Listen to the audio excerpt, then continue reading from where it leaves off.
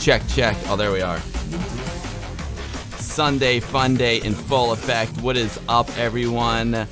Had some audio issues. Freaking Windows updated itself, and I'm in mono today. Ay. All right, well that'll be all right. I think it's gonna be fine. We'll get through anyway. Torque Live is here. What is up, Torque Live? Zemish, I'm here. Christo, yo. Porthol, what is going on? S. Jans Chow, Carlos Jackal, Terminal Crotch Rot, Texas Foosballer checking in from the VIP Lounge. Protech. Dan Hasselhoff, good evening. Upshift 64, commence the Sunday Fun Day launch. You know it. It is time, Terminal Crotch Rot. Judge Groovy Man, what is going on? Amiga Bill's illegitimate son is ready for some Scorpion Engine. I love it. Carlos Jackal. Greg of Florida, not just a VIP in the Patreon, also a subscriber here on Twitch, 36 months. Greg, yo, thank you for your amazing support. Fred State of Lemon Amiga, my man, how's it going? Gabora, great to see you, Gabora. Retrotech Dan, Kel64, Gabora, I love the emojis. Gemini Knight, welcome, it's a pleasure to have you here, Gemini. Locust with the resub, thank you so much, Locust, great to have you here. Corbo is ready for the Sunday Fun Day. A three-headed monkey is here. Voxel Trops checking in from the VIP Lounge. Locust, Gabora, Protech, Chesh, X-Barry, TL, Barzo Dub J. Yellow is here. Yellow, thank you so much for the resub. Carlos is ready. Zuper Dan is here. Amiga Cami is here. Pixels at Dawn Gaming. 56 months of the hot tub. That's amazing. Thank you for your incredible support, Pixels. I appreciate it so much. Jost80 with the resub. Yo, Jost, I don't usually call out how many months people are subscribed unless they say it, but Jost80's been subscribed for 70 months. That's 70. That's insane. That's amazing. Jost, thank you so very, very much. Terminal Crotch Rot, what's going on? A three-headed monkey. Upshift with the resub. Thank you, Upshift. Yo, Luck DK, how's it going? Night Shift, what's going on, Night Shift?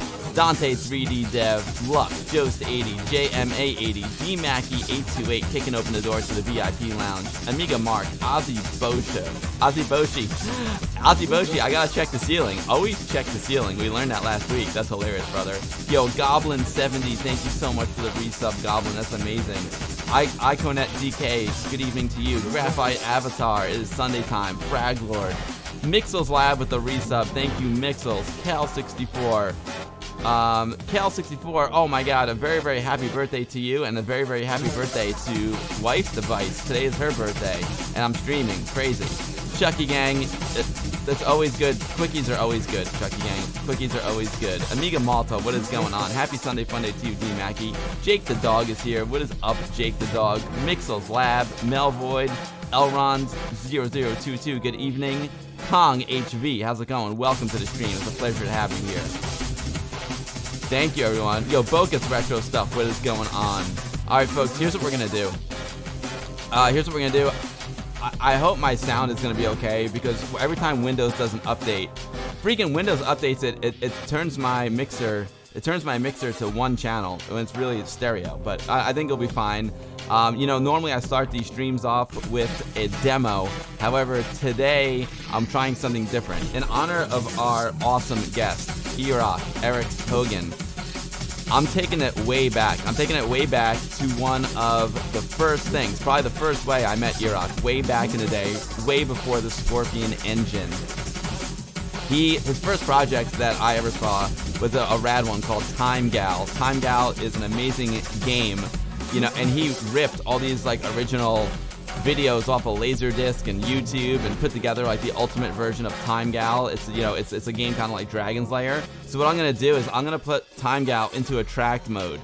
So it's not technically a demo, but it's Earok's handiwork. And in honor of Earok, let's play some Time Gal. You know, let's freaking go, everyone. It's time for the Sunday Fun Day. Let's go, 8-Bit Bill. Amiga.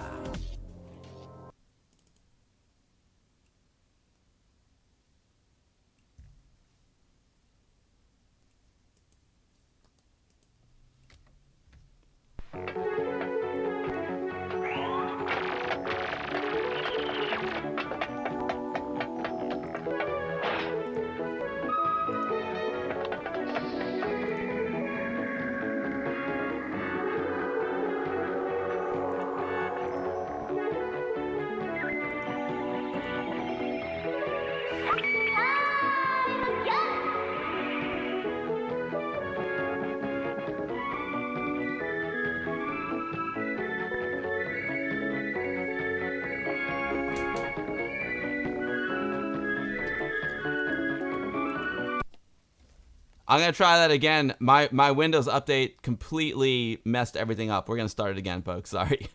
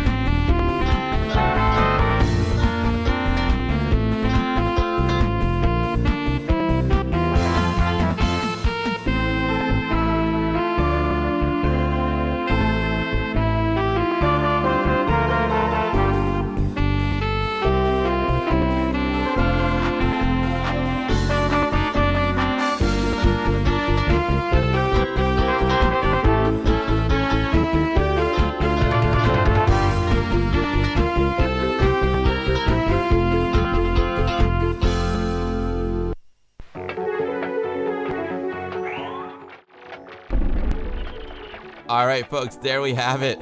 Oh man, let me tell you, I updated Windows like 2 days ago and I didn't notice, or maybe it did it overnight. I didn't even notice. Oh, calm down there, floating bowling ball. It was like, it always messes up with my audio input. Like every freaking time it changes it over to mono. That's what happened, and it messed up all my USB ports. That's why when I switched over, it was weird. When I switched over to Amiga, it was frozen. Like it was working and then it froze. I don't know what's going on with the Windows, but we're here. I think we're good, right? We're here. I think check 1 2 1 2 check. Sorry if I missed anyone in chat, but that was super stressful. I'm not gonna lie, that was super stressful. Let me switch over to Amiga here. I'm gonna switch over to my Hippo player. Boom. We're gonna get some tunes playing, and then we're gonna get Earok on. Let's boom boom. I mean, so that is Time Gal. Time Gal is it's one of my all-time favorite Amiga games, and that's the attract mode to Time Gal. And Time Gal is just an amazing piece of work that Earok did, and that's how I met him. That's how I met him way back in the day. My sound is good. Thanks. That was, oh my god, I can't even begin to tell you how crazy that was. Oh my god. Let's do this. Let's do this. Let's do this. Let's do this. All right, now, okay, there we go. There we go. Yeah, all time. Yeah, how Pixels at Dawn. All right, now we're good. What's up, Andy Amiga 7? Great to see you. Eldron, how's it going? Welcome, everyone. Let me just thank everyone who's just subscribed. Mixels Lab, thank you so much for the resub. Goblin at 70, thank you so much for the resub. Goblin, also an amazing patron of mine. Upshift 64, Jost 80, 70 months. That's insane. I think, Jost, you must have been subscribed to me every single month that I've been, what do they call it? I don't know what I am. Whatever you can get subs on Twitch. You've been subscribed every month. That's amazing, dude. Pixels at Dawn Gaming, you're incredible. Yellow, thank you for the resub. Locust, thank you for the resub. Greg of Florida. And Magus 1379, thank you for the sub. Appreciate you all very, very much. Cybernide 64, what is going on?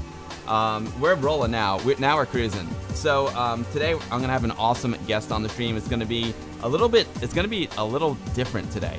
It's gonna be a little different because I'm basically gonna let Earok take over. So Earok, his name is Earok Hogan, and he is the mastermind, the creator of the Scorpion engine.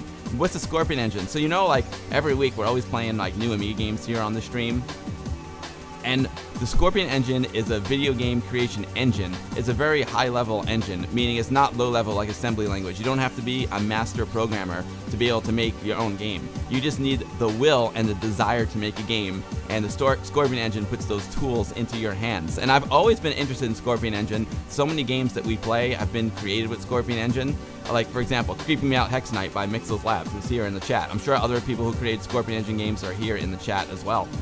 So I was like, you know what, let's have Earok on, and let's have him give us a little tour of the Scorpion engine. And that's what today's stream is going to be about. I may not stream too long. Today is Wife Device's birthday, so probably go hang out with her after the stream. So we'll see how long it goes. Earok comes to us from the future, much like Amiga Cami. So it's like bright and early on Monday morning for him. So we didn't get a chance to like test anything out. So the way things have been going technically on the stream so far anyway, I'm a little scared. No, I'm not scared. It's going to be fine. But we'll do some quick Amiga news. I'll bang through some quick Amiga news to give Earok some time to get some coffee. See, I'm drinking some coffee out of my Amiga Addict mug here. Earok can grab some coffee, and then we'll get a demo of the Scorpion engine from him. And then maybe we'll play some games too. We'll see. Oh, Cybernide, you're too kind, man. Thank you so much, dude. I appreciate it. A very, very happy birthday to Wife Device. Yes, Pixel Dawn. Oh, wait, but KL64, it's your birthday too, right? It's KL64's birthday, if I'm not mistaken. Yes, KL64, very happy birthday to you. On my to-do list, I need to, on my to-do list, I really need to like make a birthday message for everyone when it's their birthday, because I need to do that. Thank you, Yellow. Thanks. We're flying by the wire, Andy Amiga 7. I hope all's well. We miss you here in New York, man. But I know you're having a great time over there in Europe. Acid Bottle, thank you so much for your game, by the way, too. Maybe we'll play that today. Proton Fig, happy Sunday Fun Day to you. I hope you had a great birthday this week, Proton Fig. I had fun with your birthday party last week. That was cool. Bitbeam Cannon, Legends, Amiga Gaming game creation developer legends say Earok and Scorpion engines are true treasures of the Amiga community. Thanks, Gabor. I appreciate it. Thanks, Gabor. Acid Bottle, it's been a rough week for me. I'm not gonna lie. It's been a really rough week, and it's lots of stuff going on in the old personal life. But it's everything's okay now. Everything's okay now. That's part of the reason why I'm streaming today and not hanging out with Wife Device. We both we're like, you know what? Let's just time out. Let's regroup, and then we can party. So today is a regroup day for us. Yeah, thanks, Acid Bottle. Everything's all right now. Everything is all right now. Let's see, what is going on over here? I'm gonna switch over here. We'll do a little Amiga news, and then I'm gonna try to connect with Earok live and on the fly. Live and on the fly. We'll see. I see he's not available yet on Discord, but he probably will be soon. Oh, I'll check it out, Proton Pig, for sure. Okay, let us go over to here. And we're gonna, oh, here's a link to, if you want to download TimeGal. It's freaking awesome. You can go over to pixelglass.org and download TimeGal over there. And he also did Road Avenger. Road Avenger is freaking awesome. Cybernide Christo is the man. I freaking love that guy. And what is going on with all these updates? I can't stand it anymore. Like, seriously, how are you supposed to do this? How are you supposed to do this? My freaking Mac is updating now. And that's all I'm gonna talk to. There's Earok. There he is. Okay, there's Earok. No problem, dude. Earok, I'll tell you what we're gonna do. We're gonna just do a little news. Let me get recalibrated here, and then we'll connect. Yo, Nutmutt, thank you so much for the resub. Thank you so much. Paulie Outspo, what is up, Paulie? It's gonna be great. It's gonna be great. I'm not worried anymore. It's gonna be great. Nutmutt, thank you so much for the resub. Nutmutt, cheers to you. Cheers to Wog. I appreciate that. K12 and Arsenal Lawrence, how's it going? At least I don't have to worry about the Amiga updating. Oh, man. Yeah, freaking Mac OS updates and Windows updates all within 24 hours. Like, what could go wrong, right? What could go wrong? All right, let's do a little Amiga news here. Hold on a second. Boom. We're gonna do this. I'm getting ready. Mute. Okay, good. Mute. We're gonna do that. Oh, come on. Will you please? Will you please? All right. Pause. Okay, cool. Let's do some Amiga news. Amiga news with Amiga Bill. Let's start out over here. Speaking of Paulie Alexbo, who just popped into the chat, Paulie brought to my attention. Paulie made a video about autism, about growing up autistic and using the Amiga. So Paulie asked if I could just share the video with everyone. It's super, super rad. Paulie is awesome, and I can't, I can't imagine what it's like to go through this. So this video is super, super insightful. Full disclosure, I haven't watched the whole thing yet. Like I said, Paulie, it's been a rough week for me too. I'm just getting back on my feet. But I can't wait to watch the whole video. But I'm gonna share the video for everyone. Copy, and I'm gonna put it right here for it. Boom. There's Paulie's video. I have too many YouTube accounts. There we go. Let's just watch. Well, I'll tell you what we'll do. We'll watch the opening minute of Paulie's video here. Paulie, let's go. Boom. Full screen it. Play. Nice workbench. So, good afternoon, adventurers. Today we're going to do something completely different to your usual scheduled synth action. I'm going to talk about autism for a bit. So I think it's really important to mention that if you've met one autistic person, then you've met one autistic person. We're not all going to have the same experiences and the same opinions and the same feelings about things. But I think that my perspective, the perspective I can offer, firstly, is the perspective of a late diagnosed autistic person. I was diagnosed well into adulthood, not as a child. And secondly, I can offer the perspective of a very, very musical autistic person. Hey, I'm now on Patreon like all the other cool kids. So if you'd like to support the channel, please head there.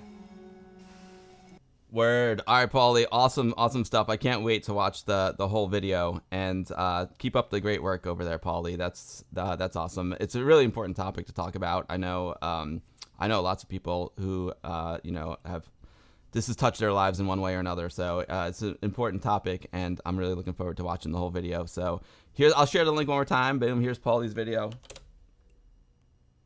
The magical synth adventure. No problem, Paulie. My pleasure. It's a really important topic. Like I said, I know so many people who have been affected by autism, and I'm really looking forward to seeing the full, complete video, as well as sharing it with my friends. By the way, awesome Amiga 2000 keyboard there. Look at this. What's going on down here?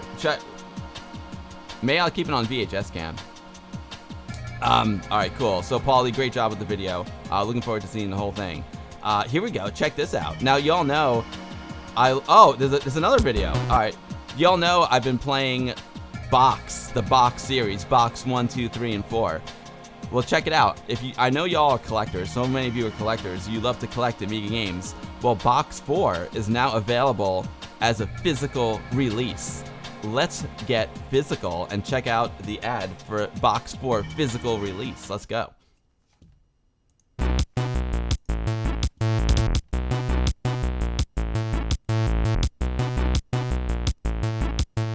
Made on the Scorpion engine, folks. Made with the Scorpion engine.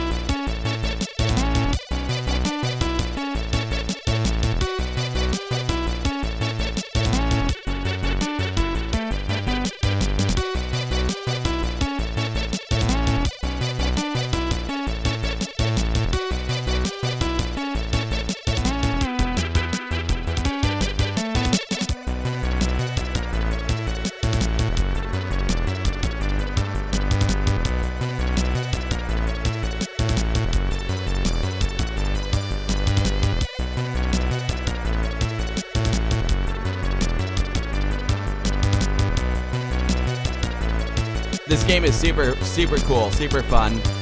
Made with the Scorpion engine, which we're gonna see in a few minutes. Hang around, Earok is gonna show you how to make a game like Box 4. And now Box 4 is now available as a physical release. Look at it, that's a beautiful release right there. Available on floppy.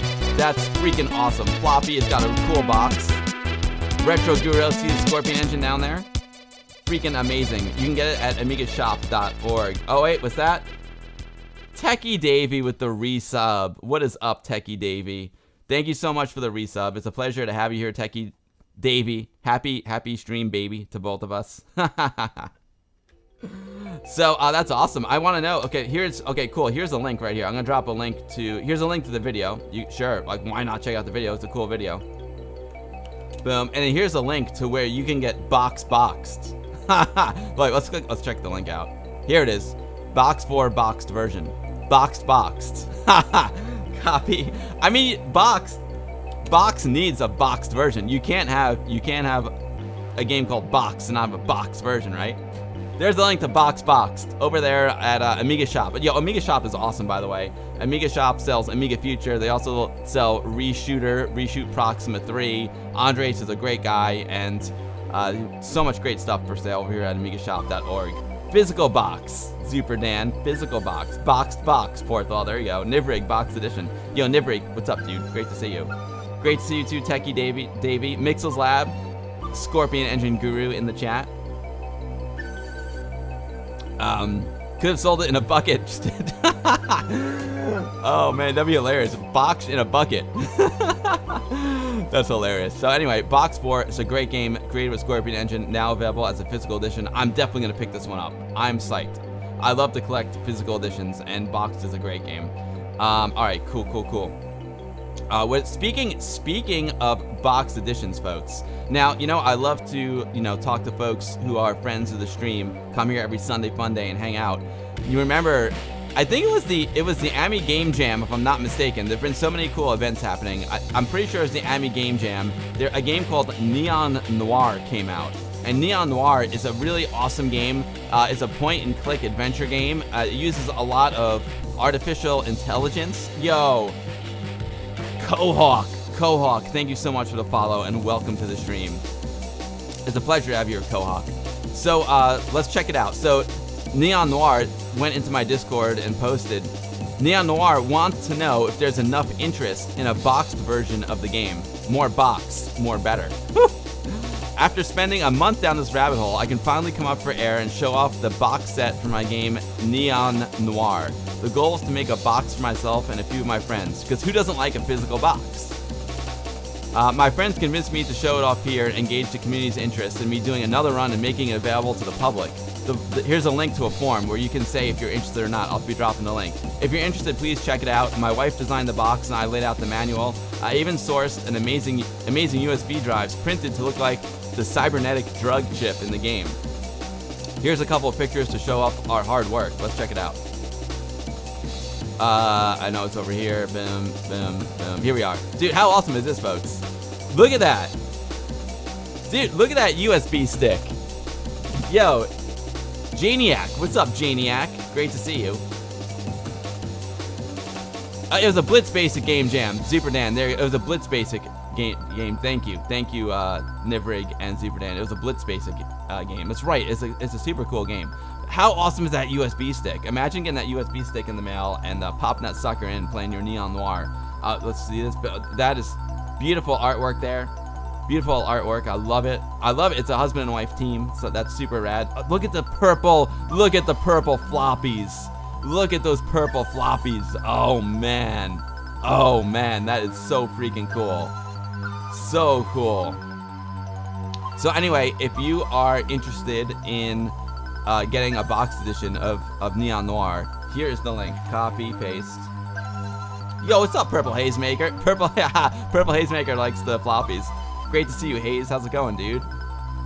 Zebra Dan says this Neon Noir won the jam. This is the winner of the jam. I know, Chris. The discs are so cool, right? So cool. So here's the form. It's a very simple. You know what? Let's do it. Are you interested in purchasing a box edition of Neon Noir? There should be a fourth one. There should be like a hell yeah, a yes, a no, and a not sure. He shouldn't even have it now. We're going yes. What? Oh, I can't do it. I can't. Hold on. I gotta be careful here, folks. Oh, wait a minute. I may have. You know what? I may have already done this. I'll do it after the stream. But definitely go check out the form. Oh wait, I can't close it. Definitely go check out the form and let Matt know if you're interested in a box version of his super cool game. It's missing the shut up and take my money option, exactly. Hossbags, no, I've got no insight onto what the Amiga Maxi console will be. I got no idea. I don't know nothing about it. All I know is what they put on their YouTube channel. That's all I know. Boom. Boom. There's the form if you're interested in getting a copy of Neon Noir. Now, Zebra Dan, Aspirite script. If I'm not mistaken, this is an entry in the Ami Tool Jam, which will be coming up on my Twitch stream as well.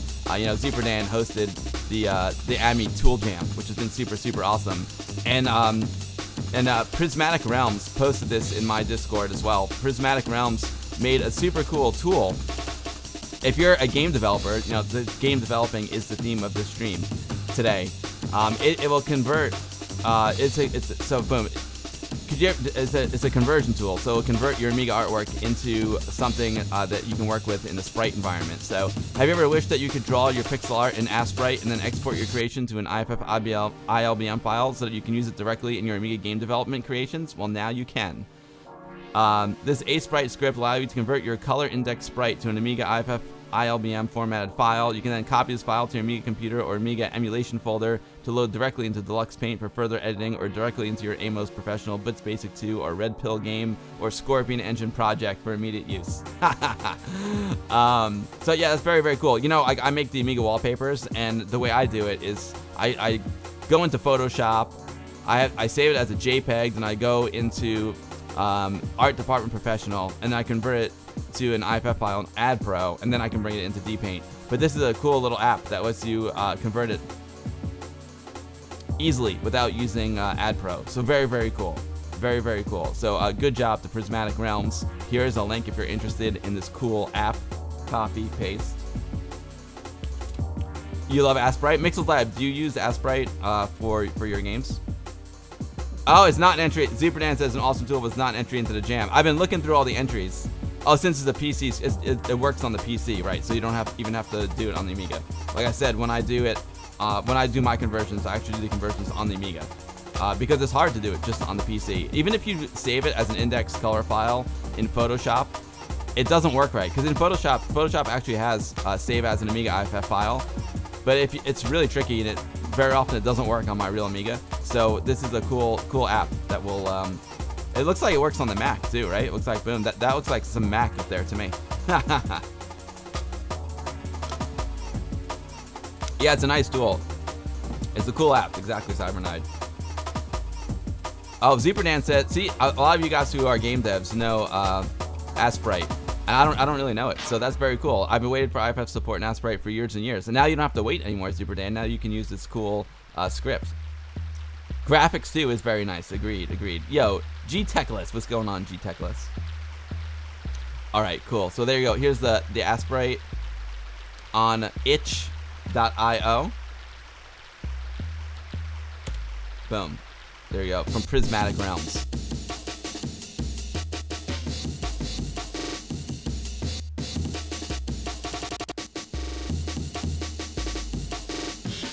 Asprite is also open source, and if you compile it yourself, it's even free. Oh, very, very cool.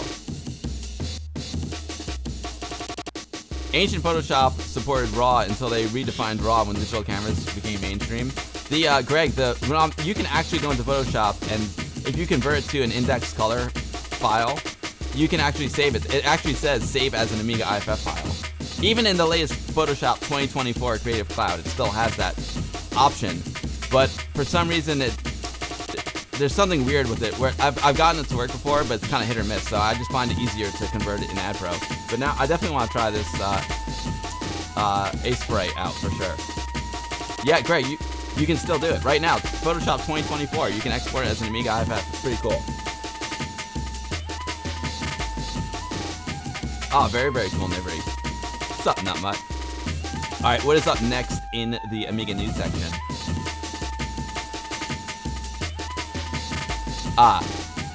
It wouldn't be an Amiga news section without a trip over to Indie Retro News. Robot Jet Action, a new game as an early proof of concept shown for the Commodore Amiga. Yo, Amiga Mark, thank you so much for the follow. And Cohawk, thank you so much for the follow. Cohawk and Amiga Mark, thank you for the follow. It's a pleasure to have you both here. If you're new to my streams, welcome. I'm Amiga Bill. I stream Amiga stuff here on Twitch almost every Sunday. We call it, basically every Sunday. We call it the Sunday Fun Day. I love to catch up on all the latest Amiga news. I love to play classic Amiga games. I love to play new Amiga games. I love to do creative stuff. My favorite part is to hang out with everyone in chat because the Amiga community is the absolute best. The Amiga community is really the reason why I still use a stinking computer. No, I love Amiga, of course, but I love the community even more. And I'm so lucky to have so many amazing friends come here and hang out every Sunday in the chat. And my favorite thing to do is have guests on my streams and interview them, and that's what we're going to do in a little while. We're going to get a demo of the Scorpion engine from Earok. Yo, Civitas Universe. Thank you, man. Thank you so much. I'm so glad to have you here. So there's a new Robot Jet Action is going to be coming out for the Amiga. It's a game that was not only released for the Commodore 64 back in 2022, but it featured lots of challenging levels, different themed worlds, and so much more, which made it very entertaining. We don't know when the game will be released, but make sure to check out the footage below. The original also featured Commodore 64 high-res graphics and a rarely used ECM graphics mode and dedicated music composed by one of the best contemporary composers operating on the Commodore 64 scene. Here's what's said about the proof of concept. It's a super early development stage, final game title or release date yet to be decided. 5-year-old code, resurrected and adapted in 2023, working on any Amiga in 50 frames per second, and finally developed in Blitz Basic 2, as well as 68K assembly with over 100 colors on the screen. Let's check out the video. Very, very cool.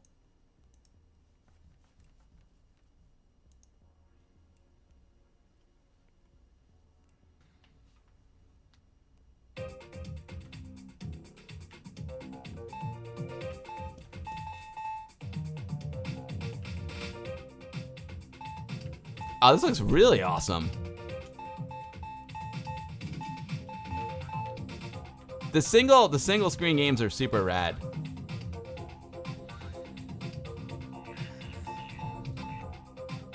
How lucky are we to have so many cool games being developed for the Amiga these days? We're super, super lucky. This looks like a really fun one.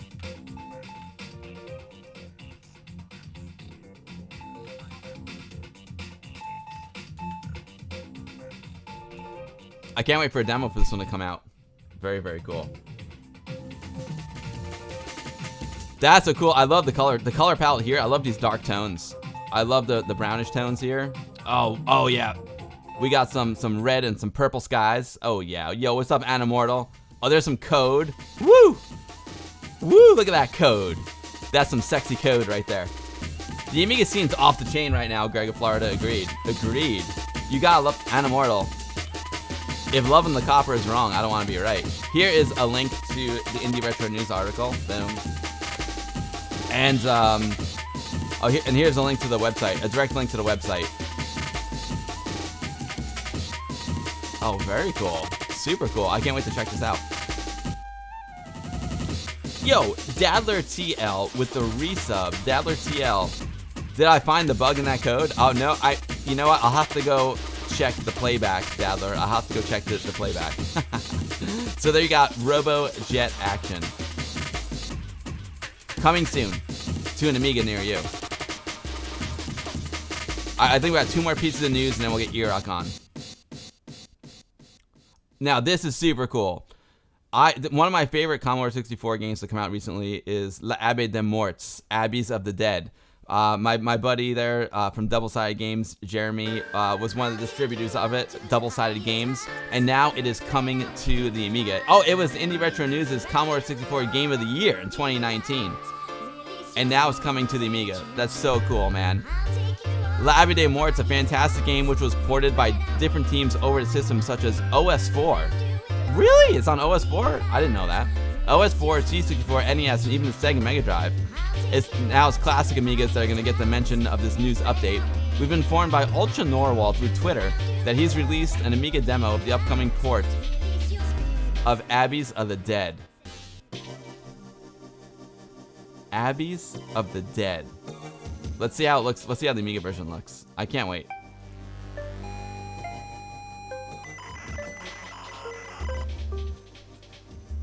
This is one of my favorite tunes, Dadler. One of my favorite tunes. Hold on, let me get the L'Abbé des Morts on the Commodore 64. I got it over here. Ultra Norwal. Love that guy. Good game, Ultra.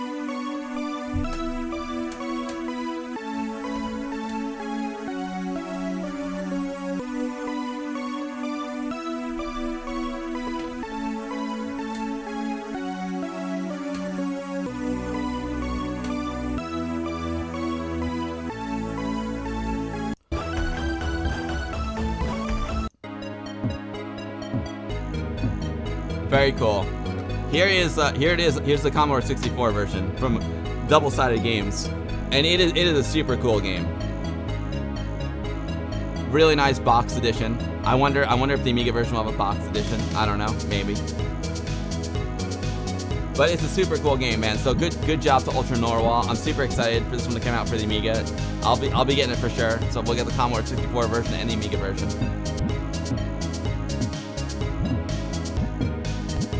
Oh, Greg of Florida now owns Box 4 and Reshoot Proxima 3. Nice, Greg, dude. It's the Commodore 64 game, Double Sided. I've only played it. I've only played it as a digital file.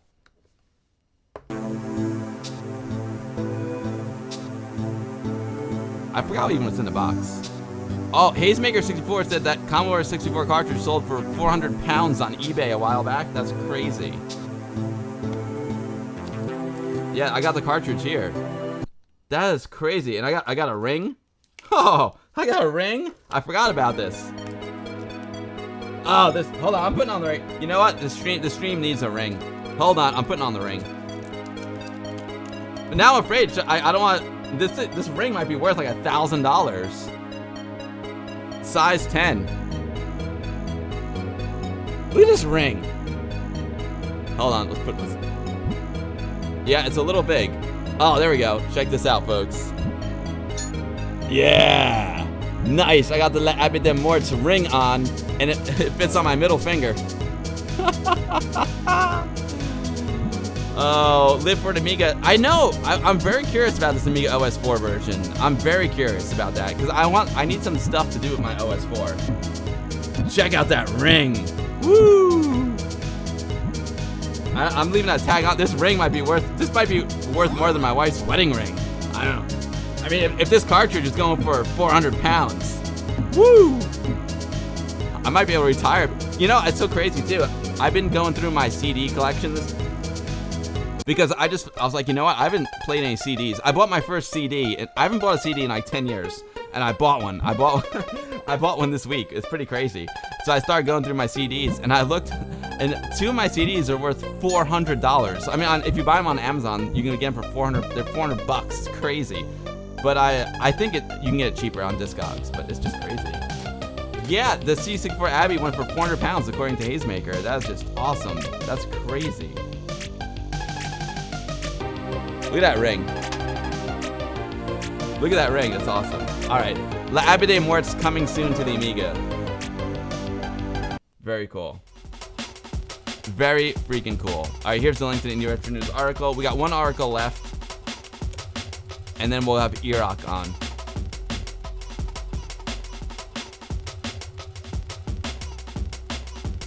Sauron might steal that ring.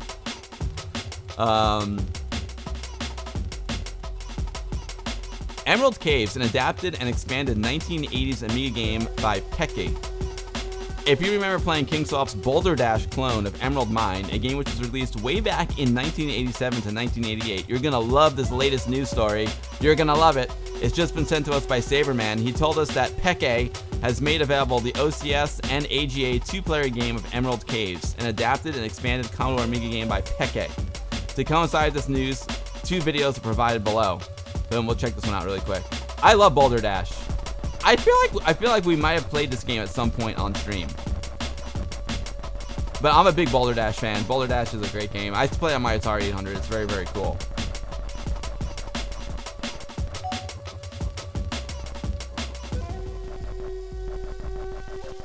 Yo, Pixels at Dawn Gaming is just a few weeks away from running its first Amiga group meet. It's gonna be fun, and it'd be nice to have something local for a change. Yo, Pixels at Dawn Gaming, good game, brother. Good game. That's awesome, Pixels. Pixels, we had a Westchester Amiga user group meeting on Thursday night, and we were just saying like how awesome WOG is. So that's I'm very happy for you, Pixels. You're gonna love meeting in person. We meet both in person and we meet online as well, because it's super cool that we've expanded online. We started meeting online during the pandemic, and it opened up the door to lots of new folks who don't live in the area but still want to talk Amiga, like Chris Stowe. And we had a meeting this Thursday. It was super, super fun. User groups are like, to me, the user group and these streams are like the best part of the Amiga for me. Like I keep saying, the Amiga is great, but the Amiga community is even better. WOG's an inspiration for everyone. Pixels, WOG has been going since 1988. Never stopped, never will, baby. Never stopped, never will. So this looks cool. Emerald Mine. Emerald Mine. I'm a big Boulder Dash fan, so this is gonna be a fun one. Yo, Dill127, thank you so much for the follow and welcome to the stream. It's a pleasure to have you here, Dill1. Dill1, are you ready to learn how to make some games? I want to learn how to make a game. I want to learn. All right, last and certainly not least, we talked about Shadow Dancer. We even played Shadow Dancer last week. This is a port from the Mega Drive to the Amiga, and this game is being done in the Scorpion engine, which we're about to learn about. And there is a new video. I guess they've done some updates to the game, the Shadow Dancer port, and there's a new video for it. I love this. I loved seeing the Twin Towers back there. I love Lady Liberty. That's my home, baby. That's my home. All right, let's see what these guys got for us. Oh, wait, last week when we played, I don't think the background moved, did it? Look at that fire in the sky. So that might be a new update. Salute, Dill1. Salute. Thank you for the follow, man. I appreciate it. Yo, Pixels at Dawn Gaming, thank you for asking. That's very, very kind and polite of you. But yes, of course you can post a link, dude. Of course you can post a link. And Pixel at Dawn, tell us where the meeting is, because you never know. Maybe some folks will see the stream and want to come to the meeting. That'd be super, super cool.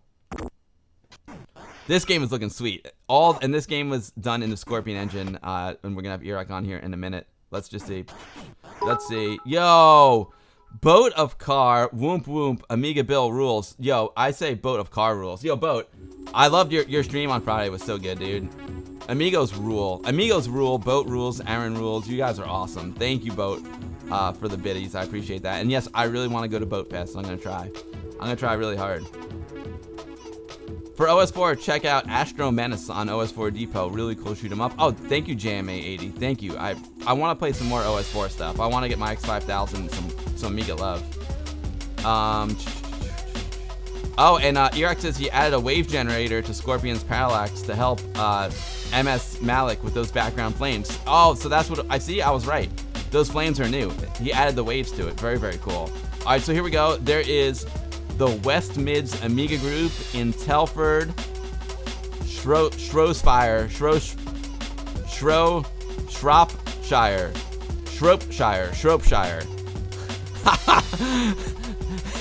The West Mids Amiga group in Telford. I'll just go with the Telford, Shropshire, or Shropshire. You guys don't say Shire, you say Shire, right? A new Amiga user group for the center of the UK. I tell you what, Pixels, I need to get a WOG website desperately. I desperately need a WOG website. Something very simple, nice, clean, and simple, just like your website. I love it. I love it. November 8th, 2023. Oh, okay, November 8th. This is when it went on sale. Tickets are up on sale. It's £8. £8 to attend the meeting. That's nothing. That's awesome. A brand new Amiga group. Let's read more. Over the past 3 years, I've been traveling to user groups across the country. I've been to Swag, Lag, and a ton of Amiga events. But it's always been a lot of traveling. In the west of England where I live, there's really nothing in terms of Amiga user groups until quite recently. It was a good 2-hour drive to get to any kind of Amiga community action. Swag is way down south. NWAG and YAG are a trek up north. RAG is a good trek to the east, and there's nothing at all across the border in Wales. So I resolved to do something about it. I love it. Pixels at Dawn Gaming taking action. My name is Ian Griffiths. I'm the deputy editor for Amiga Addict magazine. I'll drink to that.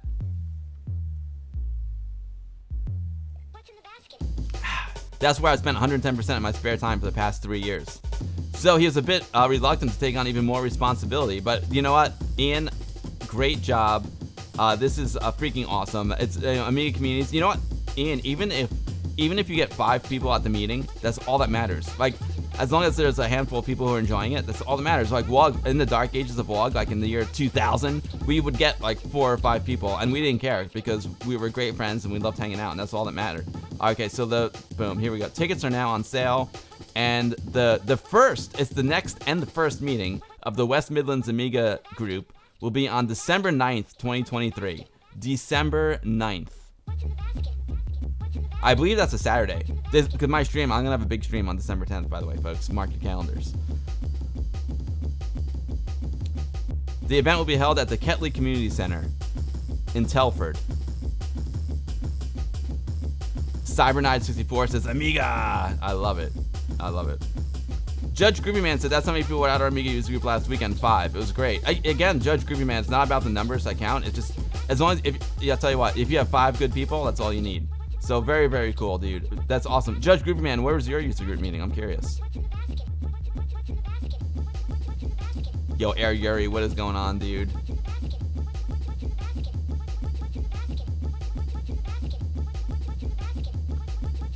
So there you go. And hold on. You know what I want to do? I want to Westland new. I'm gonna put this in my goodie bag. I'm gonna do it on the fly here, Pixels. I'm gonna do it on the fly. Here's my stream notes. New Amiga user group.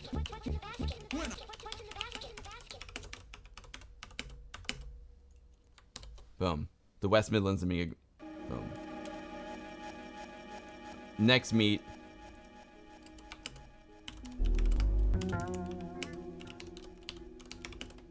December 9th, 2023. And then I'm going to put the URL in there. Where are we here? Pixels.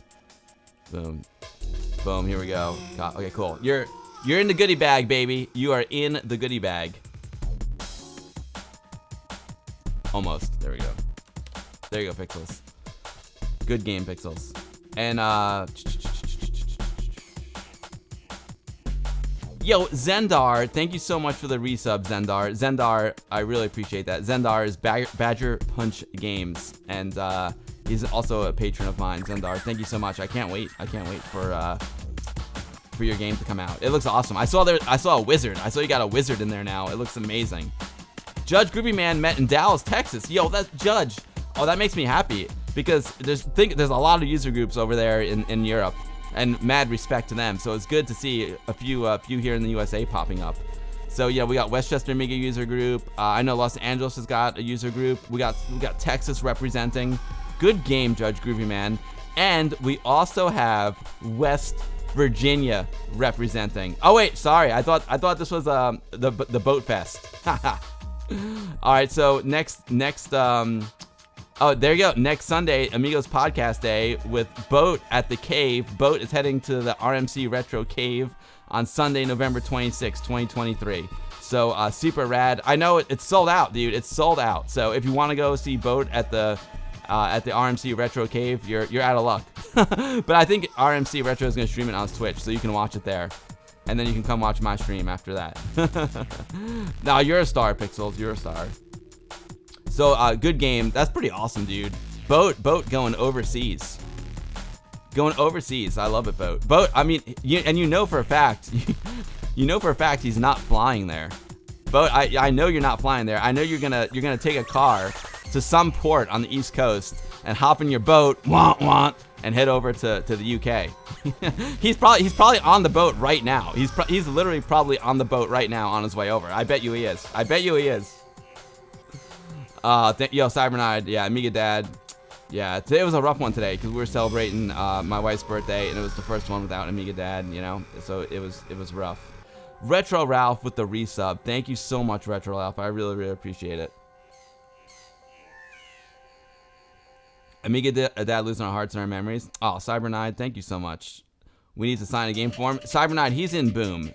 Super Dan did an amazing job in the game Boom. We talked about it last week. It's in the latest issue of Amiga Act magazine. I'm gonna play it as soon as I get the physical copy in the mail.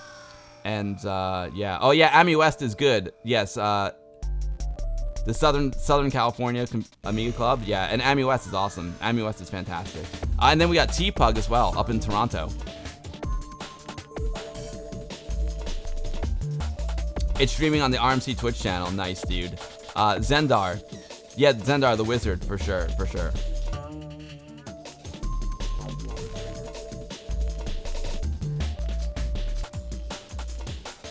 Boom, Greg of Florida, Boom is on the cover disc of the next issue of Amiga Act magazine. All right, some other folks threw some stuff into the chat.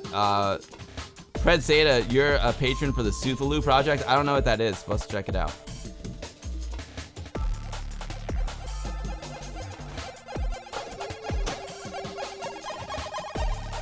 I love the Amiga 1000. Very, very cool. The Suthaloo project.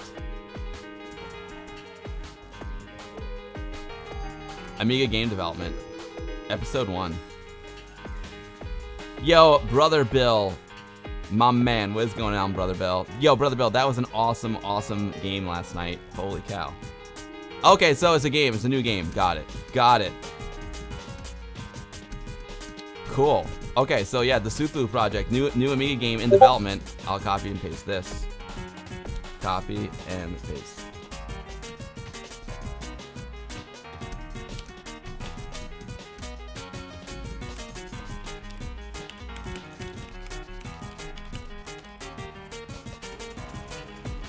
I'll put that in the Amiga, I'll put that in the goodie bag too.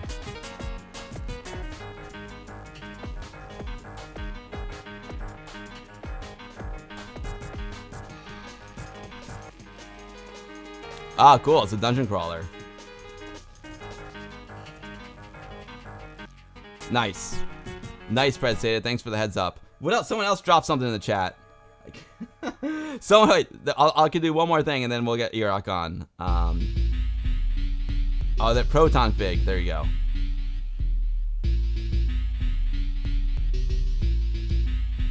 The Commodore 64 database. Nice, dude. The top Commodore 64 one-file demos of all time. There you go. Thank you for the link, Proton Fig. Awesome. Awesome. Okay. It's time to get Earok on.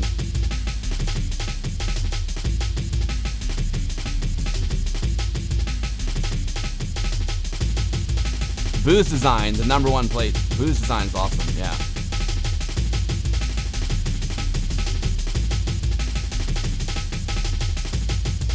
#1 release.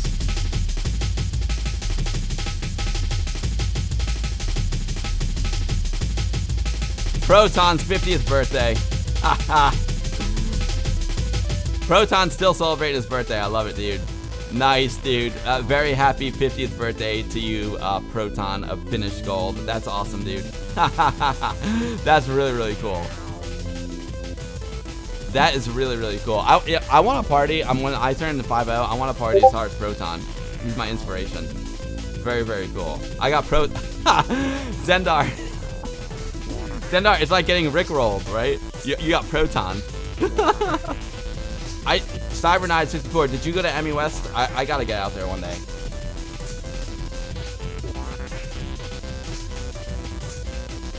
Awesome, Proton. Awesome, brother. Happy birthday, dude. That's awesome. Seriously, happy birthday. I wish I went out to Emmy West, man.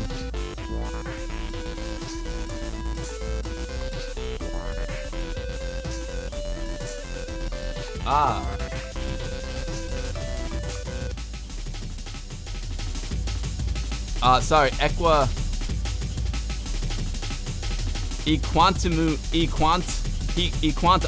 you're trying to get a group going in Arizona with Doug, the Arizona Commodore enthusiasts.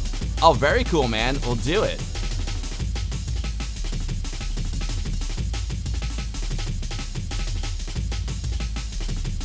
Nice, the Arizona Commodore enthusiasts. I will drop a link into the chat, folks. Copy, paste. If you're in the Arizona area and you want to join an Amiga/Commodore group, Arizona Amiga enthusiasts. That's good game. Good game. Quantum Cat, Quantum Cat, EQ Quantum Cat. I think I got it right now. EQ Quantum Cat. Good job, dude. I love it. I love all these folks who are getting motivated and starting groups. That's awesome. All right, the Amiga community is growing. It is, Super Dan. That's amazing. All right, folks. So let's do this.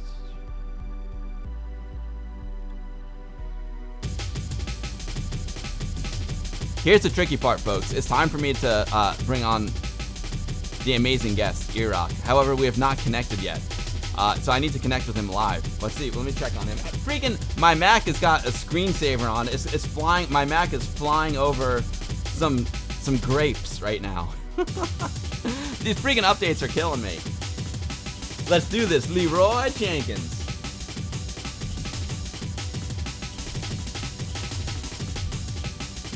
I'm seeing if Earok is ready. Simon69 Twitch. Yes, Abbey of the Dead was mentioned. Yes, it was.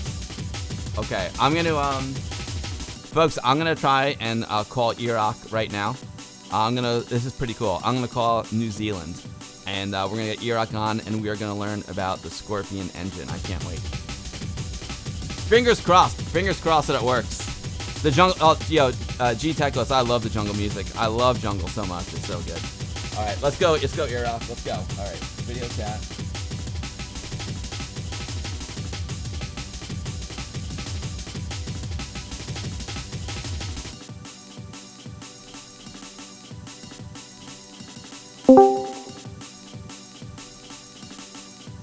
Test 1 2. Test 1 2. Calling Earok. Hello. Hey, what's up, Earok? I hear you there. I don't see you though. Oh, I haven't turned on the video, but I was thinking of screen sharing if that's cool. Yeah. We definitely want screen share for sure. So So are you gonna be on camera, or just the screen share? Probably just the screen share. Okay. All right. Sounds good. Yep. I'm in my pajamas at the moment, so it's probably best if I just do screen share. All right. Well, cool. So, all right, folks. Let me. I'm gonna pot. The jungle music is awesome. I love it. I'm gonna pot it down, and so I would, without further ado, I'd like to welcome an old friend, one of the first guests I ever had on the show many, many years ago. One day I was poking around on the internet and I found this cool game that was a work in progress called Time Gal. And I was like, whoa, this game is super, super rad. You guys saw me play the intro and the attract mode to Time Gal at the top of the stream. So Earok started by He started something called Reimagine Games, and he was like remastering games for the Amiga. So he brought Time Gal to the Amiga. He brought Road Avenger to the Amiga, and he was working on another game called Alar City, which was super, super cool. And as far as I know, Alar City was the genesis of the Scorpion engine. And the Scorpion engine is a game development engine, a game development program that Earok created that puts game development in the hands of regular people. So you don't need to know 68K assembler. You don't need to know C++. All you need to have is the desire to make a game, the desire and the will to make a game. And you can do it with the Scorpion engine. It's a high-level engine, kind of like almost... But we're going to learn all about it. Earok, welcome to the stream. It's a pleasure to have you. Thank you very much, Bill. And it's a massive honor to be here. The honor is mine, Earok. I tell you, Earok, I play, one of my favorite things to do on the stream, as you know, because you watch the streams almost every Sunday, is playing new Amiga games. And I can't tell you, how many of these games are created using your Scorpion engine. It's mind-blowing. And not just that. Not only are they oh, that's a neat little game, but they're fantastic games. They're AAA quality games, and they're being made by folks who are telling me yo, I've never made a game before, but the Scorpion engine empowered me to make a game. It made it possible for me to make a game of super high quality. So the honor is mine, Earok. Thank you for all you do for the Amiga community. It's amazing. Thank you so much.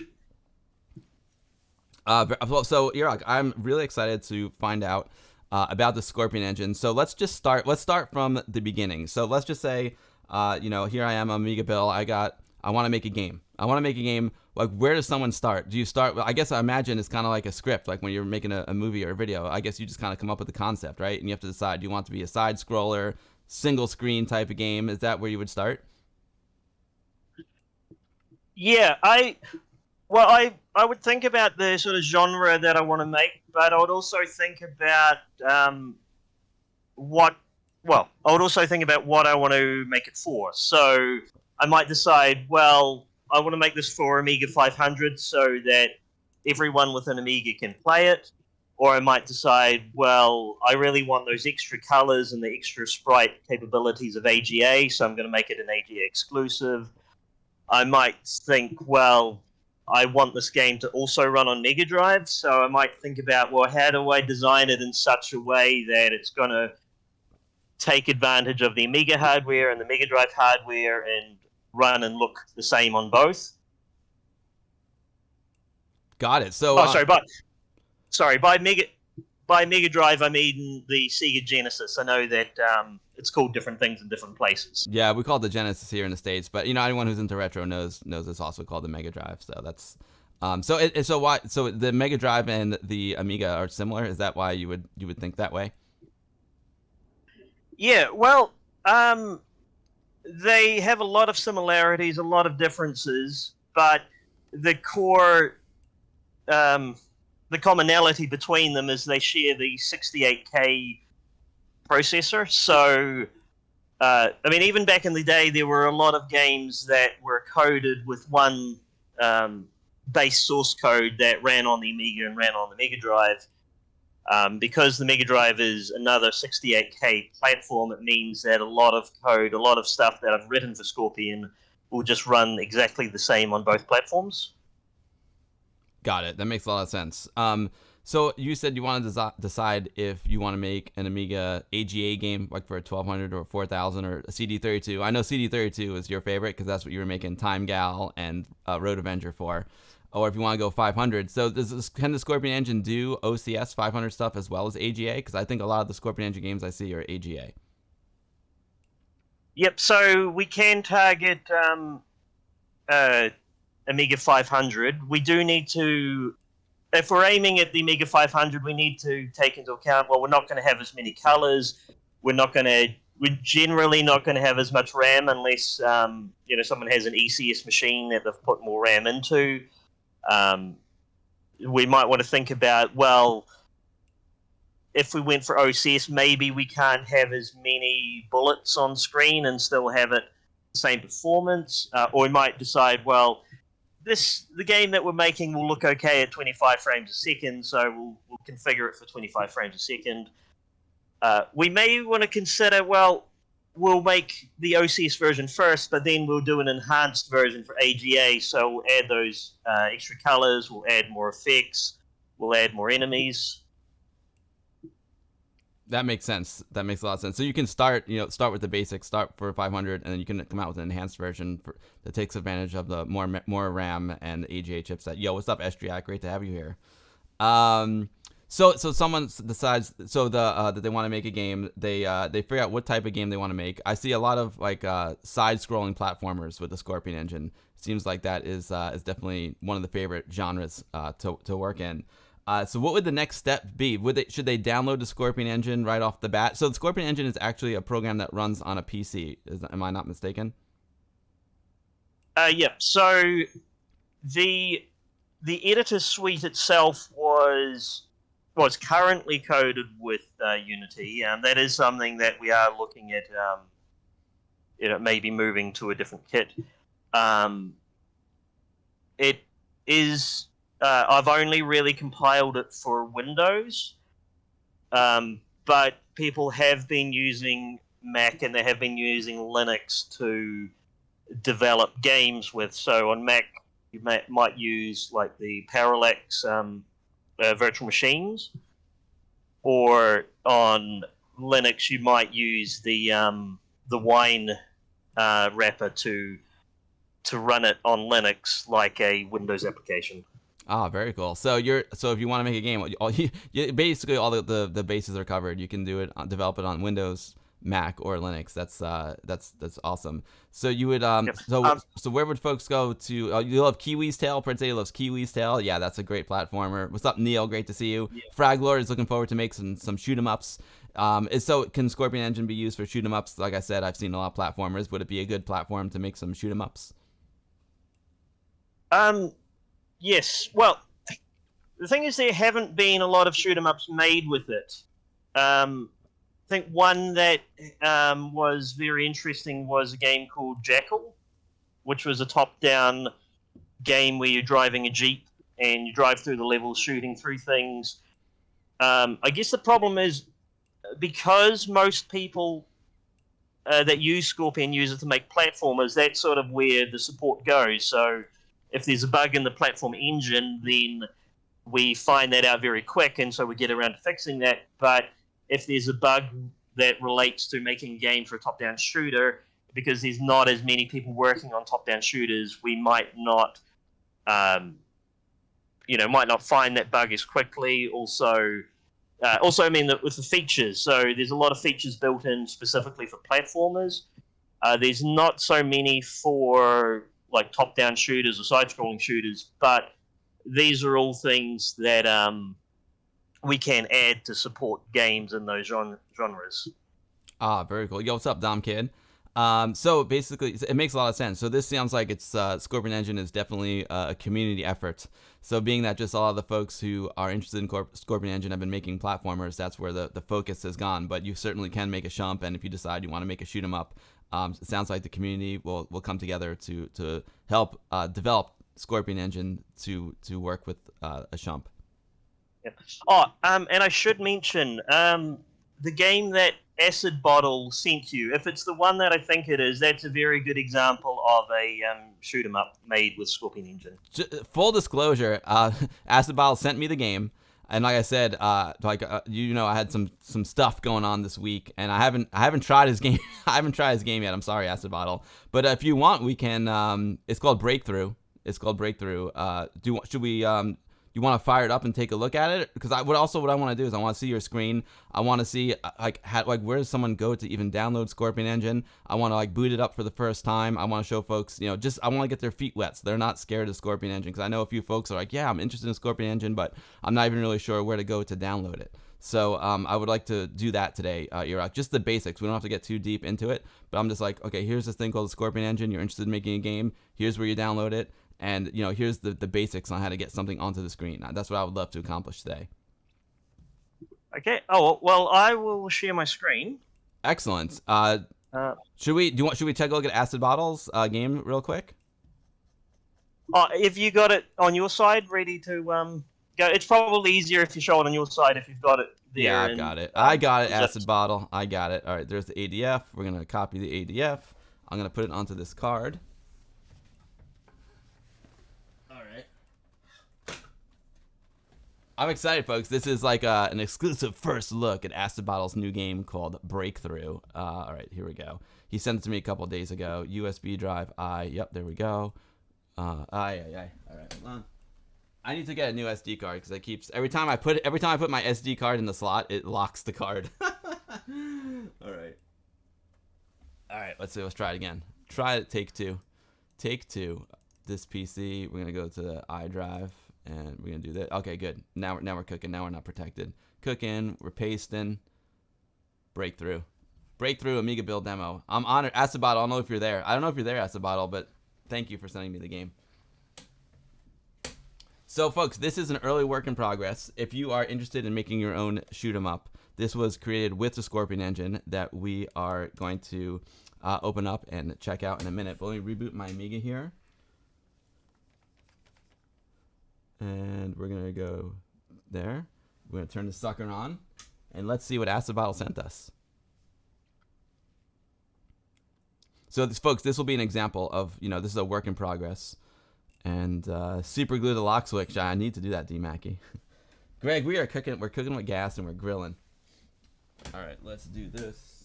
I got my Monster Woody ready to go.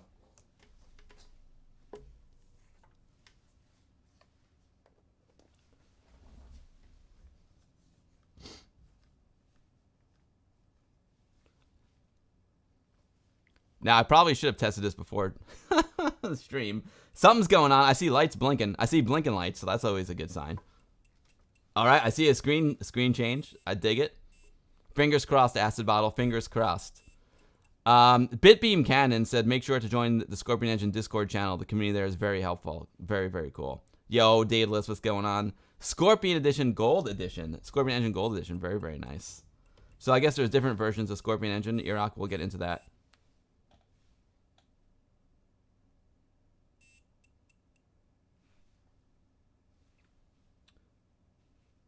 Breakthrough alpha demo port by Acid Bottle. Very cool. Earok, check. Are you there? Yes, I'm here. Okay, good. Okay, awesome. Yeah, so I gotta boot it up, and we'll see what Acid Bottle sent. Oh, very, very cool. I love it. Okay, so there's boom. Fight your way through the mountains. Watch for landmines and falling rocks. Luck has got a great question. Luck is asking if the engine is free to use. Yep, so the engine is absolutely free to use. There are some... there are different versions, but the versions primarily differ in the splash screen that you get. So you get the free edition splash screen if you're using the free version. Otherwise, there are different splash screens you can use, and at the top level you can use any splash screen you want, so you don't even have to say that it's made of Scorpion if you don't want to. Oh, I got it. Very, very cool. But of course, if I were making a game, I'd want the Scorpion engine on there, even if I paid for it.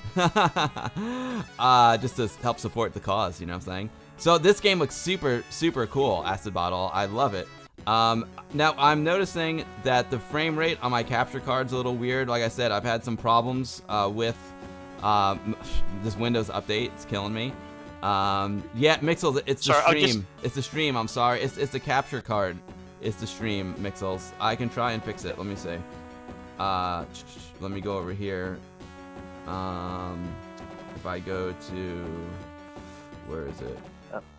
Go ahead, Earok. I'll fix this while you talk. Yep.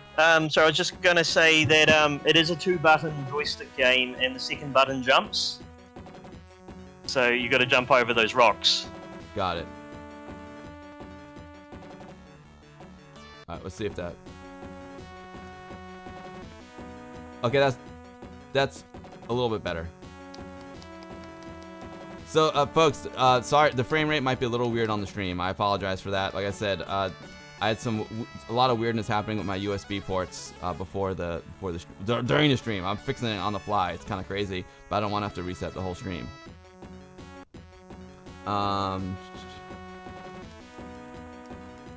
Fishbot, I don't know if this is an arcade port, but so this is very cool, Earok. I love it. So it's a 2-button game. So well, I mean, this is already pretty advanced, right? This is already something a little bit more advanced than I would even try at the very, very beginning. But let's just say I love how the car jumps. Let's just say I wanted to make this game. Where would I start with graphics, all the graphical elements? Is that where I would start?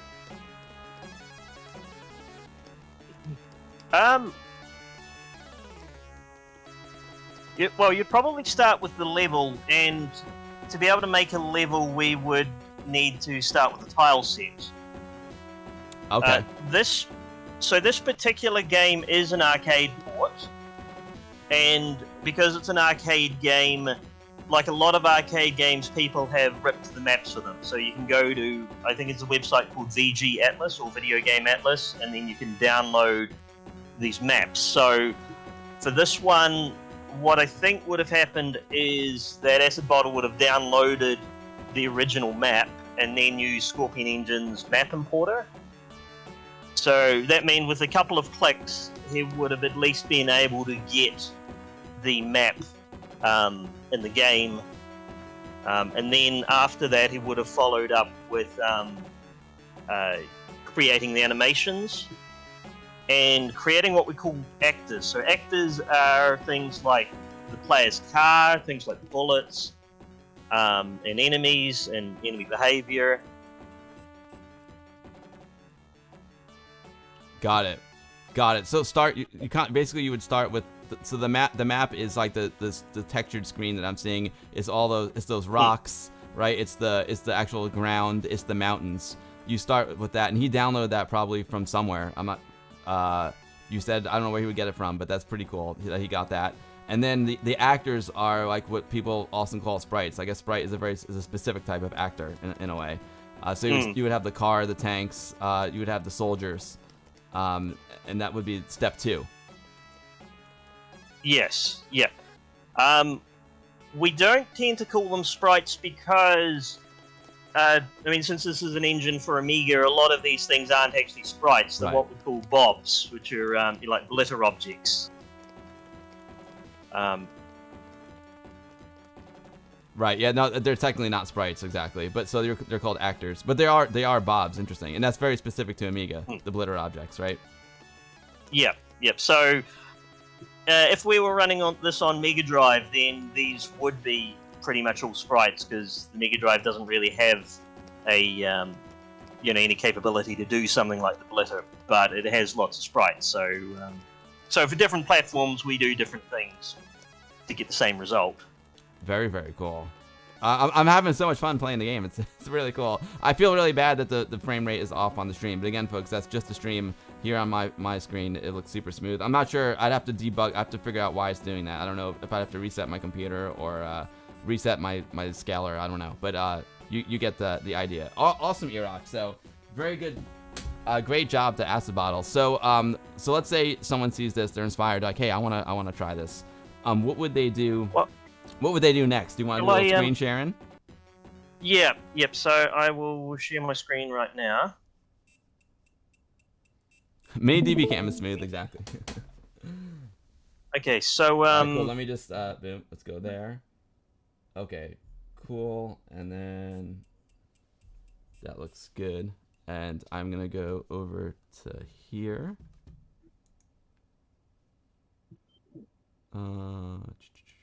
There it is. Okay, very cool. All right, so now we're looking at Earok's screen. I can actually do this, make it even better. Let me just do a little cropping here, Earok. Alt. I'm just gonna get it so it's just your screen.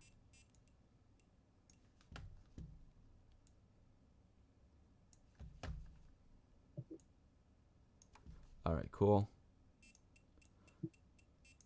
So this is a GitHub. This is where they would go to download the Scorpion engine. Yes. So this is the main repository that includes the editor and all the sample projects. There is an experimental version, and I might cover that a little bit later. And so the experimental version is the latest and greatest features, but because it's not thoroughly tested, it may have some bugs. With this the main public version here, this has been tested, and so compared to the experimental version, it should be relatively bug-free. So you'd want to use this version for, well, definitely for starting out, but also if you're just about to release a game, you want it to be as stable as possible. You would want to use the experimental version if you're doing a long-term project and you just want to be able to work with the latest and greatest features, and you're not too worried about things being a little bit broken. Understood. So this is basically this is just a URL you go to, and it's a GitHub, and then you go up to the top and just click the download link up there and download it to your There you go. Right. So well, we've got a download link right here. Oh, there it is. I got it. Because this is published on GitHub, if you have a Git client, it means that you can just grab the latest with one click. But I will just do a regular download. Perfect. While you're downloading it, Earok, Polyoxbo is asking about the music. Is it in the ProTracker format? Yes. So the the music is played back with a third-party plugin called PT Player, and that uses so that supports the ProTracker mod format. What's really interesting about the library is, of course, on Amiga you've only got 4 channels, and so most Amiga games from back in the day, they would have some of those channels for music and some of those channels for sound effects, and sometimes they would even force you to choose. So you could listen to music or you could listen to sound effects, but you couldn't have both. What the PT Player library does is it allows you to share all of those channels for music and sound effects. So if you've got a 4-channel mod playing and then you want to play a sound effect, it will try to find a gap in the song to squeeze the sound effect into. That's a very cool feature. Yeah, it's a very cool library. It's by PHX, and it fits well with the. I think it's also used for Red Pill. Actually, it's. I think it's basically used for everything made with Blitz Basic. And yeah, and it fits well with the sort of the Scorpion engine concept that we just want to make a game as easy as possible. We don't necessarily want to mess around with let's make these channels for sound effects and let's make these channels for music. We just say use all channels for everything, and then it works it out. And it kind of holds your hand and figures it out for you. Very cool. Okay. So yeah, so you just extracted the zip, and you said it comes with some example material. Yep. So what we've got in our folder, so we've got the editor itself. We've got game projects. So these are the bigger projects like Amiga the Fox or Gothicvania, where it's basically a full game that you can, like you could fire it up, you could see how it works, you could play around with it. You might decide, well, I could use this as a basis of my own game, so I'll take all the code and the logic, but then I'll replace all the art and all the levels. Oh, so they're almost like templates in a way, and that's pretty amazing. That because I know Gothicvania is an amazing game, so it's so great that folks in the Amiga community just have all their stuff available to help out other folks in the community. That's really cool. And so there's a little bit of variety here. So like in the full game projects, like Amiga Fox is it's just a standard Mario platformer. We've got Flighty Fox, which is like a Flappy Bird clone, if Flappy Bird is your thing. We also have this one, Elf Spirit Hunters, which is a bit like, it's a remake of Ghostbusters on Commodore 64. So there's a variety of these game projects, and these are basically full-length game projects that have title screens and levels and sound effects and animations. But sometimes, like, you don't want a full game project. You just want to know how to do something that's relatively simple. Like, so, for example, if you wanted to make a game that had CD audio, then there's a really simple project that just shows you how to make music for CD TV or CD32. Very cool. A few folks in the chat, like Tony Rocks, he said he wanted to mess around with Scorpion Engine. It was super easy to download and get it up and running. That's cool. So you got simple. So you got game projects, simple demos, Yep. tools. There's one called tools. So there's not too much in here. There's just some things related to like there's a generic WHD load slave if you want to deploy your game as WHD load. It's quite handy for the Amiga Mini. Other than that, there's just like performance testers. So that's just I use that internally for making sure that each version of Scorpion is a little bit faster than the previous one. It just does a test and then gives you a score set based on how many things it was able to render before it ran out of time. Very cool. Well, so I'll get it fired up. And I'm just going to open one of the existing projects and I'll just go over the interface a little bit. Perfect. And then, depending on how much time we've got, I guess we could even look at making something new. Protex says there'll be 175 new games for Bill to try next Sunday. Wow. Okay, so this is the first screen that you see. Can you? Or you clicked on an animations tab, or is this a project tab? Oh, so this is the project tab here. So I'm hoping it's not too overwhelming with everything that's there, but I'll just sort of briefly go over what each part relates to.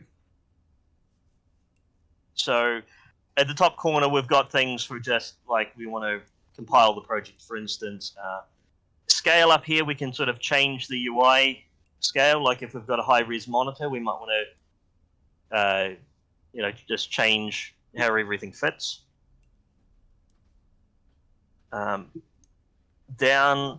Oh, and sorry. Do feel free to interrupt me if I'm going too fast or if I've skipped over something that I should go into more detail about.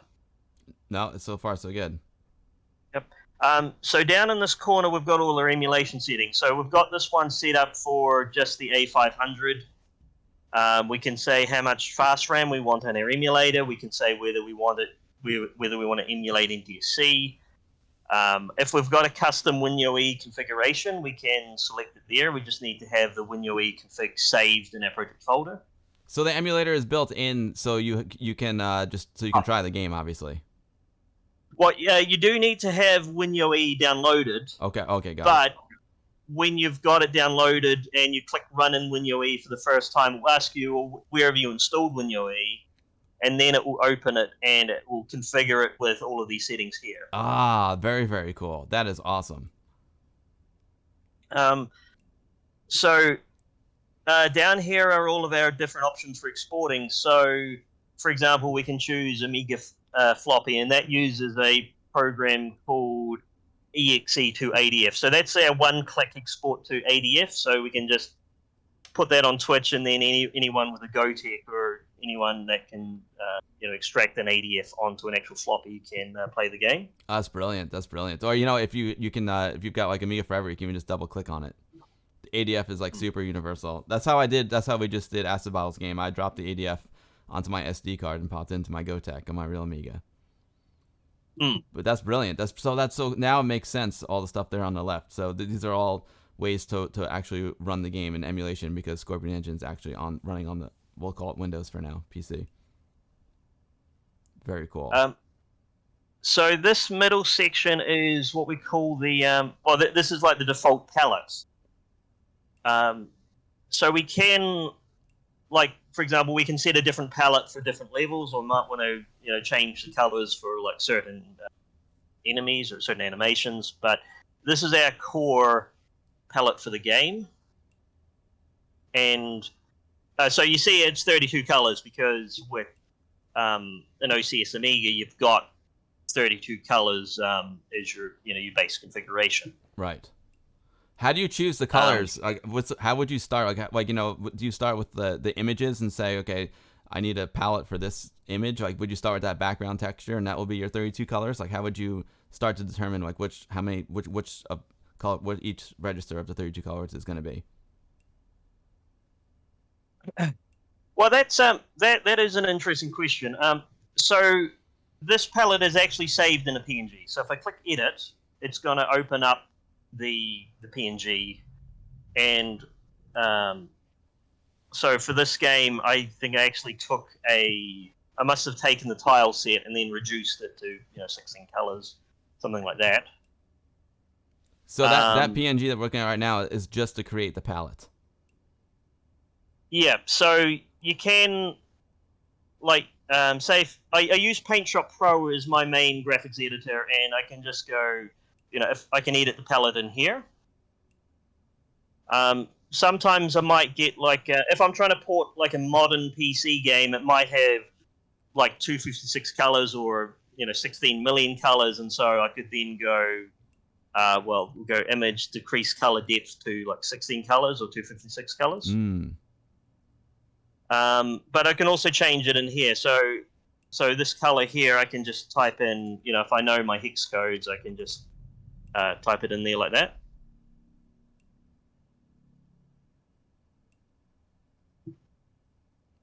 Neat. And of course, the other thing attached to the palette is the color mode. So we can choose different color modes here. I've chosen the 4-bit plain 16 color mode because that's good for performance even on, like, OCS Amiga.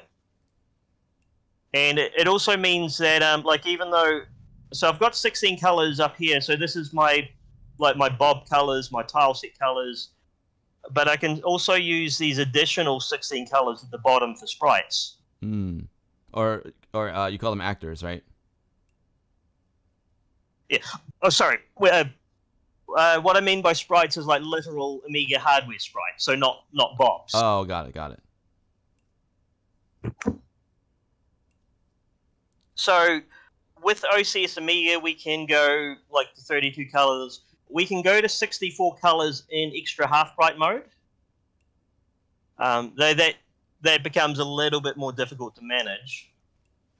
We might decide, well, if we make it an AGA exclusive game, so we can change our platform from here, and we've got it Amiga OCS, let's just change it to Amiga AGA. And then from this drop down, we've got more options. So we can say we can go all the way up to 256 colors if we want.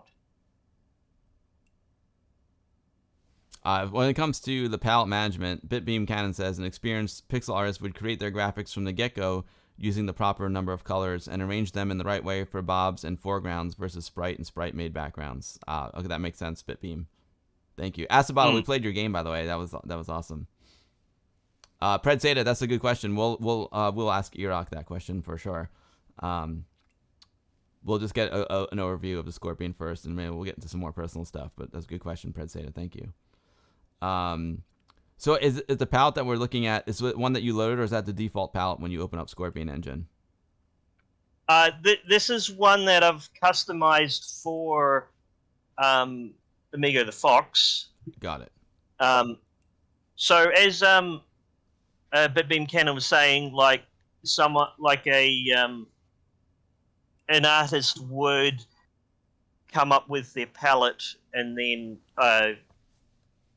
would come up with a palette that fits the art that they want to make. Because I'm not an artist myself, I've sort of just taken things off the shelf and tried to make them fit where I could. It's good to know, the quote right way to do it, but also this is how I would do it too. Because again, this is designed for someone who's never even made a game before, so it's cool that you don't have to do it that way. There's another option. But I do want to make Scorpion as usable as possible for people that aren't programmers, that people who aren't artists, that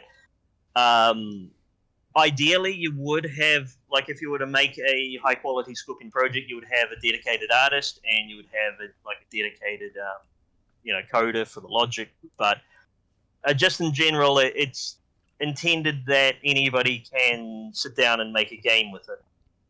Makes sense. Yeah, no problem, Asabottle. Silver Rat is asking, can you load different palettes for different levels, or is it just one palette for the whole game? So the short answer is yes. So I'll just quickly go over to the Maps tab, and we're looking at the map for level 1. we've got this set custom palette. So we can decide that we want this level to have a different palette to the rest of them. Got it. Wow. So that's amazing. So like you said, this is where you would start. You'd start in that project tab. You would define, basically all of the settings that you want, OCS, AGA. This is where your palette is, and then you would move over to the map tab, and then that's where you put your background. Well, because to make a game we need to have a level, but to make a level we need to have a tile set. So this tile set is called Beastlands. This is by an artist named Cert, and this came from Open Game Art, so it's something that's basically free for anyone to use. So those are all the tiles for Amigo the Fox. Yes. Yep. I don't use all of them in the game. I do use a fair few of them, but it was sort of so this tile set was sort of designed to make games like the second Wonder Boy game, Wonder Boy and Monster World, but it sort of fit what I wanted to do with Amiga the Fox as well. So I thought it was a good tile set to use.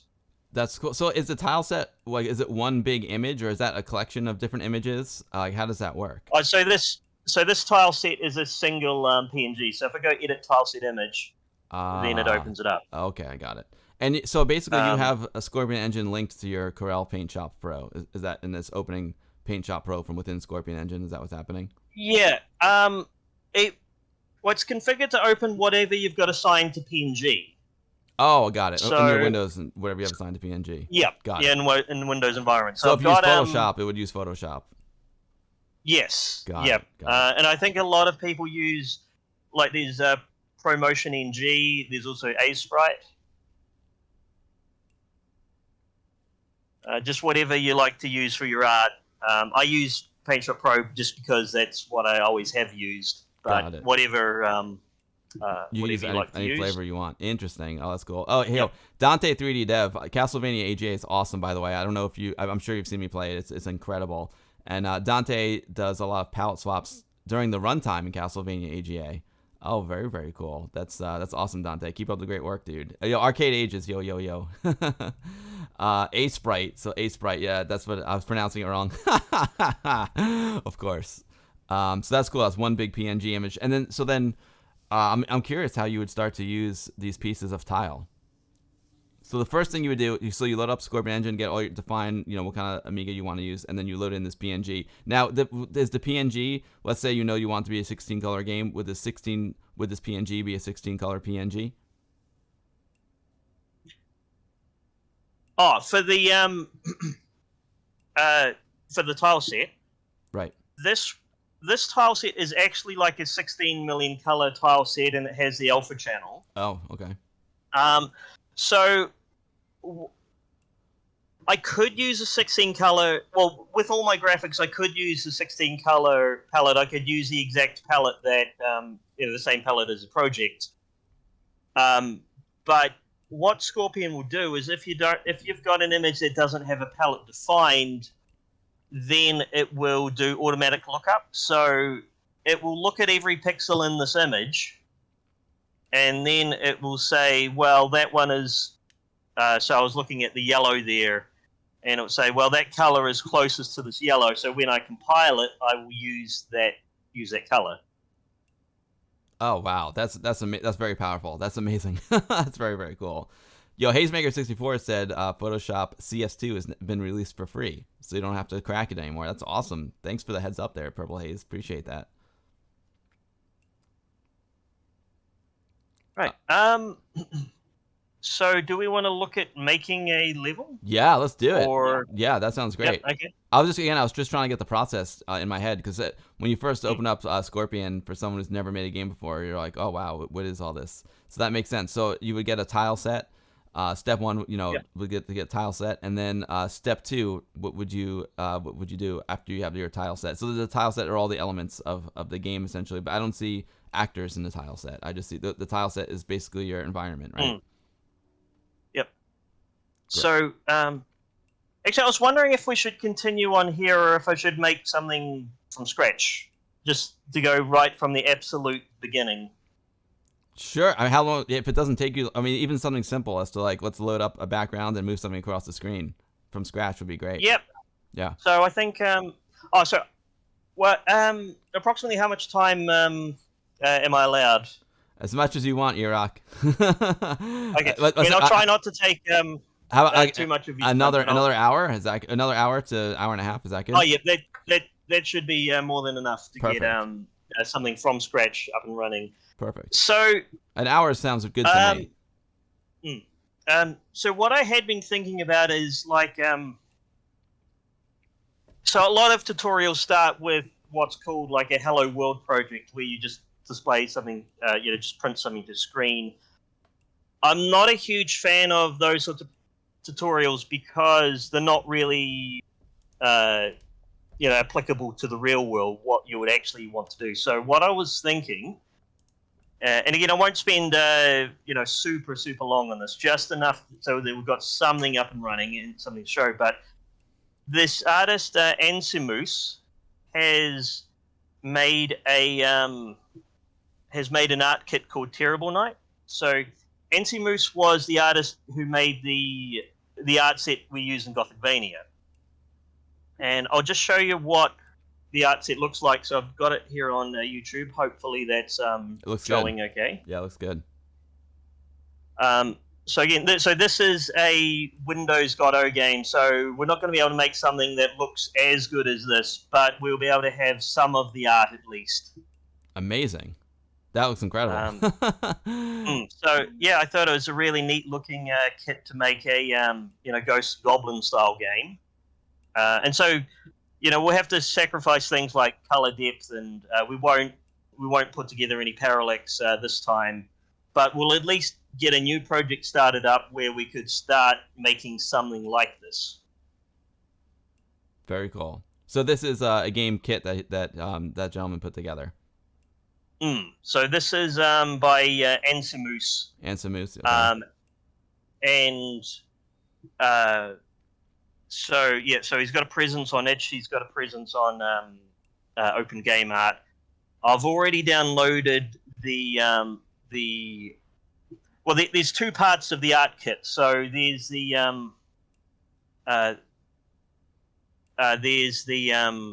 textures. So we can go in here and we can let's go to the player.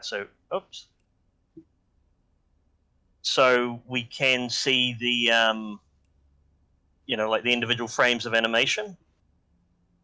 But we've also got the Godot project. So Godot is a game engine that's sort of designed to be a free counterpart to Unity. There's if you use Godot, there's actually a whole project you can download and run. The only reason I've downloaded it here is because there are some bits and pieces that aren't in the art kit that I want to grab, like the title screen. Got it. Right.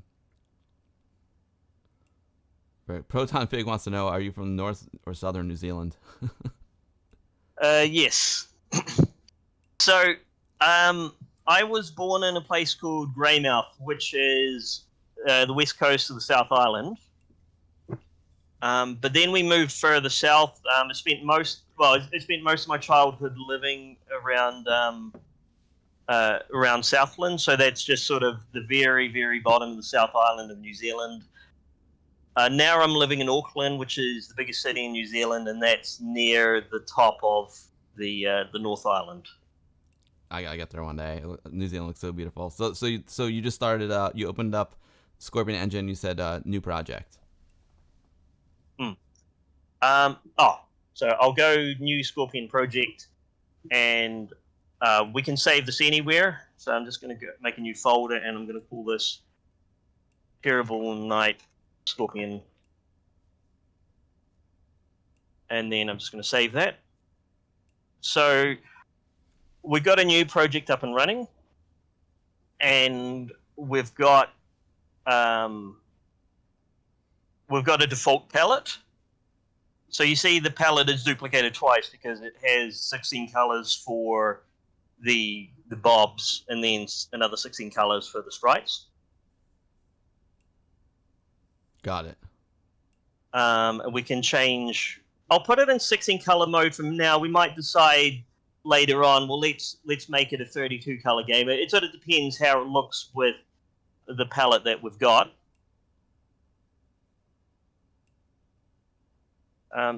So I think the first thing we really need in the game is a title screen. So the Terrible Night Godot project has a screens folder, and in that screens folder we've got startscreen.png.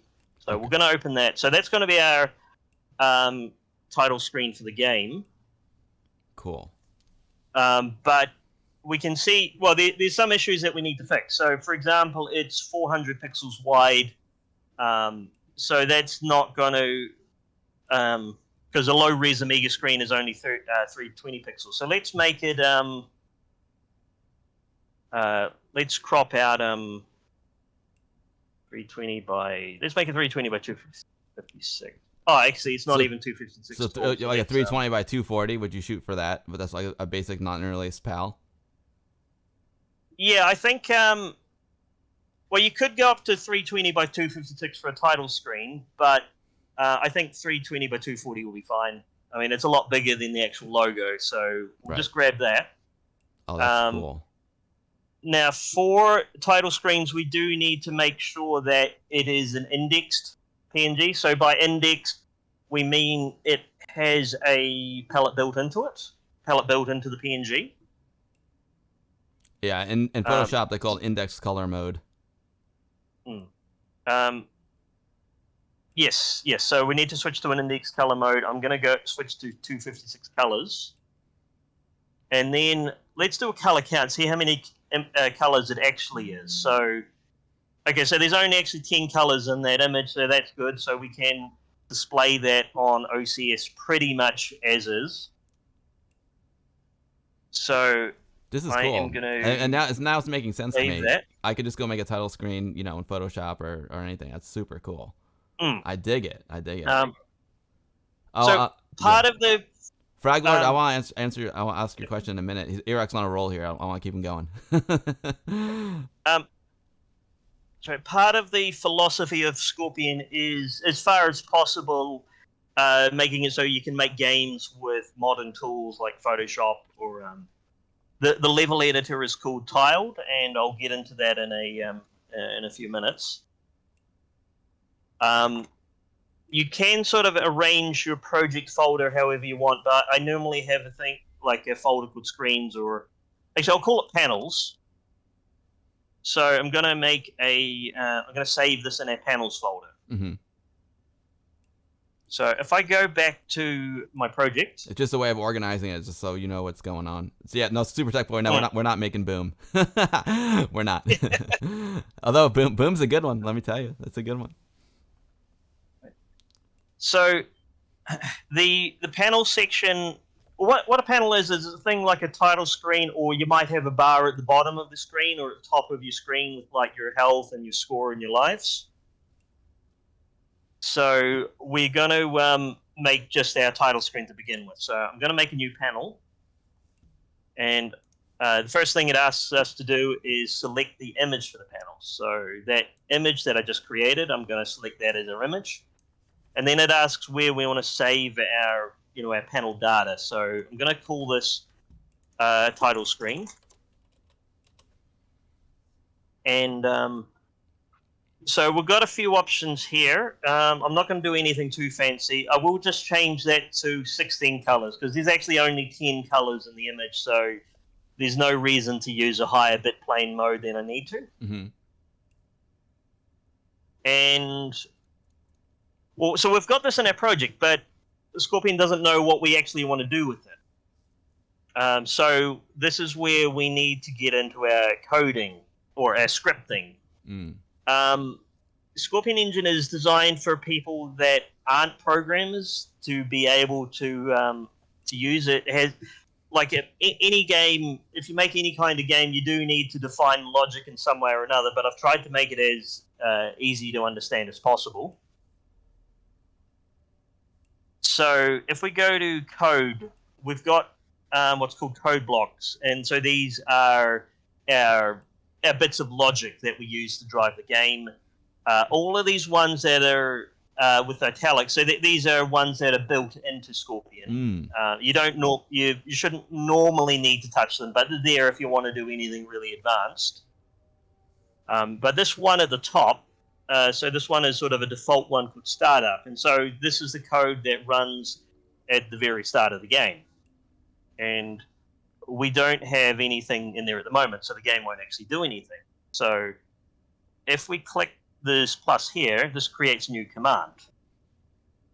And so the commands run top to bottom, and then we can add some logic. So we might say, well, we only want to run this code if these conditions are met. Like if we've got some code that damages the player, we might decide, okay, we want to kill the player, but only if the health is below 1, for example.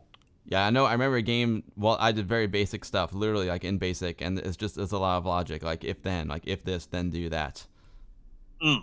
Yeah. So that all that stuff is in Scorpion, but you don't need to type it out. You don't need to memorize the specific syntax. It's basically drop down. So amazing. Create a new command. It doesn't do anything yet. So let's choose the sort of thing we want to do. So because we've created our title screen, and because the title screen is the very first thing we want people to see, if we select display, so we're interested in changing display, so we choose the display category, and then on the type of command, we want to change the panel on the main display. So that's what we'll do to start with. So we've got for the drop downs here. So for the panel, I'm going to say I want the title screen panel. We can do other things. So we can have unload levels. So we could have it that if you've got a panel that shows up during the level, we can have it unload the level, or we could just leave it there. It depends how we want to manage our memory.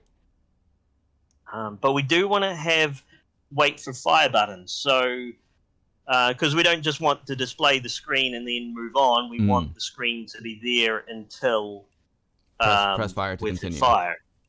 Yes.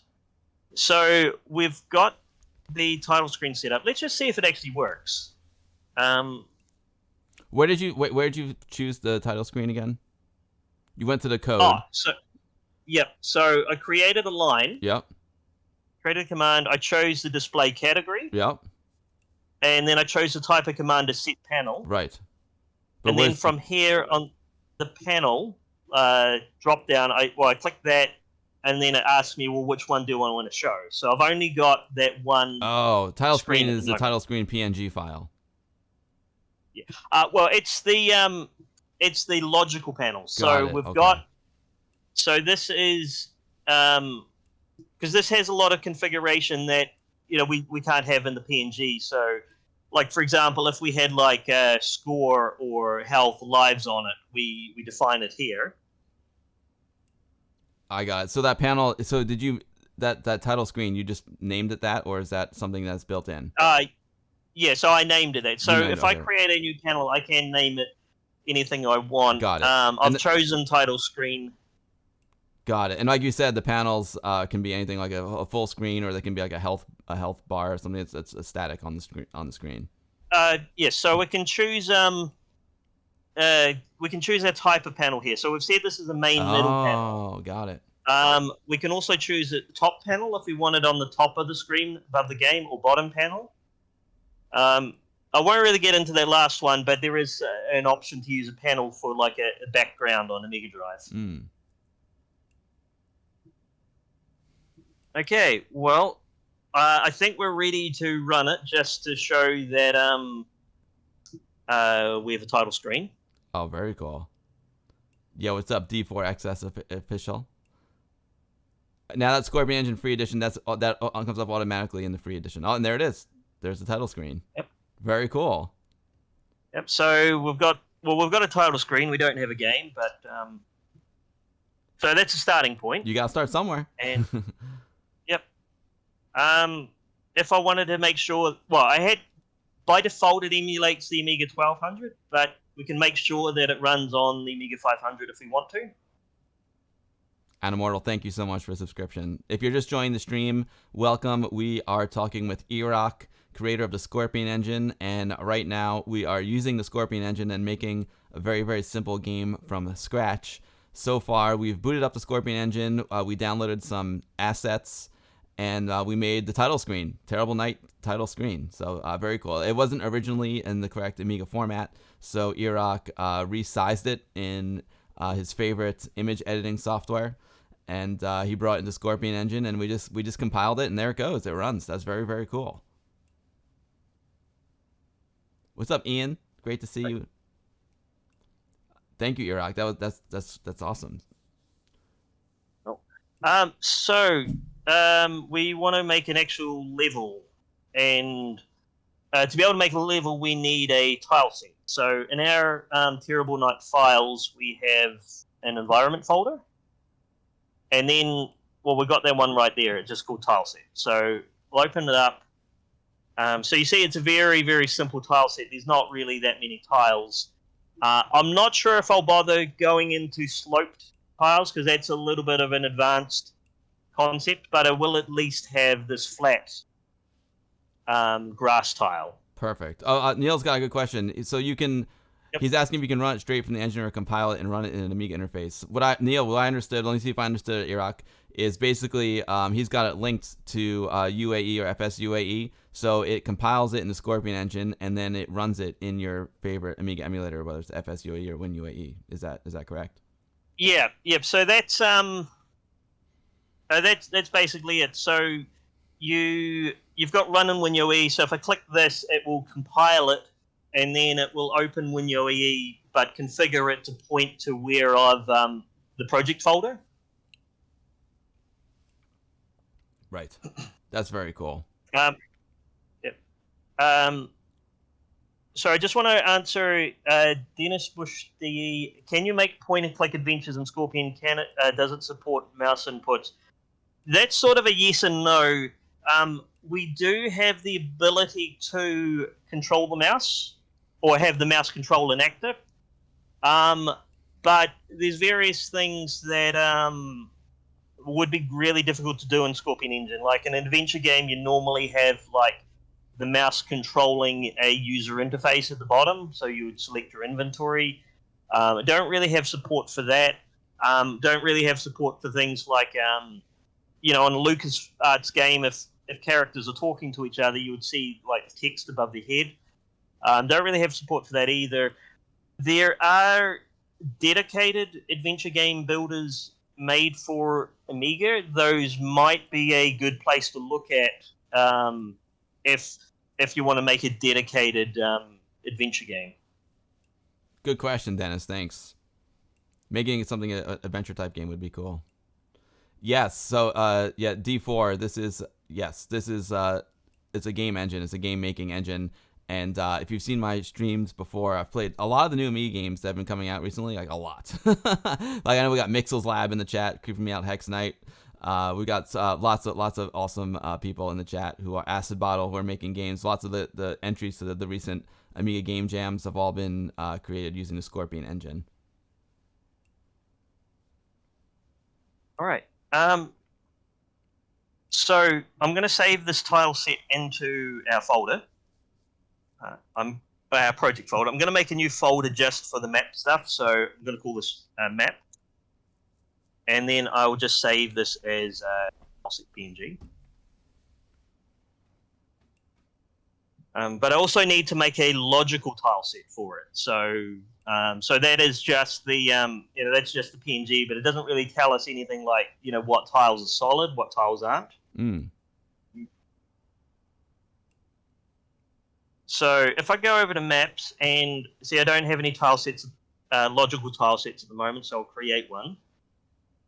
And it's asking what image do we want to use for tile set. So I'll just use that one I just saved. And then it's asking, well, what do I want to call it? So I'll save it under map, and I'll just call this. I'll just call it tile set. Oh, and there it is. Yep. But we want to determine, which tiles are solid and which aren't. So what I'm going to do is I'm going to go edit tile set.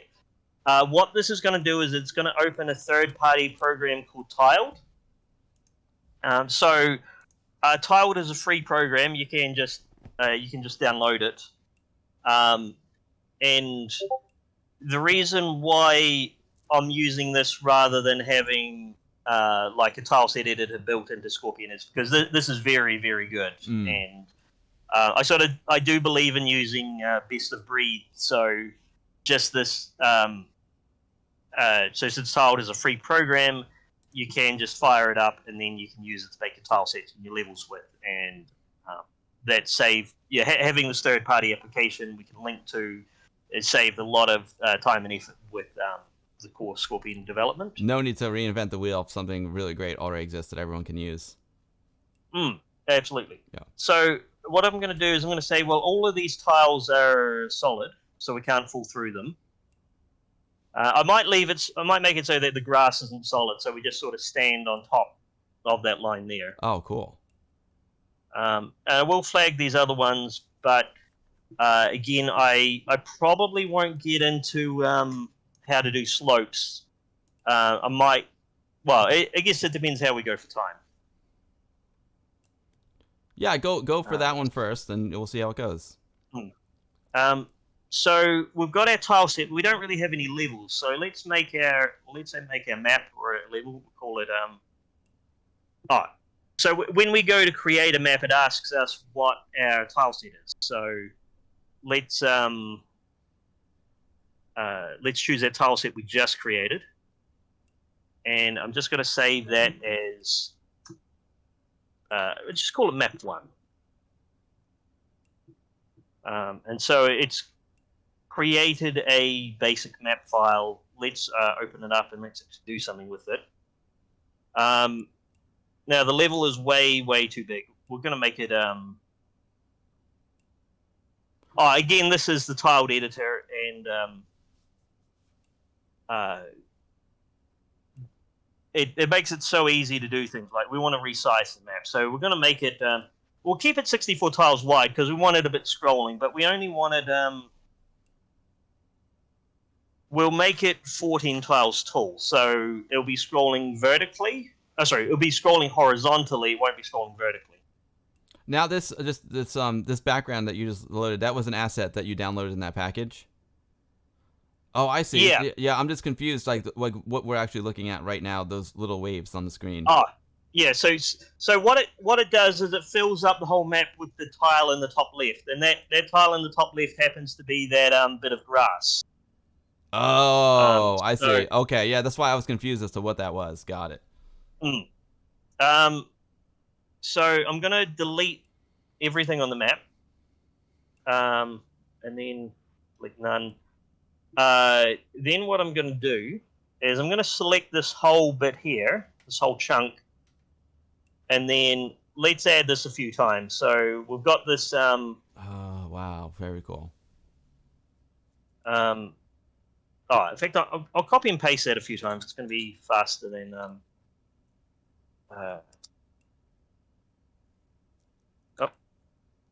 So yeah, one of the really cool things about Tiled is it lets you do things like copying and pasting individual parts. So we've got a level. I mean, it doesn't really have anything in it. It doesn't really have a background or anything, but we do have a level. So what we will do is our second command. So we've already set it up to display our tile set. What we want it to do next is we want it to display a level. So number one is loading the splash screen. Yes. Yep. So we've done that. We will then change our category to level, and then we will choose. So we've got a lot of different commands in each command category, but level is the one we want. So we will choose level as just map 1. So you see we've only got 2 commands. We want to display the title screen, and then we want to load map 1. So I'm hoping that's just all going to work. Let's see what happens if we run it. You know, I love how integrated Scorpion Engine is with these third-party programs. That's really cool. WinUAE, the title, the title maker. That's very, very tiled. It's so cool. Makes a lot of sense. Well, it's because I use Scorpion for making my own games, and so this is sort of I've integrated it with everything because that's sort of like how I like to work as well. Just from within Scorpion, being able to say if I want to edit something, just having one button click, and then it will open the appropriate program to edit it in. Yeah, you're making a tool that works for your workflow. It enhances your workflow. That makes a lot of sense. Ah, there it is. Yep. So it's up and running. Now you might notice that the colors are a little bit weird, and that's because I'm still using the default Scorpion palette, and of course this is something I downloaded from the internet, so it's a different set of colors. So fortunately, it's not too different. So we've got something, but it does look a little bit weird. We could maybe later on look at how do we make it so that it's the colors are a little bit better than that. That's neat though, and that makes I never realized that that's how you make the tile. Like you can take a PNG image and you just select part of the PNG image, and then that's how you made the ground. That's very, very cool.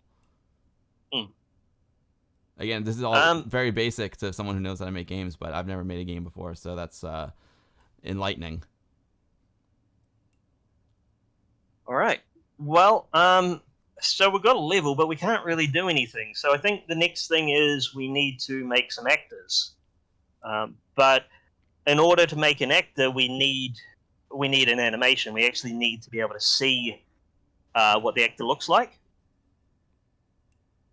So what I'm going to do next is, if I go into sprites, got player. So, and this has got a bunch of different folders. So, like, for example, we've got an idle animation. We've got, like, jump animation, run animation, some attack animations. I don't think we'll use all the animations, but we'll use a couple. So, do you start with idle? In fact, yep, idle is the one that makes most sense to start with. So, I'm going to copy that entire sprites folder into my project folder. So under Terrible Night Scorpion, just going to paste that there. Got it. So folks, these are the sprites are again he downloaded these from basically a template kit that he has he had online. So from this one here, Terrible Night assets by Ansimus. So basically, if you were really making a game from scratch, you would have to figure out how to make all of the artwork for each mode of your actor when he's resting, running, jumping.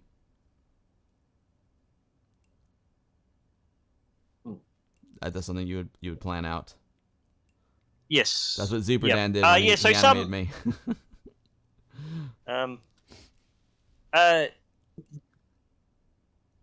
Sorry, I was just about to say. A judge Grooveman said dog fooding, which is eating your own dog food using your own engine to make actual games. So, dog fooding is something that I believe in quite a bit. So, I don't use, or when I'm making an Amiga game, I use Scorpion to make it. I don't sort of like write it from scratch, because I want to make Scorpion, actually useful for, to be fast enough and to be flexible enough. And so, if I use it for my own project and then I find actually there's something that Scorpion can't do that I need it to do, then I'll sit down and I'll add it to Scorpion so that it can make any kind of game that I need to make with it.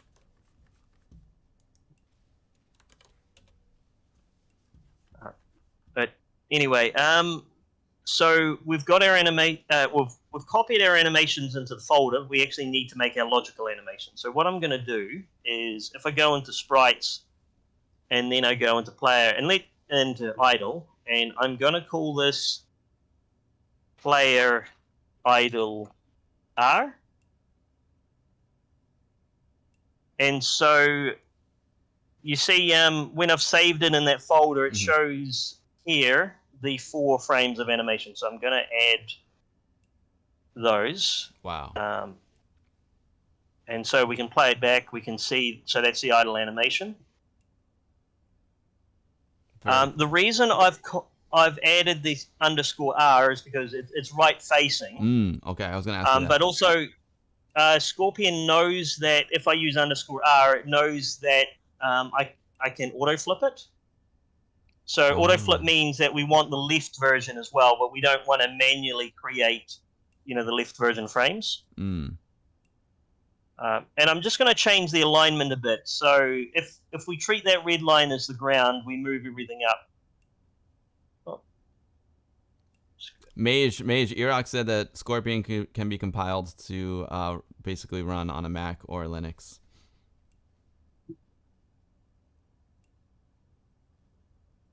So is that crosshair? Is that line always the ground basically?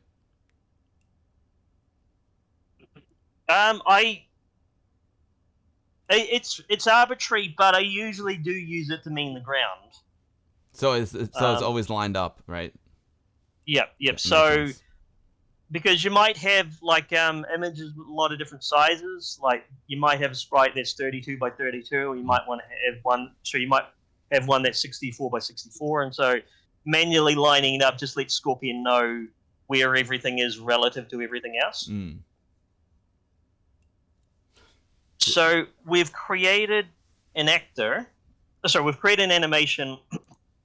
We need to create an actor, and so an actor is something that we can see or we can control, or maybe it's an AI so it can control itself. So I'm going to create a new actor. I'll make a folder for actors, and I'm just going to call this one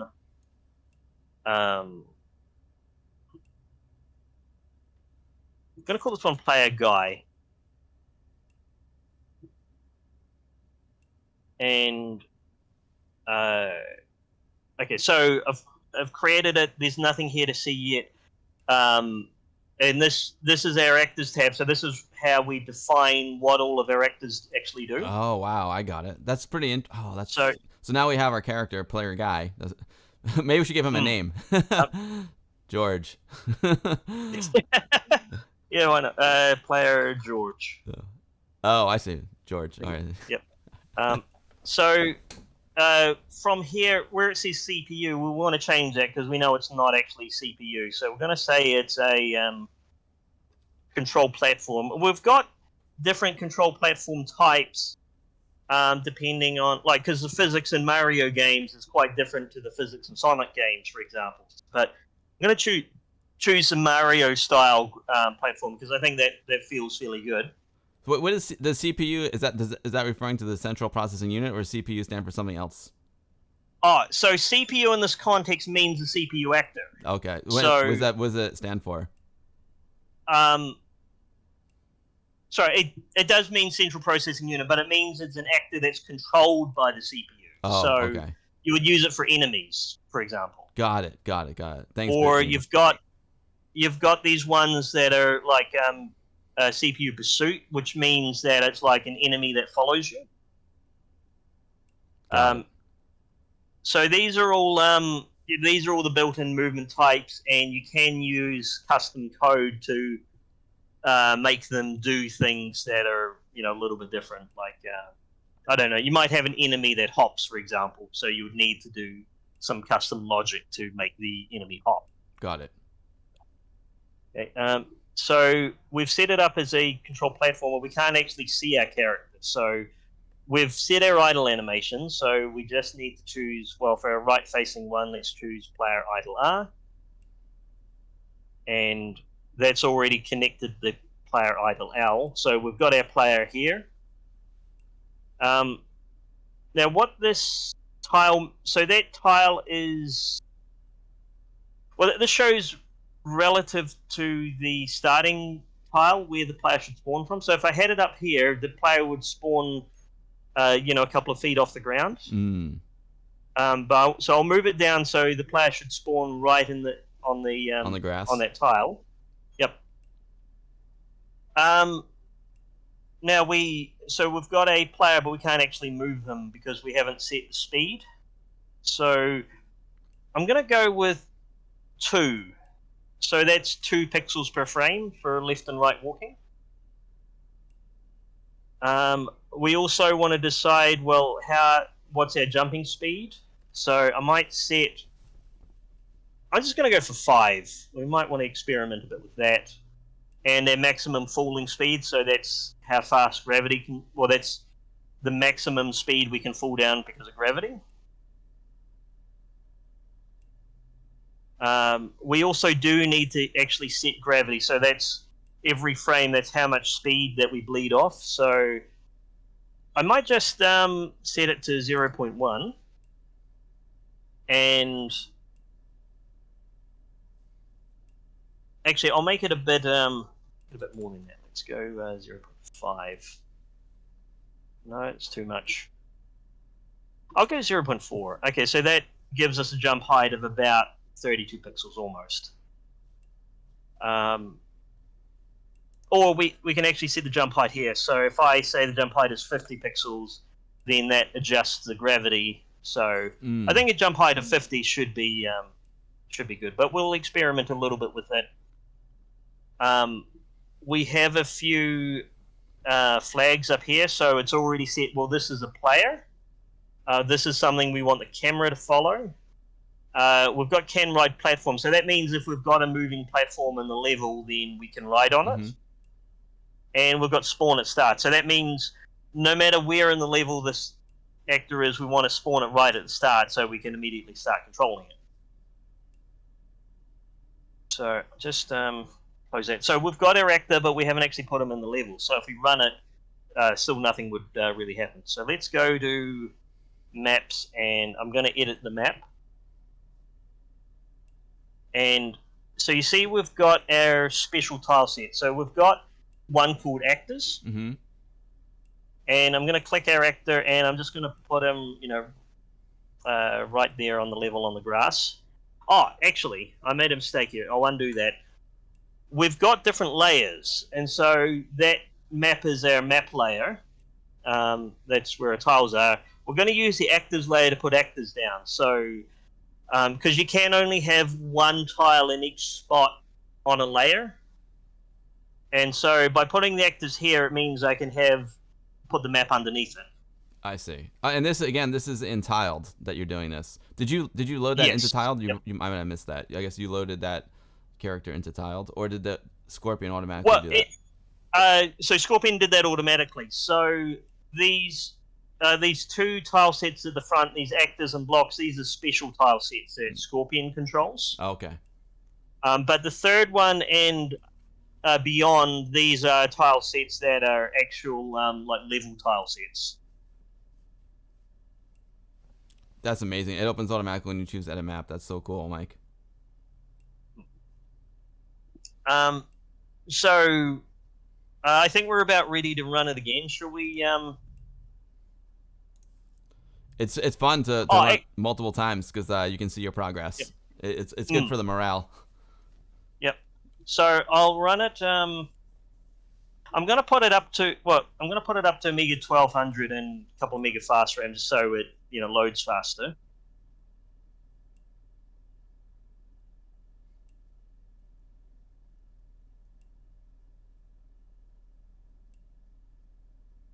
Okay, so we've got a title screen. We'll skip our title screen. Oh, look at that. Oh, okay, we've got some major issues here that we need to fix.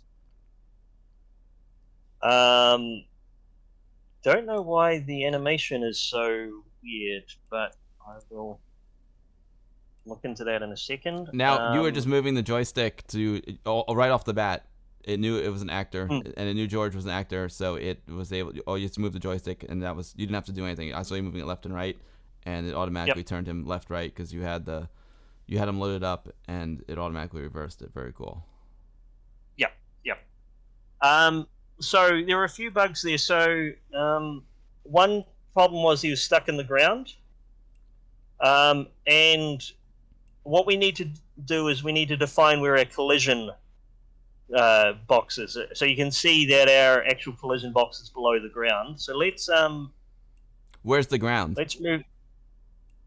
It's just Oh what he's well, standing at his on. feet. Okay, his feet. Okay, Yeah. got it. Got it. Yep. So because his collision box was down further, I see, okay. it meant that he had fallen down into the ground. So let's yeah, I'll make it. I don't have to make it the entire width of play. It's usually good to have it so that it's not, so that there's a little bit off the side, especially if it's like an animation.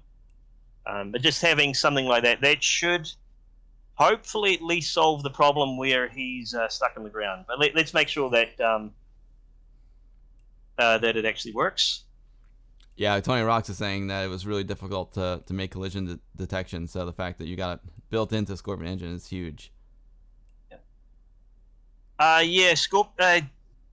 collision detection is something that's very, very difficult to manage. And I'm still, like, even though I've been working on Scorpion Engine for years, I'm still doing little bits and pieces to make it faster, to make it more reliable. So we've got a character that we can move around, and you can see the camera follows him. But there's another major problem in there, in that the color is all messed up. Mm-hmm. So we need to work out why that is. So let's have a look at our. So if I go edit frame image. Yeah, it's interesting because I wouldn't even know where to start because it looks fine in the Scorpion Engine. Like, you know, when you were just looking at him, he looked good. So this is an example of a palette conflict. So George is looking good there. Let's okay, so you see this is a 16 color image, and you see it's got its own index palette. Mm-hmm.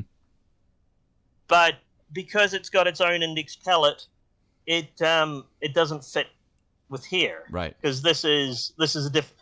Well, it's not only these colors are different, but the order is different. So it doesn't even let it look up what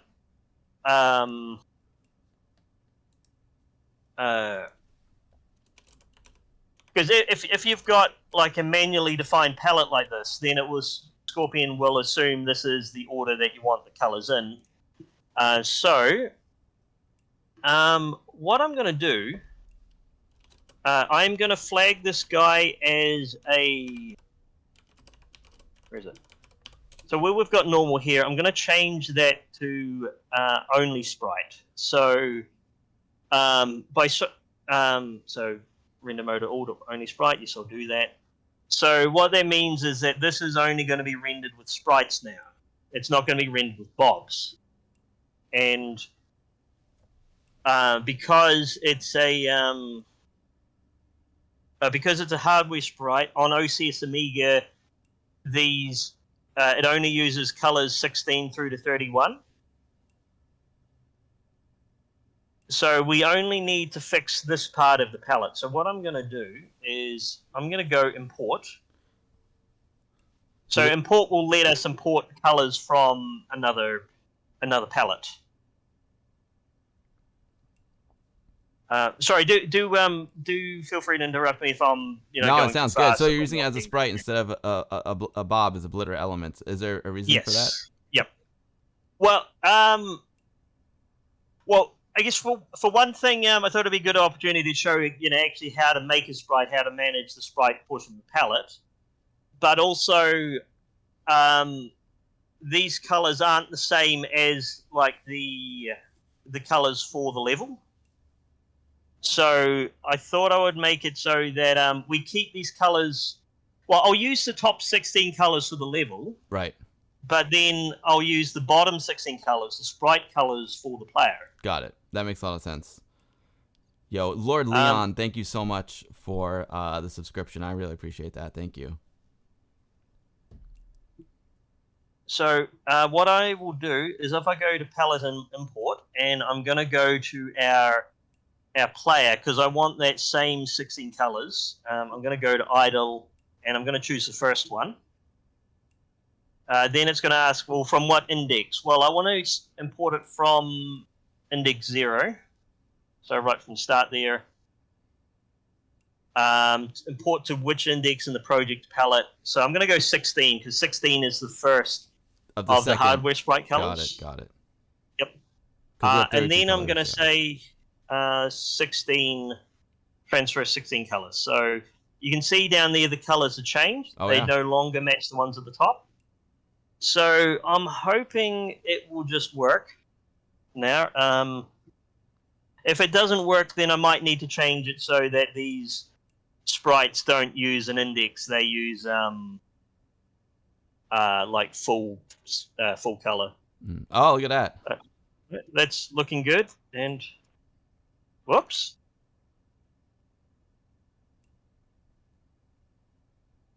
Okay, now that's interesting. It froze for some reason.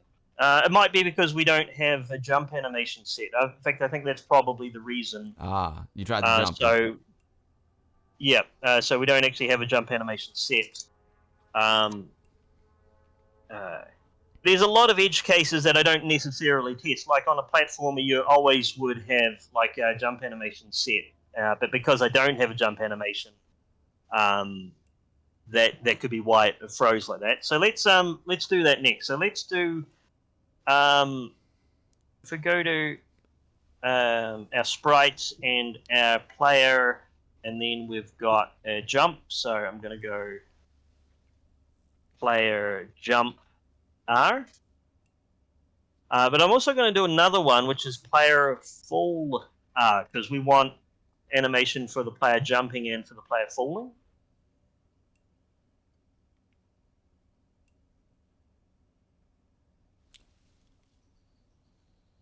If you make a jump, obviously you have to make a fall as well, unless he floats in there. And I also, I imagine, well, maybe this is getting too far ahead, but I noticed the character was in the center of the screen when he ran, and then he went to the left when you got to the end of the tile set there. Is there a way to keep him more towards the left side of the frame?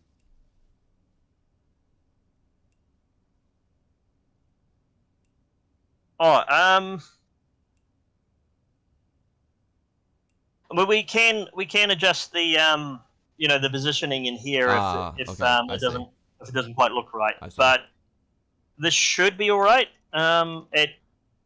So we get our offsets here. So this is set as -32 by -63, and I've applied that here. So you see it's not actually touching the ground there, but that's because that's because his knees are bent.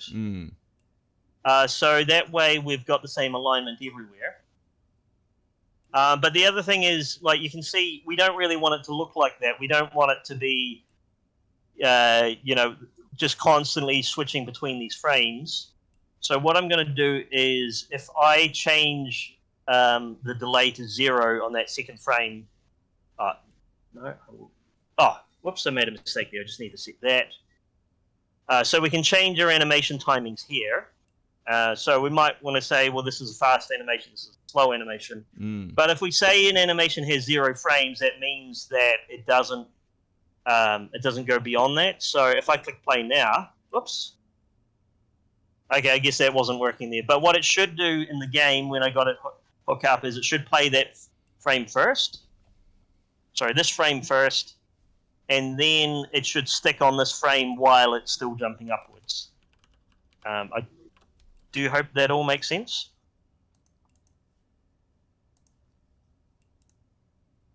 Whoops. Not sure what that error was. Sometimes bugs do happen. I do try to keep on top of them. Earok, it's just an amazing achievement. Like the Scorpion engine is incredible, dude. I'm blown away. The amount of effort that you put into making this, I can't even wrap my head around it, to be honest. And not just like you make the engine much. And the game. That's, I mean, geez, the games. Oh my God, Earok, this is incredible. I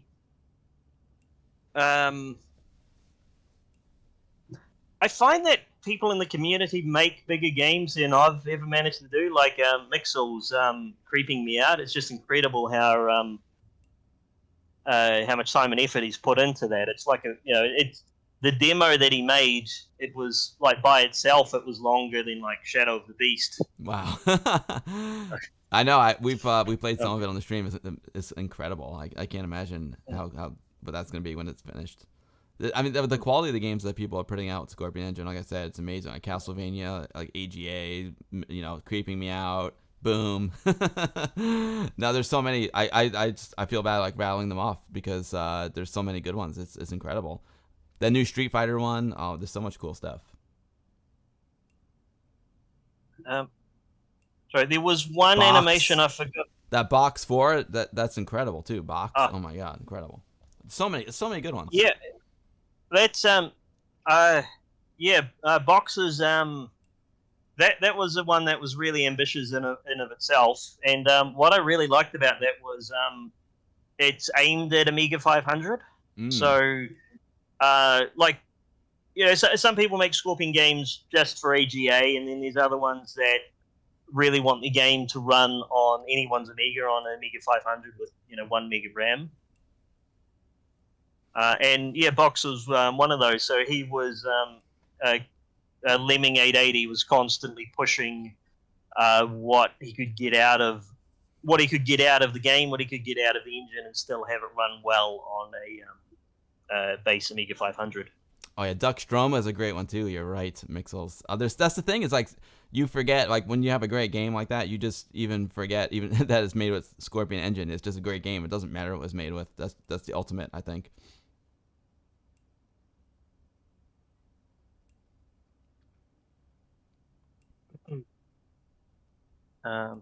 Sorry, there's a lot more running frames than I thought there would be, but I'll get them all hooked up. Cyberknight originally came with 256, and then you could expand it. So a lot of Amiga 1000s have 512, and then that's why that was the big thing with the Amiga 500 when it came out. I remember in the video, the Superman opens up his shirt and it says 1 megabyte. But it came with 256, and then you could like put that memory upgrade in the front to make it 512.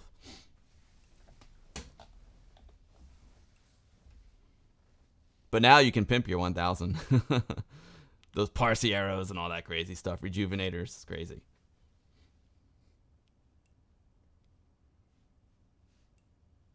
Okay. Oh, that was great. We've got our running animation. And one thing I forgot to do is I need to set all of these to sprites. Oh, did I say 256 megabytes? Sorry, yeah, kilobyte.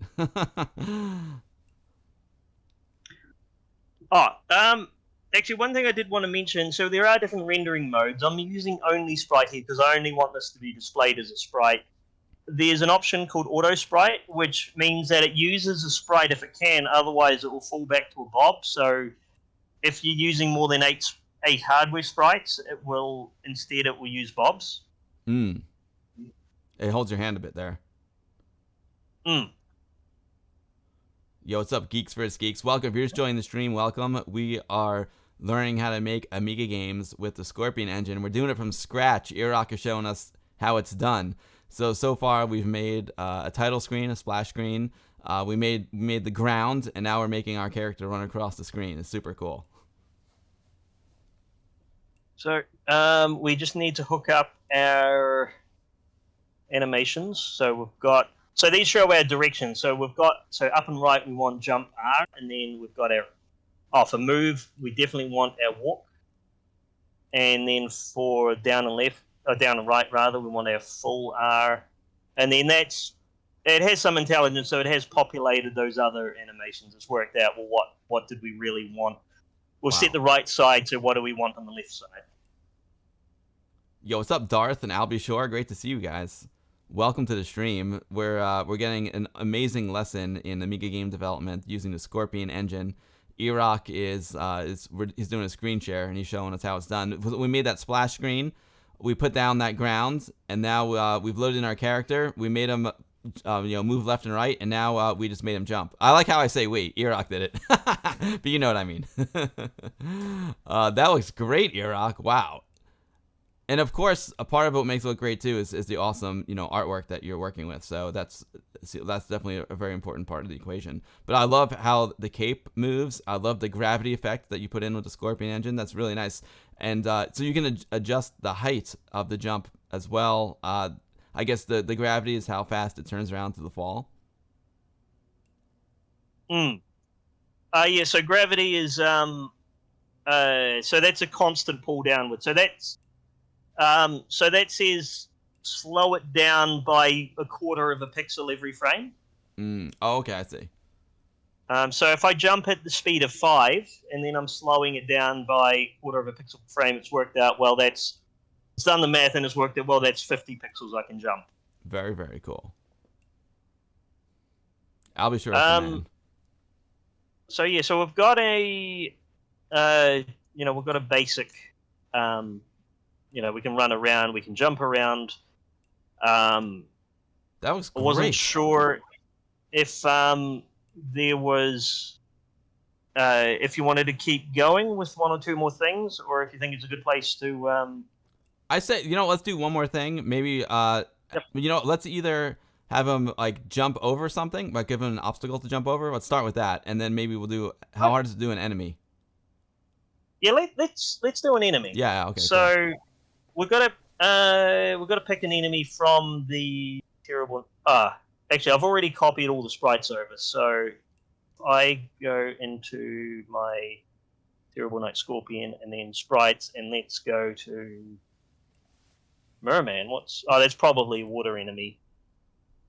Oh, that looks kind of interesting. So let's have a look at Merman. Oh yeah. Okay, Merman looks evil. pretty cool. He's not very evil. tall, so we should be able to jump over him. So let's He looks either wise or angry or both. So so Earok, would you obviously using tiled is a key part of this. Would you just download tiled separately? Is that how it works? Yes. So if you just like Google for tiled, and then it will be the top result. Mapeditor.org. Got it. And then you would link it. You'd link to it with Scorpion Engine. Yeah, you would want it so that the tile you associate the extensions, the file names of tiled files with the tiled editor. And you used to do that right in Windows, you said with the PNG. Got it. Got it. So when I click Edit Map here, it's basically asking Windows to open it, and then Windows, if you've got the file name extension set up, it will then open up the editor. Got it. So let's okay,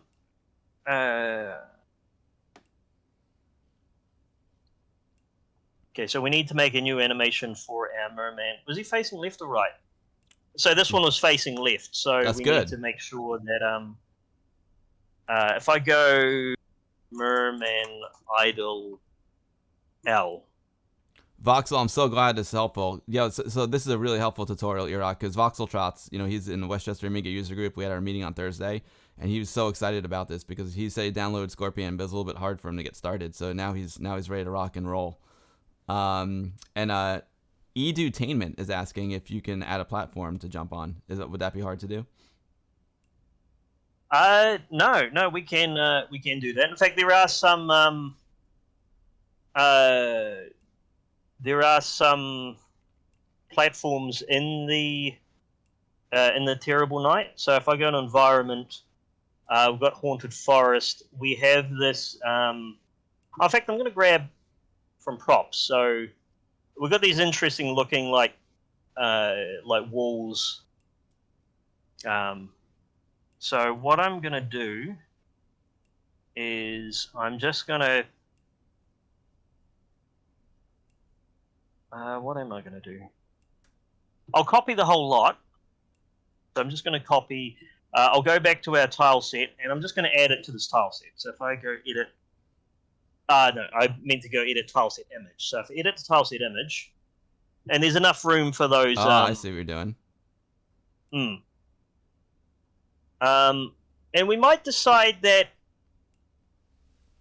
like, say we don't want these to be solid, like they're in the background, but then we can jump on them if we want. Oh, I see. So So we can handle that. So if we go back to tiled, we're not going to tick it as solid. We're going to tick it as platform. And we're just going to put it on the top there. So if it is solid, then you couldn't run through it. You would have to jump over it. But if it's a platform, that Yep. means you can run through it or land on top of it. Yep. I see. There is a little bit of a special case, which is because I've only got is platform ticked. It means that like if I was standing on top, I can push down and then I'll fall through it. But if I've got is platform and is solid both ticked, then that means that I can jump on top of it, but I can't push down to fall down through it. Got it. It's unfortunately one of these little quirks that I really need to properly document somewhere. They haven't really got a frequently asked questions yet. Is there a manual for Scorpion Engine? There isn't. I feel bad. I really do need to write full length manual, but it's time consuming, and also Scorpion's always changing. It's always being updated and upgraded, and so anything I write is going to go out of date very, very quickly. It sounds like it needs to be like a wiki, an edible wiki. But there are some good places on The Discord. I was thinking I was thinking near the end of my session, I would just sort of talk a bit about where to go on Discord for help. Okay, perfect. Yeah. I think you're right. I think a good thing to do it. We'll add this, add the pillar and add an enemy, and then we could then we'll answer any questions anyone has, and you can talk about where to go for more help. I think that's perfect. It's a good it's a great way to get a taste of Scorpion. And the one thing that I really learned is that you definitely want to have Scorpion integrates well with these third-party apps like Tiled and Photoshop or whatever your favorite image editor is. You want to have all that in place when you start out. And WinUAE as well. It's really cool how it just integrates with all these other programs. Oh, thank you. You know what I'm going to do, Earok? Keep going. I'm going to grab a beer real quick. All right. Keep going. Yep. So what I've done here is I've created a new layer. So you can just right-click and go Tile Layer. And the reason why I've done that is for these platforms, I want to be able to put them like here. So you see it sort of overlapping the grass, but it's not really, the grass is still behind it. Oh, in fact, I'll do one for that one. Now, so how tall is that? So that should be about 16, 32, 48 tiles. So 48 pixels tall. We should be able to jump on that. We will just give a just run that real quick. The real Tony Rock says, "I want to hear a sound effect triggered, like when a person jumps or something." We should be able to do that. Just see if we can. Okay, so we've got those. We'll just check we can jump on them. Yep. So we've got some platforms we can jump on.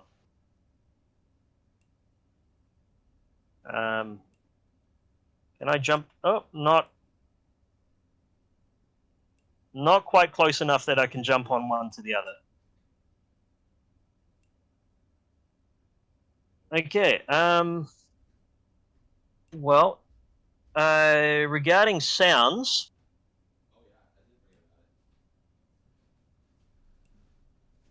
So the Godot project for the Terrible Night Art Pack does have a audio folder, and we've got. Oh, we don't actually have a jump sound. We do have a ground hit sound.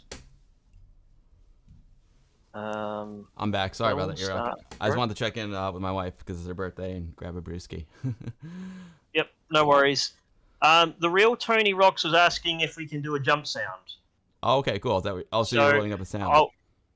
I'll do some really simple sound stuff. So,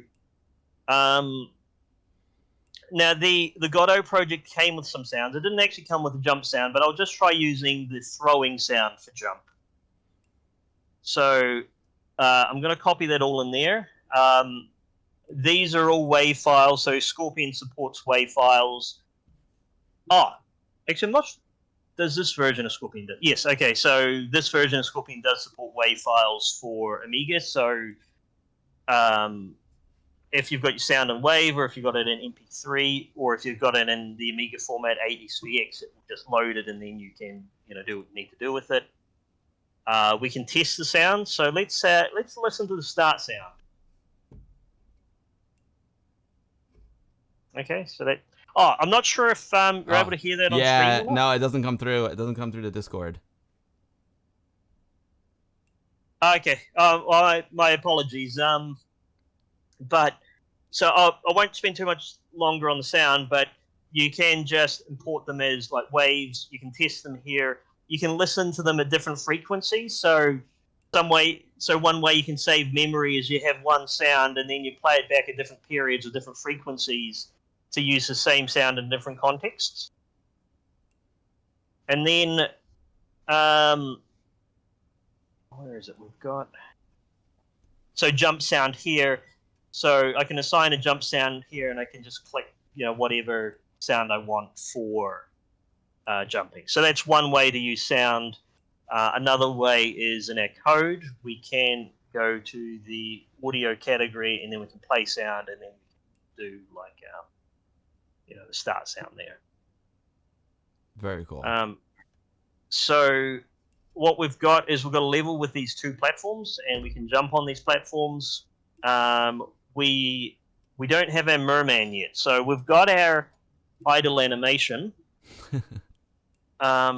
Let's make our merman actor. So I'm just going to call him merman,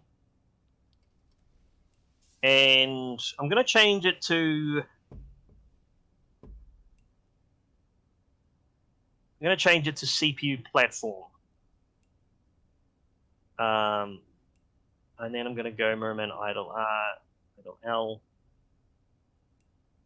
I'm just going to position them there, and then I'll set the collision box to something like that. Why is Merman a platform? Oh, because it's controlled by the CPU, but it's a platformer, so it will walk on the platform. Oh, okay. So it's not the platform itself. It walks on the platform. Got it. So we can have it say it's walking to the left by default. I'll give it the same gravity of 0.25, so I can fall off things, and then I can go speed left, speed right. I'll change this so that if it hits a wall, it will bounce. So this collision set here, this is where we determine what happens if it collides with anything. So saying, it hits a wall on the right, it bounces, hits a wall. Bounces, it only blocks if it, hits the floor, because we don't want it to bounce off the floor.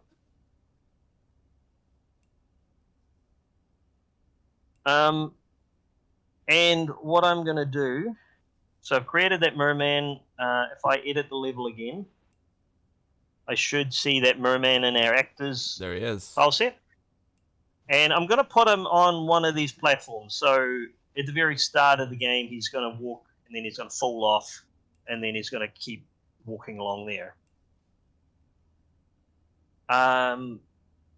What else am I going to do? I'm going to make him walk very, very slowly. So I'm just going to go 0.1, because I want to actually see him walking off the platform before the before you're after the fade in, after level's loaded. So otherwise he'd be off the platform too soon. Yeah. Yeah. Makes sense. And there's one more thing I want, which is I'm going to add a new code block, because we want to do something if it collides with the player. So I'm going to make a folder called code, and I'm going to call this one enemy hits player. And then what am I going to do? I might make it so that I'm just going to make it quit. So I'm just going to go quit, and I'm just going to go you. And the No, actually, that's The collision is sorry, determined by the boxes that you drew in tiled. The hitbox. Sorry, that you had in the Scorpion engine. The green box. Yeah. So if I've got show collision box on, There it I is. can set. Got it. Okay. This is where. So when my green box collides with his green box, then it will trigger the event. I'm just going to really, really quickly whip up a. This is going to be rough programmer art. I'm just going to go. Yo, what's up, Ralph? Hey, Earok, cheers to you, man. I'm going to open up. I've got a Germany's #1 black lager beer, a course stringer. So cheers. Thank you, Earok. Thank you so much for coming on today. This is extremely helpful, inspiring. I'm blown away by it. I appreciate you coming on today, and thanks everyone for watching. And this is I think this is the most educational stream in the history of my streams. It's amazing. I'm going to crack the sucker open. Yeah. So sorry, I've got a really simple game over screen, so I'm just going to set that up as just really quickly. I'm just going to click game over, and then panel. I'm just going to create a game over panel. It is, Dennis. It is. I'm going to just change that to 2 colors because there is only 2 colors there, and then. Player hits enemy. What I'm going to do is I'm going to go display that panel. So I'm going to set game over. And so that's going to unload the level. Then I want it to wait for the fire button. Then I'm just going to have it load the level again. So it just starts the level over. So you made the event. The event is enemy hits player, and then if that event happens, then it loads up the game over screen that you just made. Yep. And then it loads level 1 all over again. Amazing. Or I can go if I go to the basic command categories, I can go to. So that's a basic command, and I'm just going to go to startup.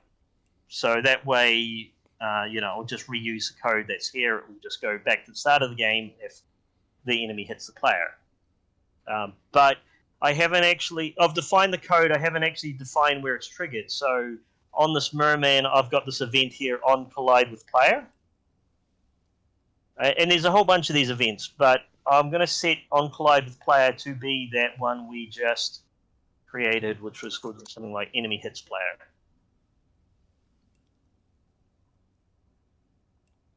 And I think we're ready to run. I hope I didn't go through that too quickly. No, we all got the concepts for sure. Yuri, cheers, brother. Cheers, Tony Rocks. Cheers, Greg. Thank you all so much for watching, and thanks to Earok for coming on and giving us this incredible lesson today.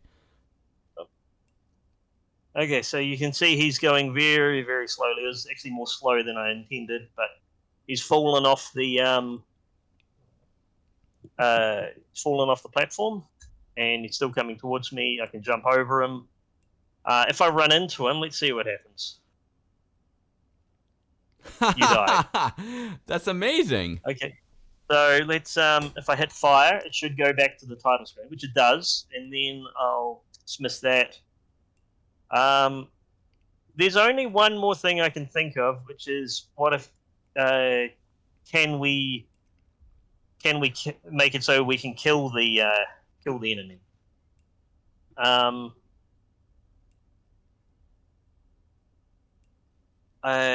might just make it so that if you land on top of him, maybe like Mario Brothers style.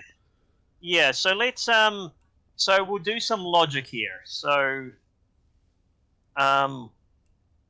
we can go if let's use the player animation. So I'm going to use if the so I'll use conditional, and so this creates an if statement. So I'm going to go if player animation. There's all sorts of ways you could do this. Like you could maybe make it so that it it uses the player speed, so we know if the player is falling.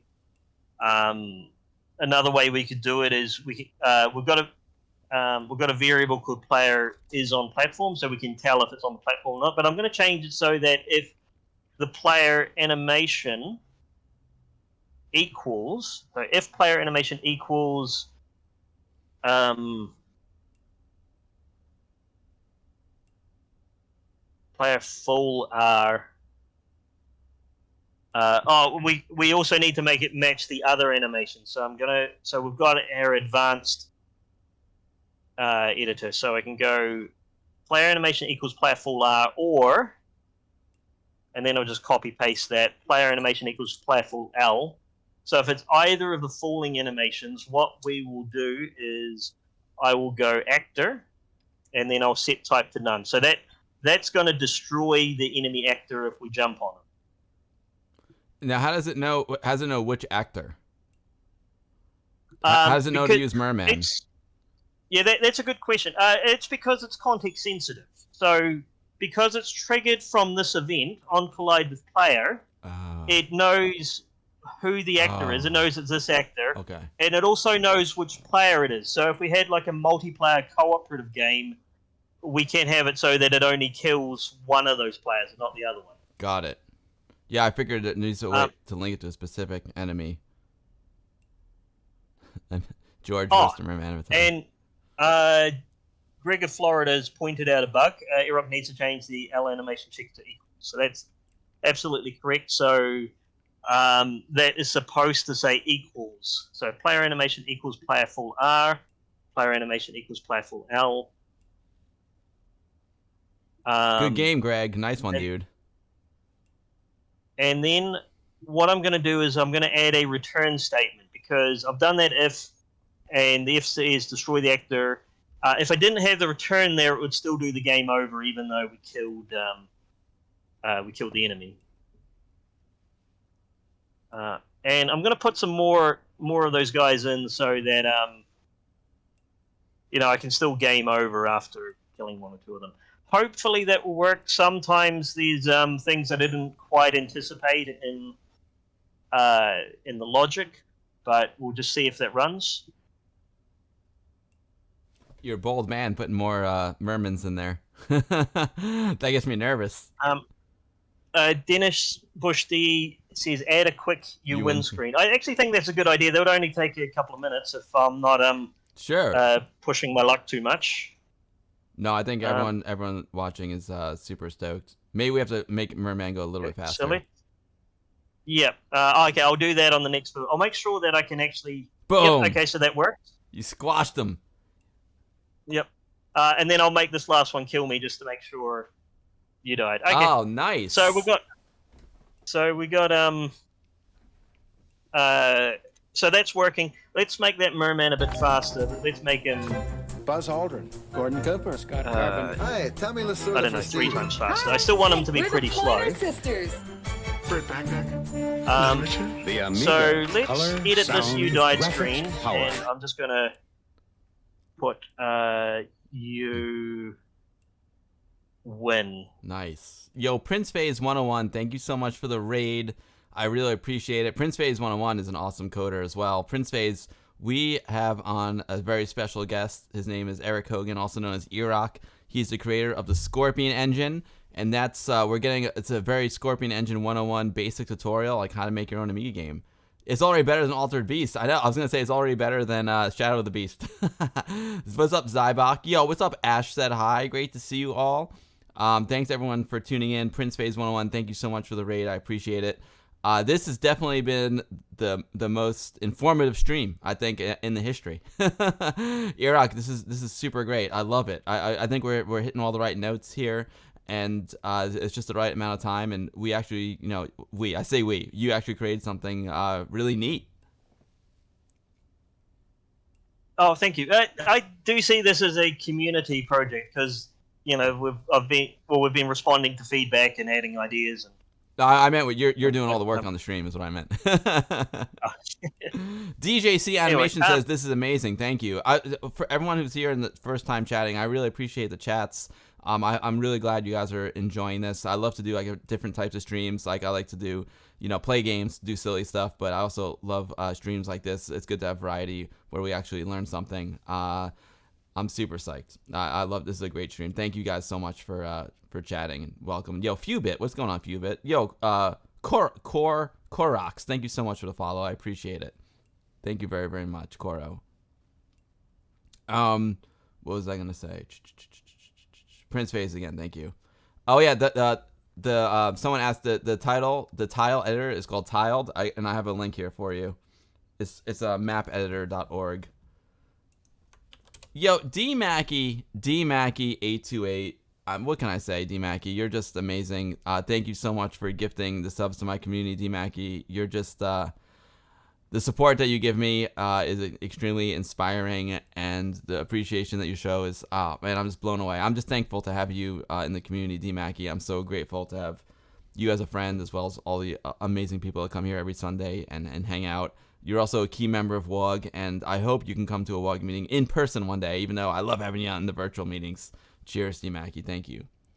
Oh, and then, yeah, so Beam has a good point. Earok has a Patreon, and we should support Scorpion Engine's further development. Yeah, and Earok, what I want you to do, I want you to drop, I know we're getting to the end here, I want you to drop links to where people can download Scorpion, where they can go onto your Discord, the Scorpion Engine Discord, and where they can support you on Patreon. Whatever we can do to help out. Make sure you drop all the links, and I'll put it in the goodie bag, of course. Fraglord, thank you. Thanks, Fraglord. I'm glad you're learning a lot. Thank you, D-Mackey.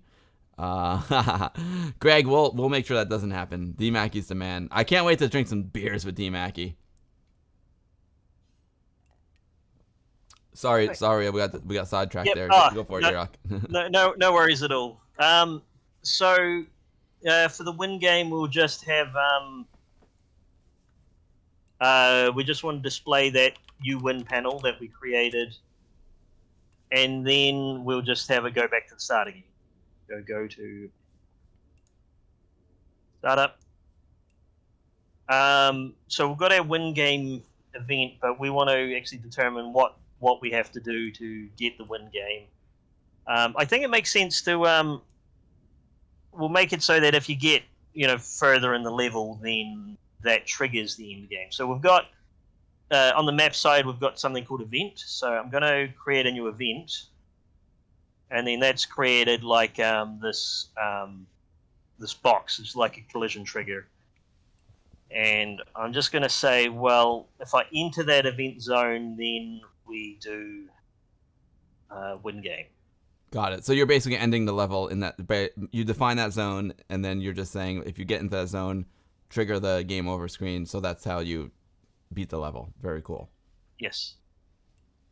So, hopefully that's just gonna work. Let's see what happens if we run our our final game. I think I've got everything set up.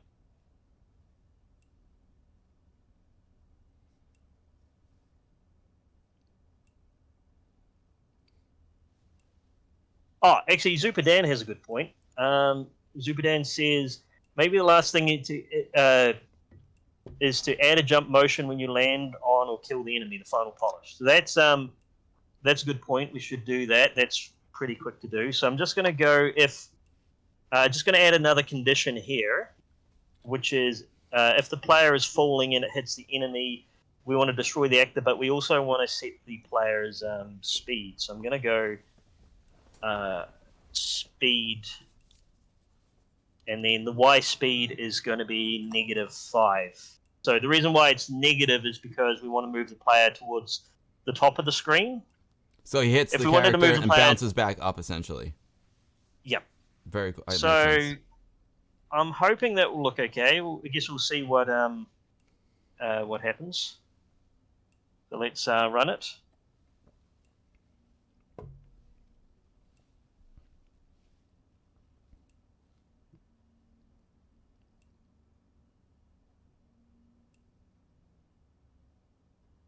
Okay, so if I jump on the enemy. Yep. Oh, look at that.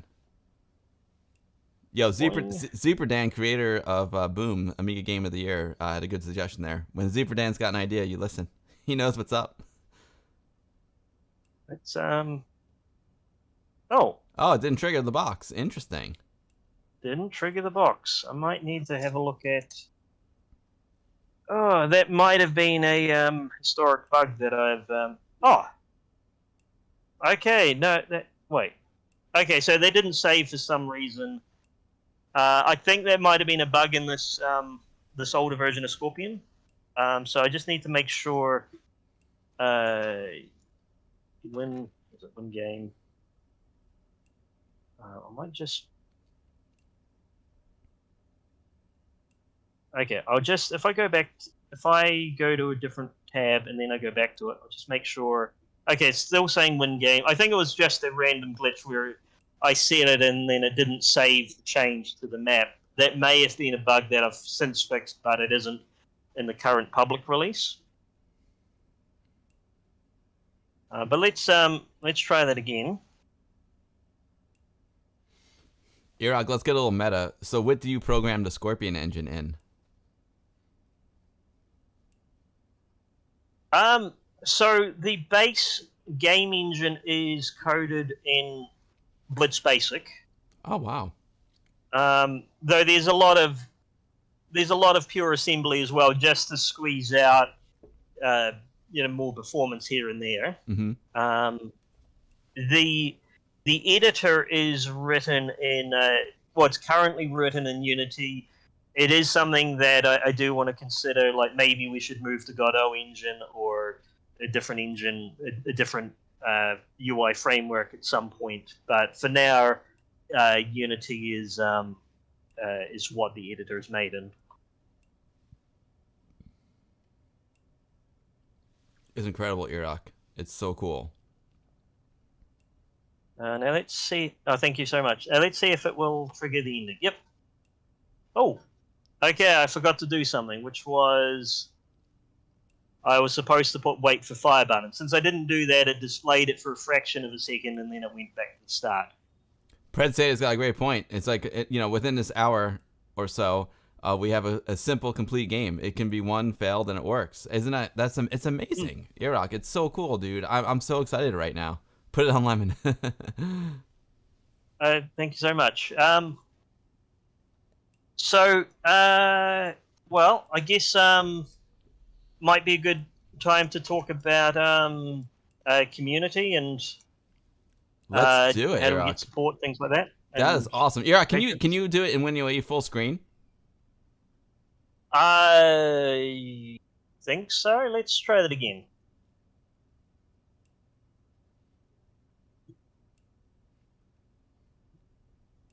Oh. If not, don't worry. Where did it go? Okay, so it's stretched because is it displaying for you? It looks great. It looks great. Yep. Oh yeah, so it is stretched because aspect ratios and all that. Yeah. But it otherwise It looks great, dude. Oh, look at this, folks. A game created live on stream using the Scorpion engine by Earok, Hogan. Earok, I feel like I could, using these assets. If I were to start learning Scorpion, which I want to do, I would kind of go back and just follow the step by step and use all these same assets that you use, this asset pack, and then step up my game and start making my own. This is so cool, dude. This is so cool. Proton Pig's ready for the game. You know what we should do, Earok? You know it'd be fun? Can you send me the game that we just made, that you made on stream, and then I'll put it in my goodie bag, the Amiga Bell goodie bag that all my subscribers and patrons get, and anyone else who asks for it. Now, it'll be interesting. Oh, sorry, I just have to fix... No, never mind. I didn't have anything I needed fixed. I'm assuming it's just going to run on Amiga 500 because there's not a lot, but there are quite a few of these running animations. What we can do is if we open this build log, it will tell us what the memory thinks it's going to use. Okay, so it thinks it's going to use about that much chip RAM and then that much other RAM, and so it should fit on an Amiga 1 meg just fine. So let's do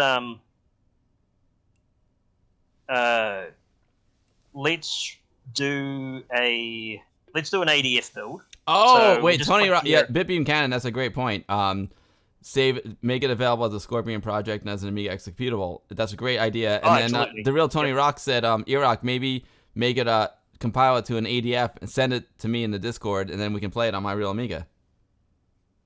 That'd be fun. That's a great idea, Tony Rocks. Yeah. That's why your name's Tony Rocks. Well, I'll make the ADF in this folder so that the download has the ADF as well as the the actual game. So I've clicked export to ADF, and it's just asking where do I want to save the ADF. So let's save it in Terrible Night Scorpion. And we've just got this disk ADF. Let's see if we can open it. So I'm just going to go open WinUE. I'm going to say we want an Amiga 500. So that's 512 KF chip and 512 KF slow, which is the most common. And I'll just drag it into there. Let's just see if it's going to work. It might take a minute or so because running from floppy disk. All good. Amiga Cammy's got a great point. She recommends starting with a graphics pack, which uses one consistent palette for the tiles and sprites, and that makes it a little bit easier for you. Yeah, Dennis, so he's gonna send it. He's gonna send me the ADF on the Discord. Yep. So Open Game Art is a really good resource for, like, if you're not an artist but you want to start making something. So you can usually find, like, if I look for Mario, there'll be something that, there'll be stuff that I could use to make Mario games. There's this one will be recognizable to people that play around Scorpion. So this is the character I use, the Amigo the Fox.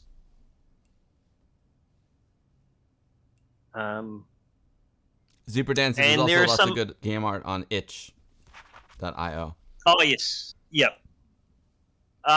So there's a lot of free stuff on Itch. There's a lot of stuff where it's like you pay a couple dollars for, but on Open Game Art, all of it's free. Okay, so it looks like it's going to run on Amiga 500, so it's loaded the floppy. Because it's going to be loading the level from floppy, might take a second or two, but here we go.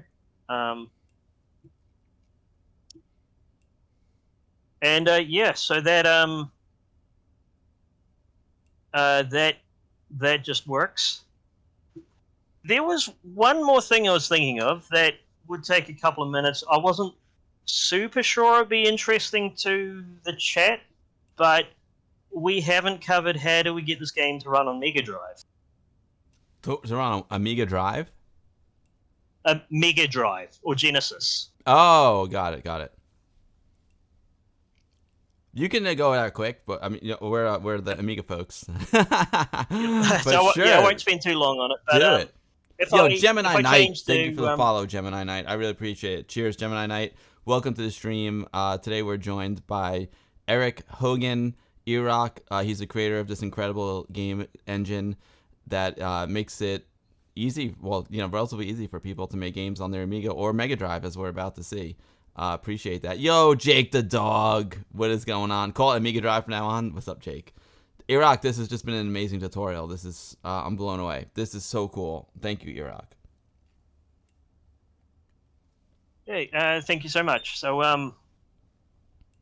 we're running it on Mega Drive now. This is Blast in the Mega Drive emulator. So, the primary difference between the Mega Drive and the Amiga is how the palette works. So, you've got 64 colors on Mega Drive, but everything is like 16 color blocks. So if you've got an animation, it has to be just one of those 16 color blocks. You can't do like a 32 color animation like on Amiga. Amiga can do that 32 color animation because of the blitter.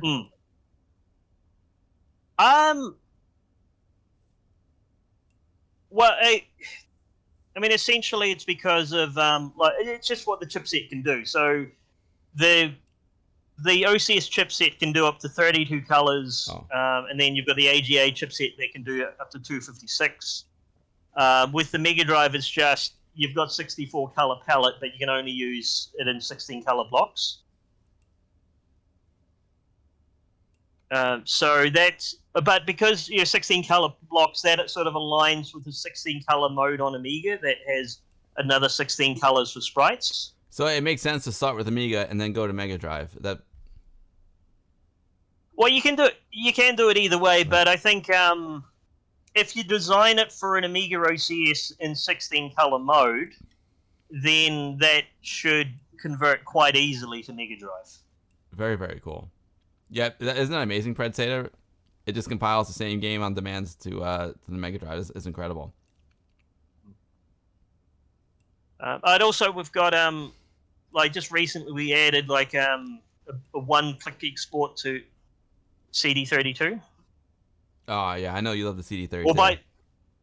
By one click, I mean it sort of has like a wizard that you've got to click through. But basically, yeah. So there are a few different things we can just run it for whatever platform we want. And it's not just OCS and Mega Drive, but we've also got like AGA if we want that full 256 color palette. How do we make dodgy bowling balls hilarious? Yeah, Amiga Cammy, you might as well.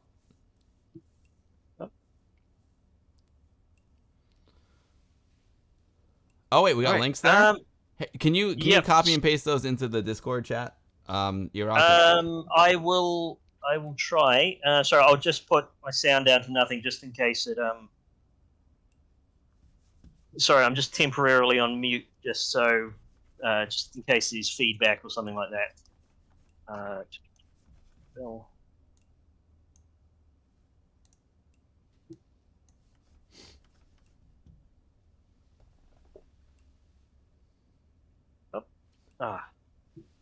I can hold on. I can turn off your screen for a minute.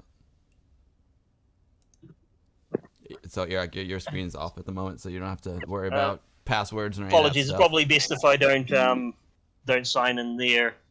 No, if you just copy those, if you copy that text and send it to me in the Discord, I can do it.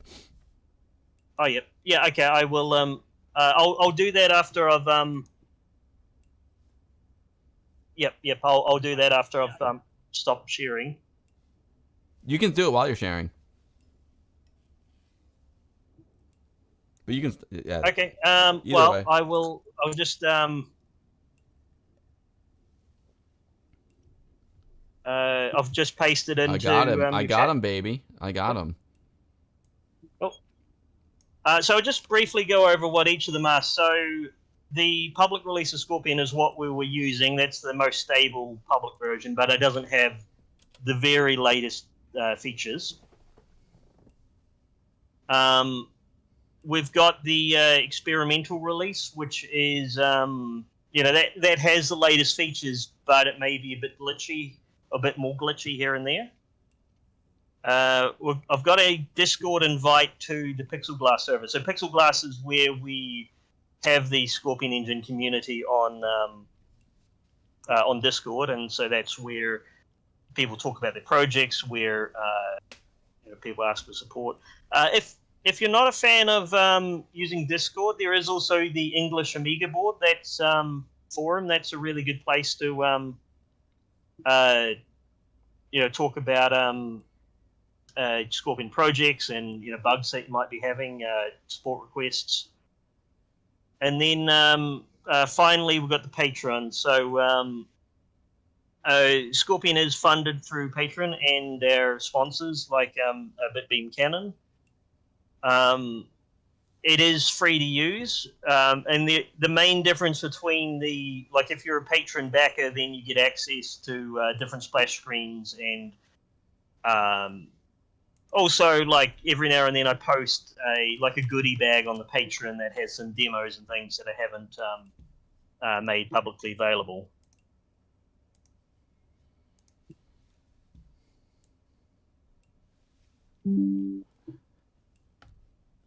I'm all for supporting the Scorpion Patreon. That's Earok. It's incredible how much you give to the community, and I don't know. I feel like you can never be repaid for the amount of hours that you put into it. Starting with Reimagine Games, when you started making Time Gal. As soon as I saw Time Gal, I was like, oh man, this guy's awesome.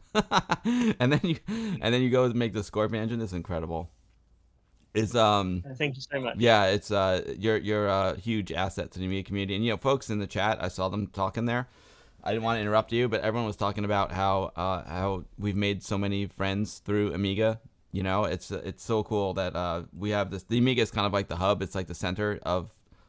It's the thing that brings us all together. But the real, to me, like the real fun of the whole hobby is hanging out with the amazing people and WOG and the streams. You know, like one day I need to come to New Zealand because I've got a bunch of friends in New Zealand, and I'm gonna be visiting you, Earok, for sure, and buy you. I'll be getting you plenty of beers, and it's just I'm just so lucky to be a part of this community, man. This is amazing. I can't even fathom the amount of hours that you put into the Scorpion engine, and all the hours that all these amazing game developers put into making their games with Scorpion engine. I'm blown away, dude. I'm absolutely blown away. This was a great tutorial. See, everyone who was watching loved the tutorial, Earok, because I know folks like Tony Rocks and Voxeltrots. They're in WOG and they were saying, yeah, like Scorpion's really cool, but it was a little bit hard for me to get started. And now I saw this tutorial on the stream, and I'm ready. I'm ready to go. So that's super cool.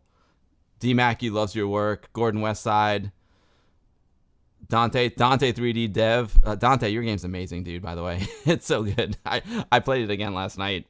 Mixels, yours is amazing too. Oh man, there's so much. Carlos is inspired. I mean, Earok, because of the stream, we might get some new Amiga games. How amazing would that be? No matter how complex or how simple, that would just be amazing. It really would be. And I thank you so much for having me on your stream. I feel really flattered that you wanted me here. Oh, I wanted you badly. The honor was mine, Earok. Like I said, I don't know who my first guest was, but it could be you. It could, because I remember you came on a couple times when Time Gal came out and when Road Avenger came out. We had you on when you were working on LR City. Actually, that's a good way to wrap it up, because Pred Sato was asking me. He wants to know how you got into Amiga, and like I said, I met you when Time Gal came out, and I've been following your Amiga career, ever since. I know you're a big CD32 guy because you made Time Gal and Road Avenger primarily for the CD32. So I'm wondering, do you want to share a little bit of your Amiga background with the folks? Okay, so funnily enough, I never had an Amiga as a kid, and I think that makes me a bit of an outlier because just about everyone else here would have had Amigas late 80s, early 90s. I wanted an Amiga, and we had a Commodore 64 at the time. I started collecting Amiga Power magazine because thought, well, get a whole bunch of demo discs, and so when I actually get an Amiga, we'll have this massive collection of games that play. But that never happened because when we got around to upgrading, it was like Doom had just been released, and people were saying Amiga was on the way out, so we ended up getting a DOS PC. But I never forgot about the Amiga, and I always wanted to get back into it. I eventually met Mark Sibley, who made Blitz Basic, made Gloom, and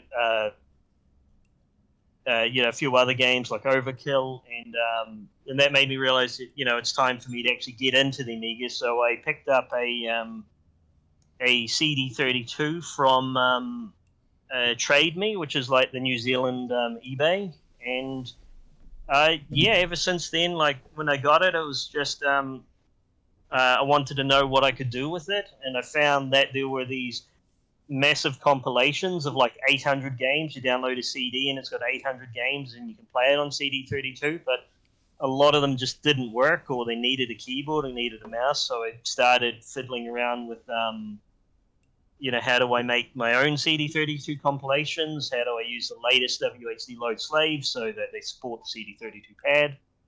And eventually from there I started, toying around with Blitz Basic to make my own game projects, and that led to making the Scorpion engine. It's an amazing journey that you've been on, Earok, and I certainly wouldn't consider you an outsider. You're an integral part of the community, in my opinion. So don't sell yourself short. What you've contributed is massive and inspiring and super exciting. Oh man, Earok, it's been awesome. Earok, can you send me the game and the ADF? I want to play it on my real Amiga. Yep. I will. Or shall I hang up on the call and then I'll send you the ADF and the project and everything? Sure, you can do that. Absolutely.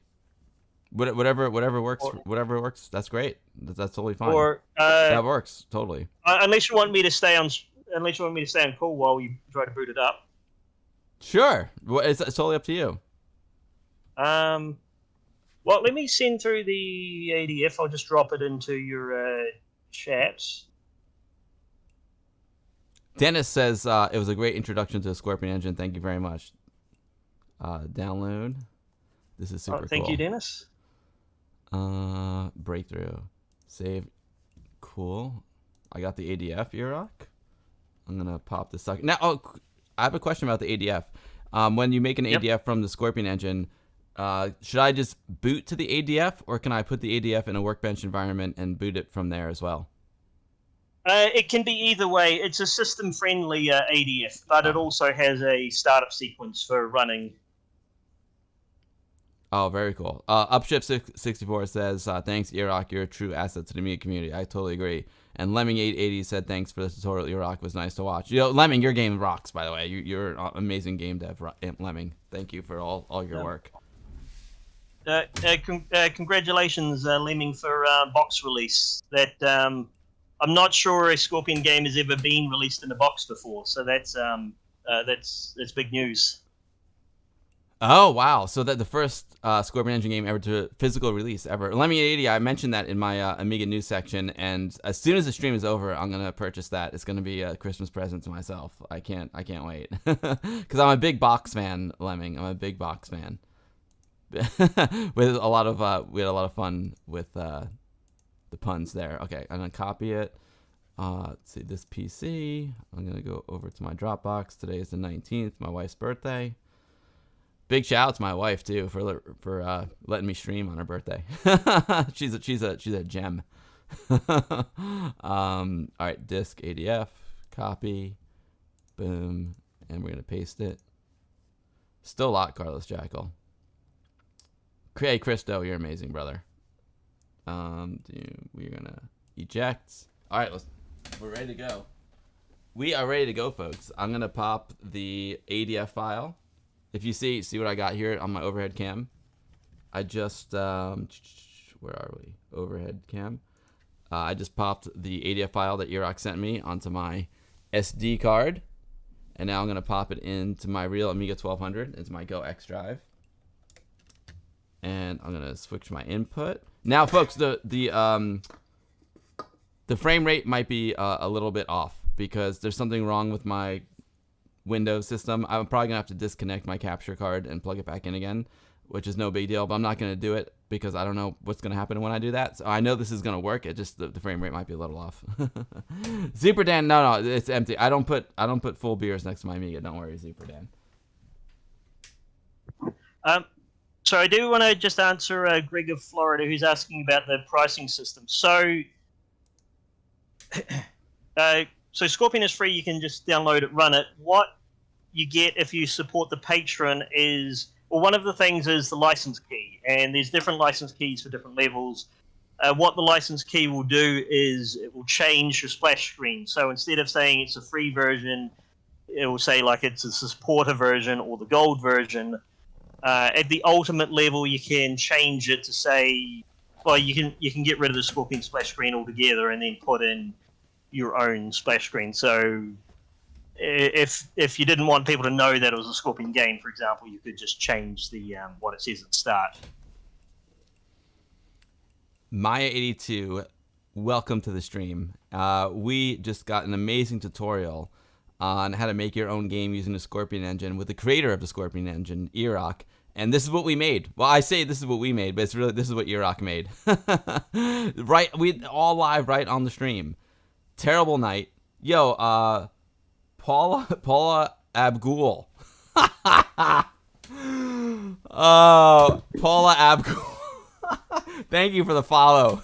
Oh, and I'm sorry, I forgot to thank Kiz Quicks for the follow. Thank you so much for the follow. Paula Abgul. Thank you.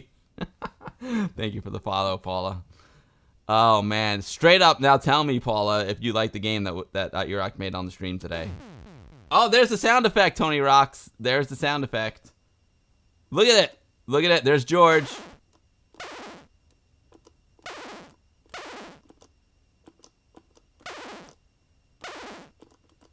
Boom. Got him. Oh, how cool is this? And so, folks, if I push up, it jumps. And if I use button number 2, it also jumps. Amazing. Amazing. There are different, like you can configure the jump control scheme, but by default, it's both the second button and up, so that if you've got a gamepad or if you've got just a one button stick, you can play. Right, you die. I said that's. I love it. See, Earok created that live on stream. Live on stream. Look, the game works. It totally works, and it's so cool. Oh yeah, you like what I did there? Straight up. Now tell me, do you love the Scorpion engine forever? That's what I want to know, Paula. Oh man, Earok is a wizard. Look at this game, Jake. And it's so cool how you bounce on the enemy too. That was a nice touch that you suggested, Super Dan. It's so cool. Boom. We won. Bitbeam Cannon says you can support all CD32 buttons and you can decide which buttons to do what. Oh, that's amazing. Yo, Earok, this is incredible. Like, this is the game. I'm playing the game that we made live on stream. This just blows me away. It's so good, Earok. This is amazing. Thank you very much, Earok. Thank you for having me. Earok, you're welcome to come on anytime, brother. And anytime you have some new updates, you want to hop on, definitely let me know. Folks, definitely go check out the Scorpion Engine Patreon and the Discord channel over there at Pixel Glass. These are top quality folks who are contributing, making amazing contributions to the Amiga community. Yeah, dude, it's great stuff. Earok, thank you very, very much. Earok, I think we should play a Scorpion Engine game next. Maybe I'll disconnect my capture card and plug it in again, see if it works. And to be honest, I kind of want to play some Time Gal. Dennis Bush says we all won in the stream. Oh, thank you, Dennis. Thank you. Remake Top Banana, yeah. Oh, that's a good question. Greg of Flores got a great question, Earok. Are any of the extra Sega Genesis controller buttons supported in the engine? Not yet. So at the moment, it's just the 3-button pad. If you use a 6-button pad, it won't recognize the additional 3 buttons. It's just so Scorpion support for Mega Drive is only very new. It's only this year. It's just I haven't gotten around to adding the 6-button mode for Mega Drive, but that is definitely something I do want to add. Oh, very, very cool. Yo, Dante, maybe we'll play some Castlevania AGA. What do you guys think? It's an incredible AGA game. Incredible Scorpion Engine game. I think that would be a good one. We could do that, or we could play some Creeping Me Out Hex Night. Let's see. So what I'm gonna do is I'm gonna go over to the my itch. I love itch. It's so cool. itch.io, and let's see what comes up that was made. Castlevania AGA. Check it out, folks. I'm gonna share my desktop here. Castlevania AGA by Dante 3D Dev. This game's incredible. Wait, come on. I'm just gonna download it because I've already got it. Download. Download this one. I've got it in here somewhere. The Castlevania WHD load. I'm gonna put it Dropbox. I'm gonna put it in 1119. Where are we? 1119. Save it. Open that sucker up. We're gonna extract it. So, folks, if you want to see like an incredible, this game is incredible. And this is all made with the Scorpion Engine. If you want to see what someone with skills can do with Scorpion Engine, this is amazing. All right, thank you for downloading. You're welcome. I'm following Dante because he's the man. Oh, look at this. This is incredible stuff. All right, I'm gonna copy this over. Earok, you can hang out. You can hang out on the voice if you want. I'm gonna play a little Castlevania AGA to show folks what this is really capable of. But I might reset my capture card so Dante doesn't get sad when when the frame rate sucks. All right, let's see. I'm gonna do that. I'm gonna go over here for a second. Yo, Albie Shore, you are absolutely amazing, Albie Shore. Thank you so much for Albie. Thank you so much for your generosity, dude. You're a really special person, and a really incredible friend, and your support is it blows me away, dude. Thank you so much, Albie. Thank you. Kale64, happy birthday. The birthday boy's got a question for you, Earok. Does Scorpion Engine currently support Neo Geo since it's also got a 68K processor? And if not, are there any plans to do so in the future? So Neo Geo is planned for. Well, I plan to start on it next year, and so like this year was, about getting Mega Drive support in as well, and next year will be about getting.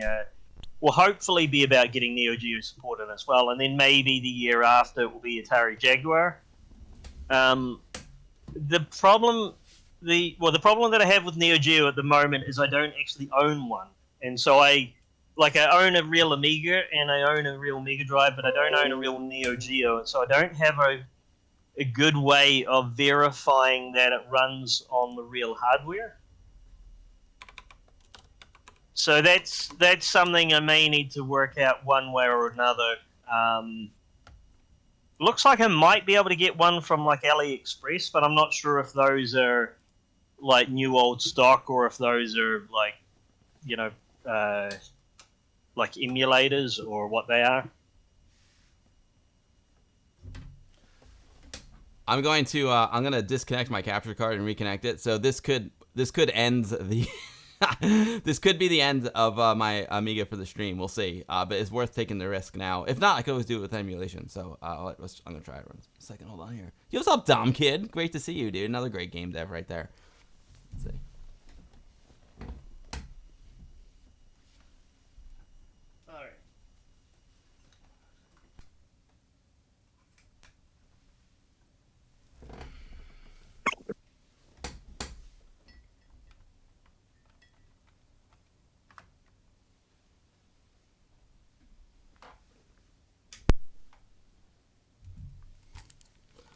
All right, let's see. I'm not gonna lie, I'm a little nervous. Oh man. Okay, well it's working on my monitor. Let's see what happens if I go over here. Yeah, let's see. All right, let's go to. I'm gonna try this again. I'm gonna go to Major HDMI Plus settings. Let's do that.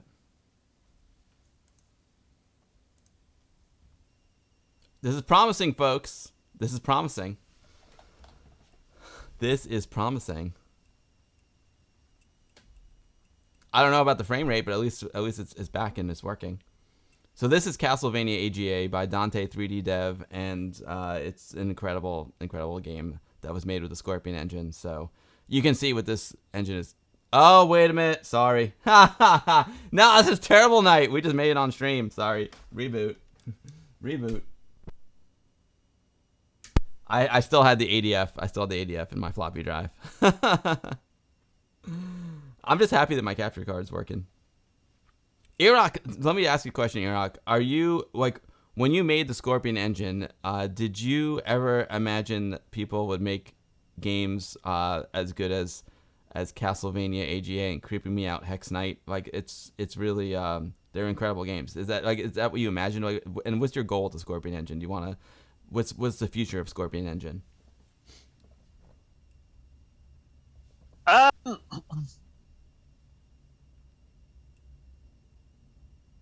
Yeah, I'm definitely surprised that some third-party developers like Dante, like Mixel, like Acid Bottle, like Lemming, like Dom Kid and Niso, and quite a few others have made some really ambitious games and even some like really ambitious demos and pushed the engines in ways that I never expected to work. Like something that I think about every now and then is I was browsing Facebook one day and I saw that Indie Retro News had posted about there's a new Street Fighter 2 demo, and I thought, that's really interesting. I guess you use assembly or C, and then a little bit after that, I find actually no, it was made in Scorpion. And because at that point, no one had ever tried to make a fighting game, and even though it was just a tech demo, it was just a really simple tech demo, it still showed that conceptually, hey, you could make a Street Fighter game in Scorpion.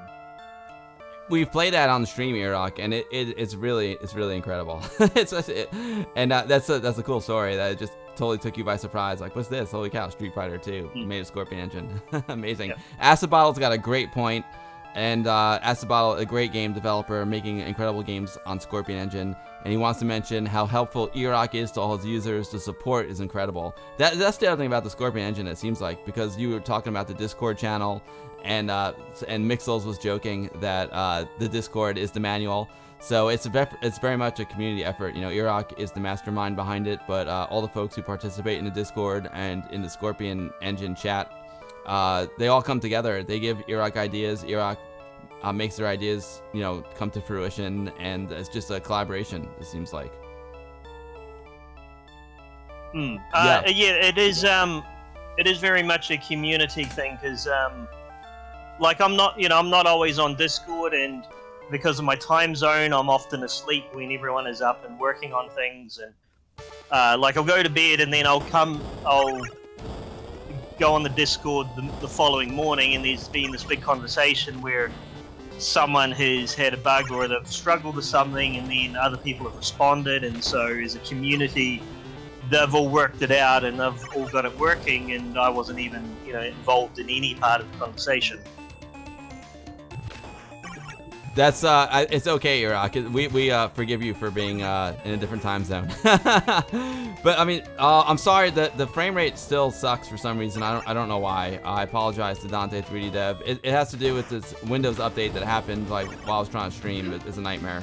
But this game's incredible, and what I love is how I'm seeing some of the things that you taught us in the tutorial. So for example, like when we went into the castle, I'm like, oh, I know how Dante did that. He put the green box there and said that's the exit level. He triggered the exit level. That's so cool. I love the music. Zoom in on mini DB cam where the frame rate is good. Exactly.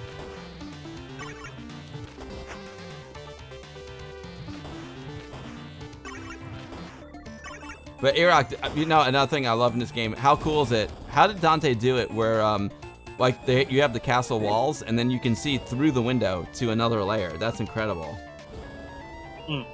So that's,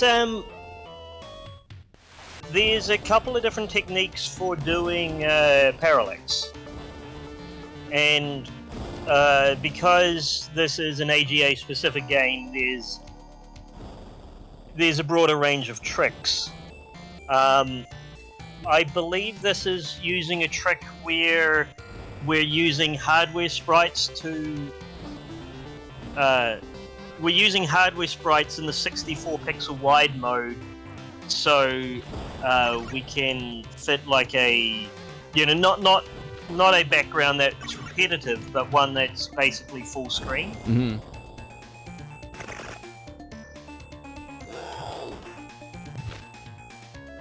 It's really incredible. It's like the Castlevania that we all wanted. It's really cool, and it's just so cool to see how someone really pushed Scorpion engine to the max here.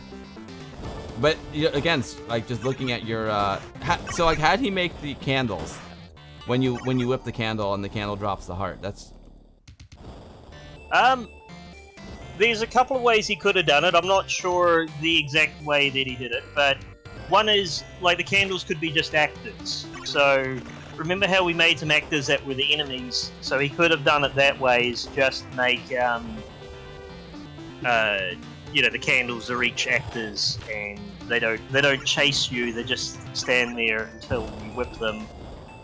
So that's one way we could have done it. What I think is more likely is that he used what's called blocks. And so blocks are kind of like a special dynamic tile, and they can't sort of move around the screen like actors can do, but because they can't move around the screen, they're very good for performance. They just sort of sit there and they only update when they need to, whereas an actor updates every frame.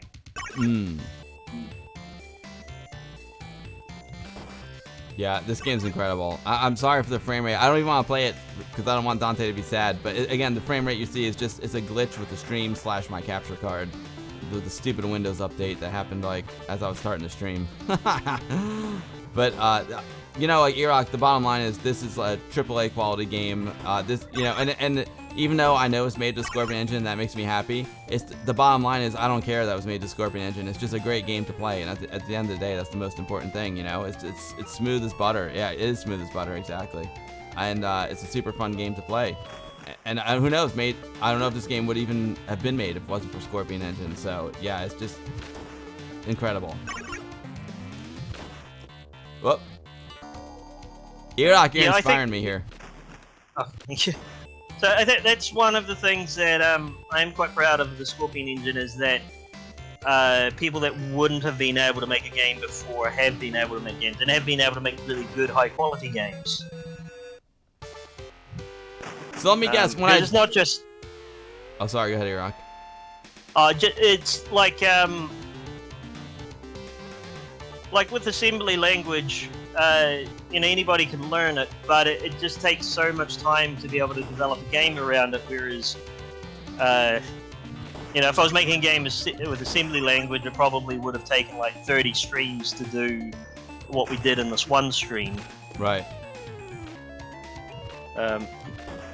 Yeah, I mean, assembly language is incredible, but I feel like there's so much to making a game. Like even using Scorpion Engine, there's still, like as you saw, there's like so much to it that it's just nice to like kind of have Scorpion Engine handle like all the technical stuff, and you can just worry about making cool like, you know, sprites and, you know, animations and making your characters look right, and there's just so much to game development. You don't want to get bogged down by one aspect of it, and Scorpion Engine definitely like holds your hand and gets you through a lot of it. And it compiles really well. Like this game is so smooth, it's really amazing. Is the waterfall a sprite? Do you know if this is a sprite or not, Earok? Oh, that's I think the waterfall probably is a sprite. I guess if Dante's still on, he would be able to answer. I thought he was, but I think he might have went to bed. Yep, Mixel's here. Mixels, can we fire up your game? Do you mind? I feel bad about the frame rate. Let's see if I go over to my my itch. I could also do it in the emulator, run the emulator, Mixels. You know what I love about itch.io is like I forget where I put my stuff, and then I just go to itch and I just download it. You love it? Okay, cool. I just feel bad about the frame rate. Let's go to itch. All right, and I go. It should be in my library. Let's see. Creeping me out. Oh, there's box 4. Yeah, it should be in my library. Let's see.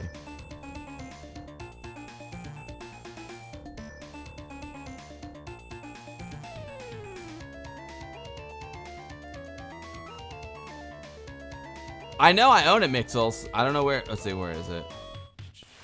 Mixels, can you drop the link? My email's not verified, dude. I've been itch for years. Don't even. Let's see. Show all, view all. There we go. I know it's probably a long time ago. I mean, there it is. Got it. There we go. All right. We'll do. Here we go. Which one should I do here? Should I do February 26th? I'll do this one. I'll do. Should I do the WHD load Mixels, or should I do just the regular?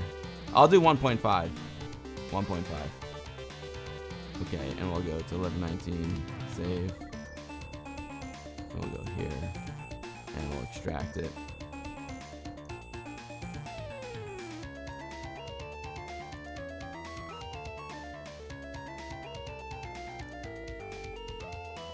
All right, I'm gonna reboot my Amiga.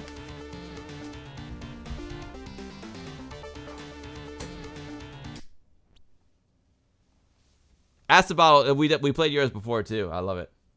No worries, Mixels. Thank you for sharing that with me, Ask the bottle. By the way, it's an honor for you to share that breakthrough game with me.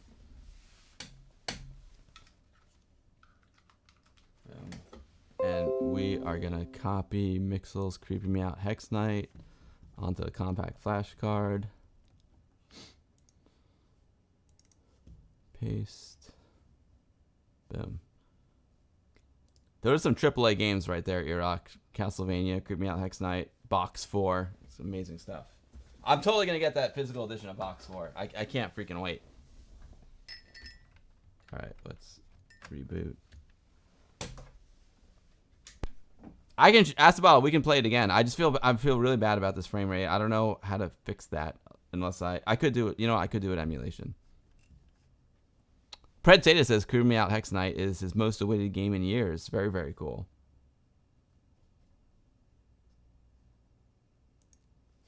I could, like you said, I could take the mini DV camera and just aim it at my screen. I think mini DV camera might be in night vision mode, which is super rad.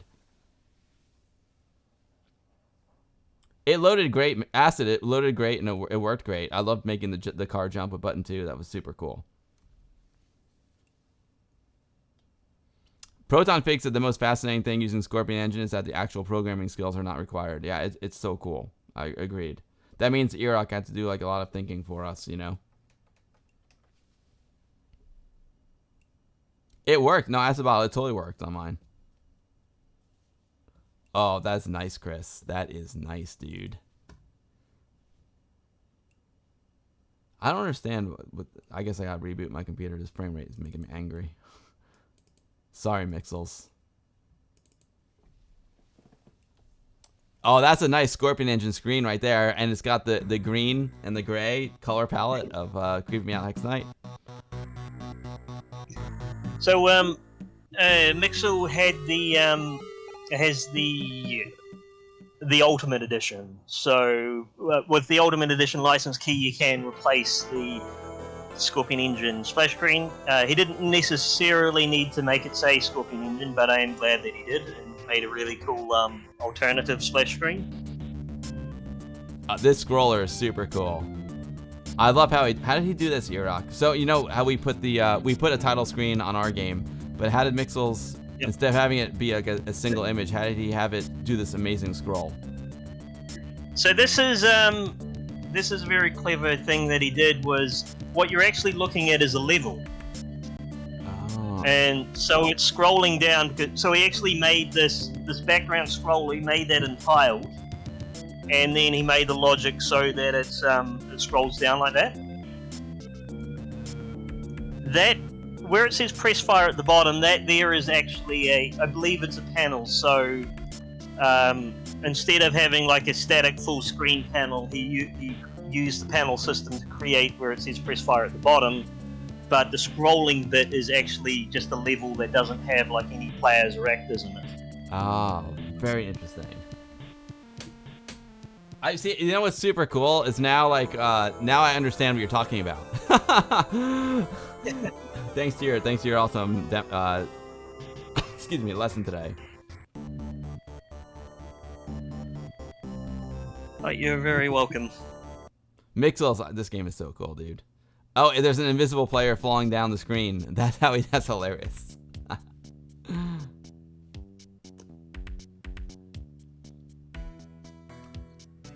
Yar. Oh, it's you. Hi, Francis. So how did he make the text at the bottom of the screen? So something you can add to panels is what's called a talk pad, and talk pad lets you assign a font to it, and so he's created this that font. He's hooked it to the talk pad, and he said use whenever there's dialogue, use a specific panel for that dialogue. Wow. So when you were creating, Scorpion Engine, did you have things like that in mind, or are these like tricks that folks like Mixels are, figuring out on their own? I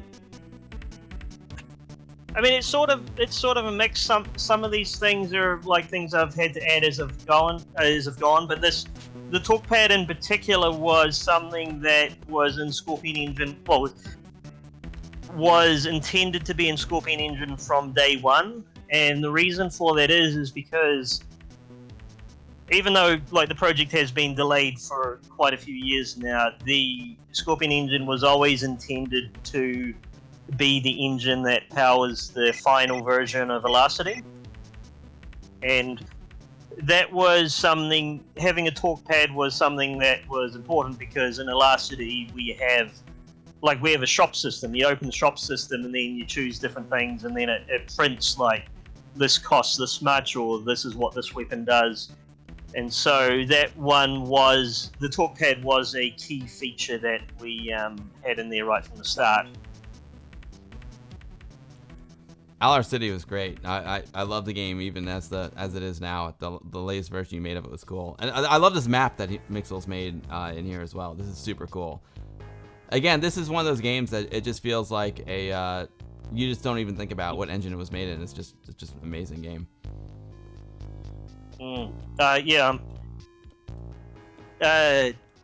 It's incredibly ambitious, and Mixel's ambition has definitely pushed me to add the features that needed in the performance optimizations, everything else that needed to make a game of this size and scope and ambition. Yeah, it's really incredible. How Mixels, how far along are you with the game?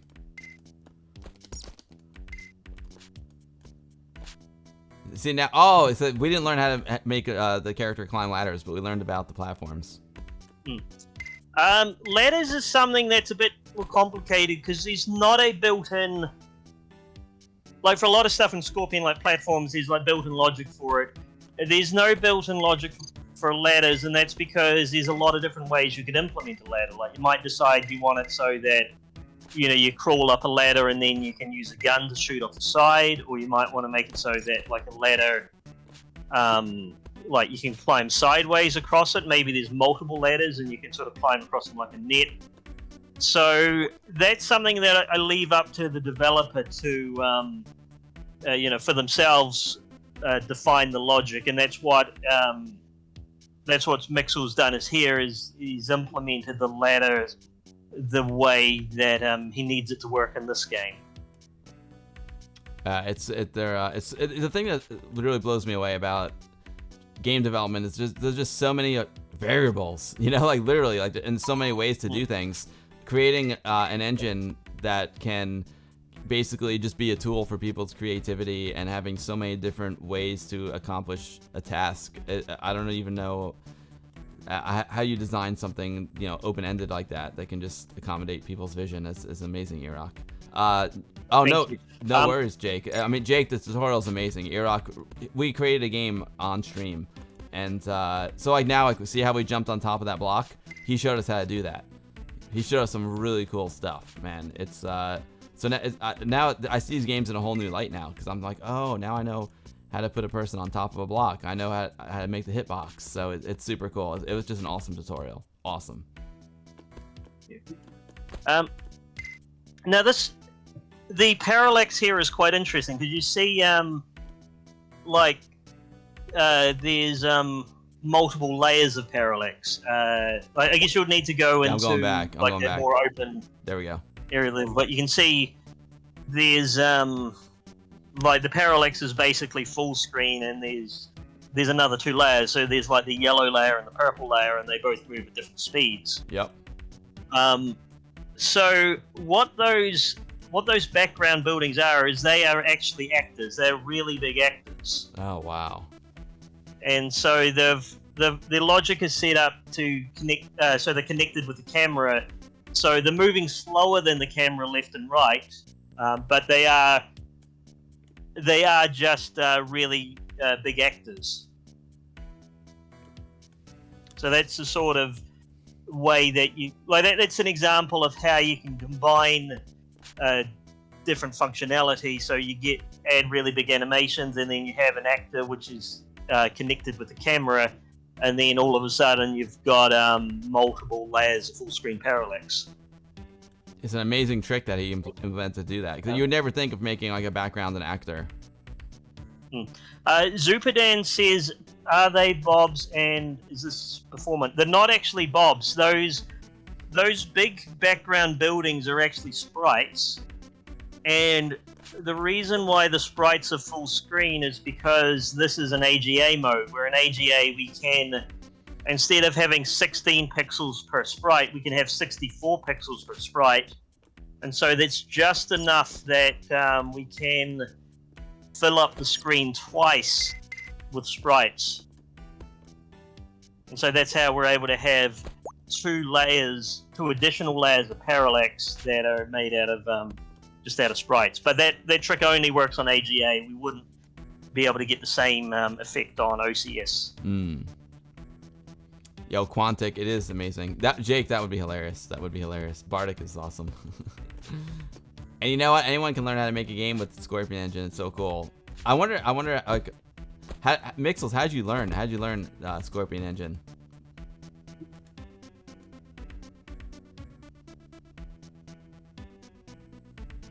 Super Dan, I can't wait to play some Boom. Yeah, let's climb down. I love these bubbles that come up, and you can like choose if you want to do something, yes or no. That's super cool.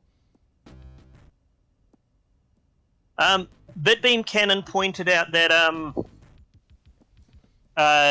so the background layers were only 3 colors each because we're only using the 3-color sprite system for the parallax there. Mixels could have made it 16 colors, but then you would only be able to have one layer because you would burn up all the sprite channels on that one layer alone.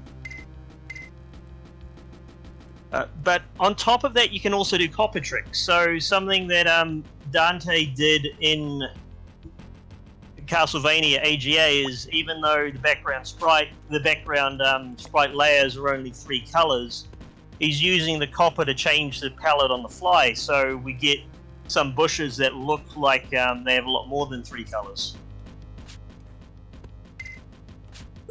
If I get further, oh, there's 16 colors later. Oh wow. I like Mixels. I love how you had the trash can breakable. That's super cool.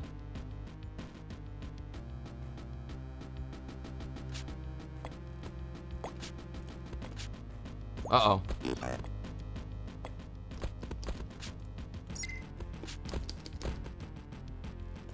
This game is so fun. I just feel horrible playing it with the crappy capture card frame rate. I don't know what, there's a bug there. Let's get some health. That's an interesting one too. Like how do you make potions and health? That's something we got to one day. What is the potion and the health, Earok? So, again, there's 2 ways. Well, it's similar to the candles in the Castlevania game. So you could have made them as actors. So, like that merman actor that we made, except instead of having it move around, it would be static, and instead of gaming over when you run into it, it would then give you health. So the actor is the base class for everything that you can sort of interact with. But he could have also done it with blocks, and so blocks are dynamic tiles. So, and of course, blocks are because they're just tiles that you can interact with. They are a lot more performant than actors. They're not as flexible. Mixels could probably correct me, but I believe that he used a combination of both. So, where he needed that extra flexibility, he used actors, and where it was okay just to have like a potion as part of like the background tile set, he would have used blocks.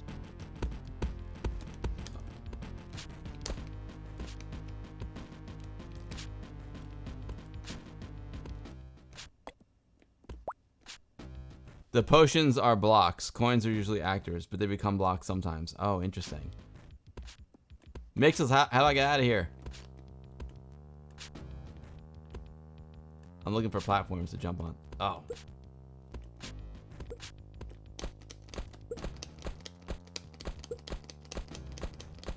Down the hole on the left? I just went down that hole and it was killing me. Wrong. Oh, the green hole? Nope. I don't think jumping into the toxic waste is a good idea. Oh, it's down here. Maybe it was that one there on the right. There it is. Wrong one, Mixels. I see it. I gotta go down there. I see it now. Amiga Bill just jumps into the hole filled with toxic waste. Oh man. I think this is what I have my eye on. There we go. There we go.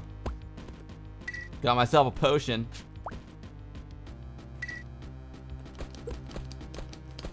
Mixels, how far along in the game are you? 'Cause this game's so sweet. I love the breakable walls. That's awesome.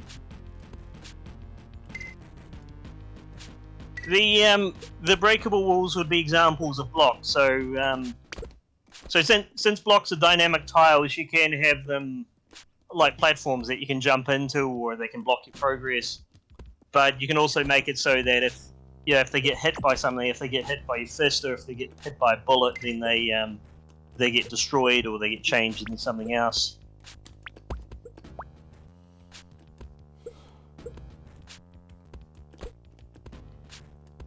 The other thing that's amazing is how Mixels made all the graphics himself. Some people are so talented.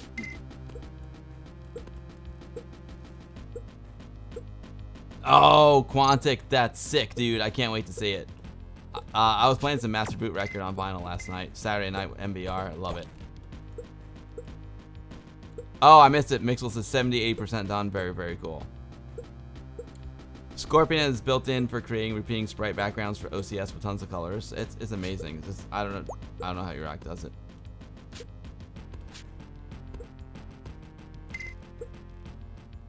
This is amazing. Well, Earok, it's about 6 p.m. here, and it is my wife's birthday, so I think it's about time for me to go spend some time with her. We had a great brunch this morning. Now we're gonna go have some dinner with her. But this has just been amazing, Earok. This is like one of my favorite streams, and I really appreciate you coming on today. And we learned a lot. I'll make a VOD. I'll make a full VOD on Twitch. Then I'll make a cut down VOD for like the actual lesson itself. And it was great. Thank you. Oh, thanks SPF. Thanks Geeks. Thanks Bitbeam. Thanks Judge Groovy Man. I'm glad you all enjoyed it. Earok, anything else you want to share with us? I want to make sure I got all your links correct. Let's see, did I put it here? No, that's about all I can think of. But yeah, it's been really good. Thank you so much for having me. My pleasure, Earok. You're welcome on any time. I'm dropping the links into the chat right now. That's where you can go get info on the Scorpion Engine, download it, support Earok. Oh man, thank you D-Mackie. I will. Thanks Super Dan. Thanks Mixels. Thank you for the game, dude. Oh yeah, I'll play the Sid on the way out. Chris, you rock, dude. My82, you're welcome. Thank you all for watching. Elron, thank you. I really appreciate the kind words, dude. TL1974. Greg is gonna support the project. Nice, dude. Earok, thank you. I mean, Cammy, you rule. Earok, thanks so much for coming on today. It was an absolute pleasure, and I'm super psyched that I learned as well. Thanks, Voxel. I'm glad you enjoyed it. Earok, keep up the amazing work, dude. I don't know. I don't even know how to thank you for all the work that you've done. Time Gal is one of my favorite all-time Amiga games, bottom line. And now that you made the Scorpion Engine, there's so much cool stuff coming out. I love it. It's super exciting, dude. Well, thank you so much, and I always appreciate the love that you have for pretty much everything I've ever done for Amiga. I really appreciate that. Well, it's all good stuff, man. It's easy to love the good stuff. Thanks, Earok. Thank you so much for coming on, and we'll be in touch for sure. And yeah, keep me updated on everything. I can't wait to see some more stuff that you make and updates to Scorpion Engine. I'm definitely gonna try it out myself too.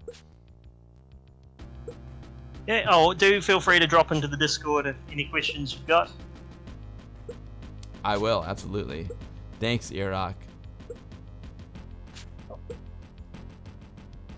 Have a good one, dude. Later. All right, later, dude. I'll be sure a very, very happy birthday to your mom. That's a whoa. What'd I just do? No. What'd I do? There we go. Okay, cool. Earok, how awesome is Earok, everyone? I freaking love that guy. He's incredible. Oh wait, did that hang up? Disconnect. There we go. Okay, cool. Boom. Yo. Weijiwoo, thank you so much. Oh, it's a pleasure to have you here. I've seen lots of your stuff online, dude. It's a pleasure to have you here. I'm so glad you enjoyed the stream. Thank you very, very much. D Mackey, thank you for gifting a sub to the amazing Bitbeam Cannon. Oh, you know what I want to show you guys? Let me put on. I'll put on. Where's Fig? Put on Proton Fig song. What do you do? It's this one, right?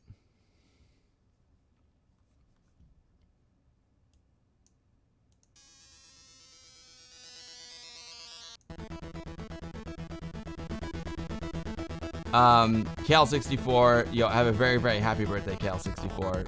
Earok nailed the stream, agreed, Greg. Mixels, you rule. Acid Bottle, thank you for sending me your game as well, dude. Appreciate it. Upshift, thank you for the happy birthday wishes to my wife. Bitbeam, you rule. Evilman, thanks for all your support. Dude, I love the pictures you've been posting, by the way, Evilman. Geeks vs. Geeks, you rule. Another banger from Proton Fig. But this is cool, check it out.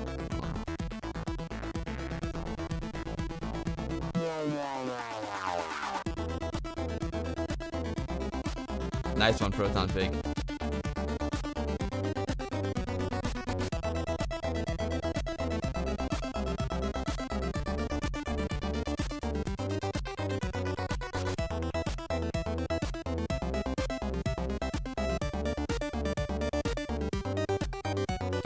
I want to go over to Pixel Glass.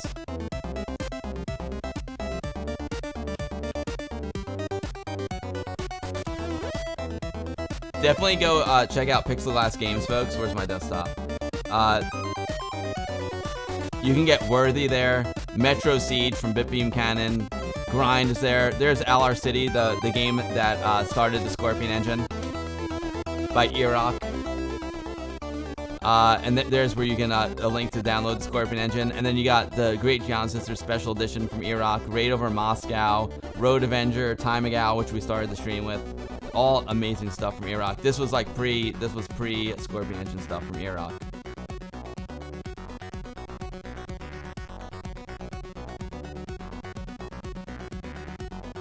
Oh, Sigurborn is gonna raid us? I mean, Nagram's gonna raid us? Oh man.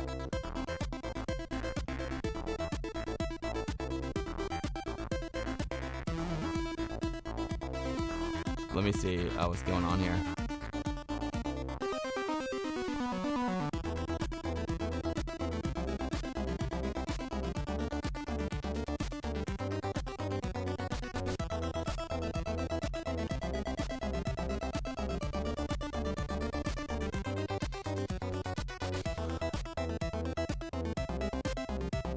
I would raid him, but he's only got if he's only got 2 minutes left. It doesn't make sense.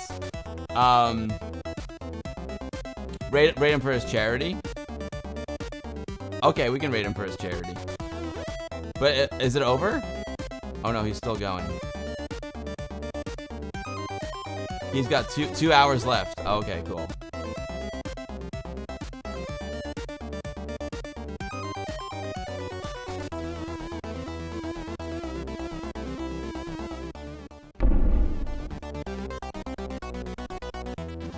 All right, we'll raid Nagram.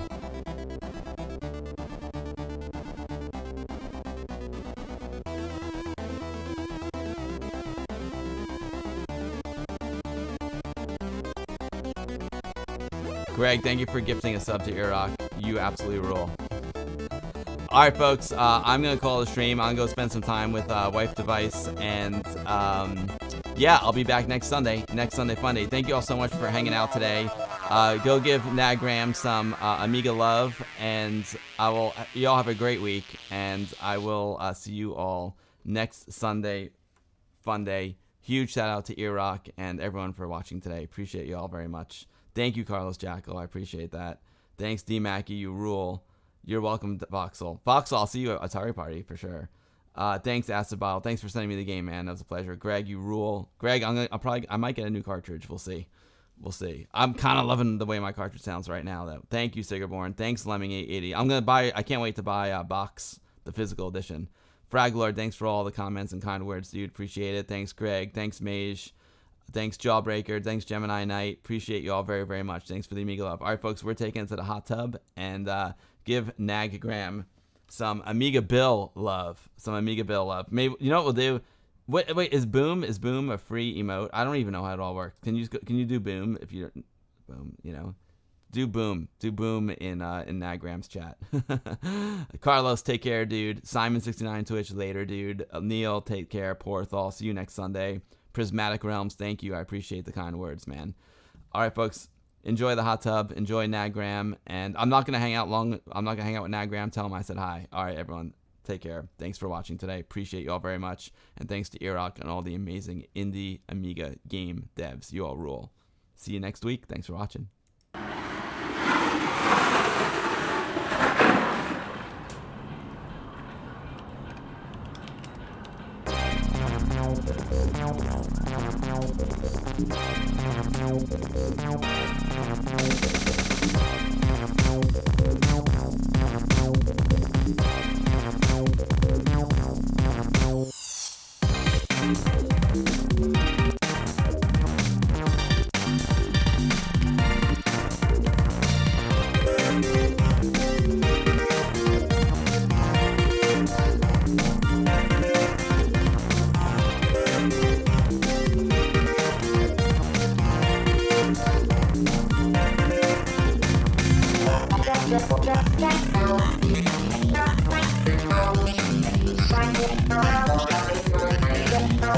Just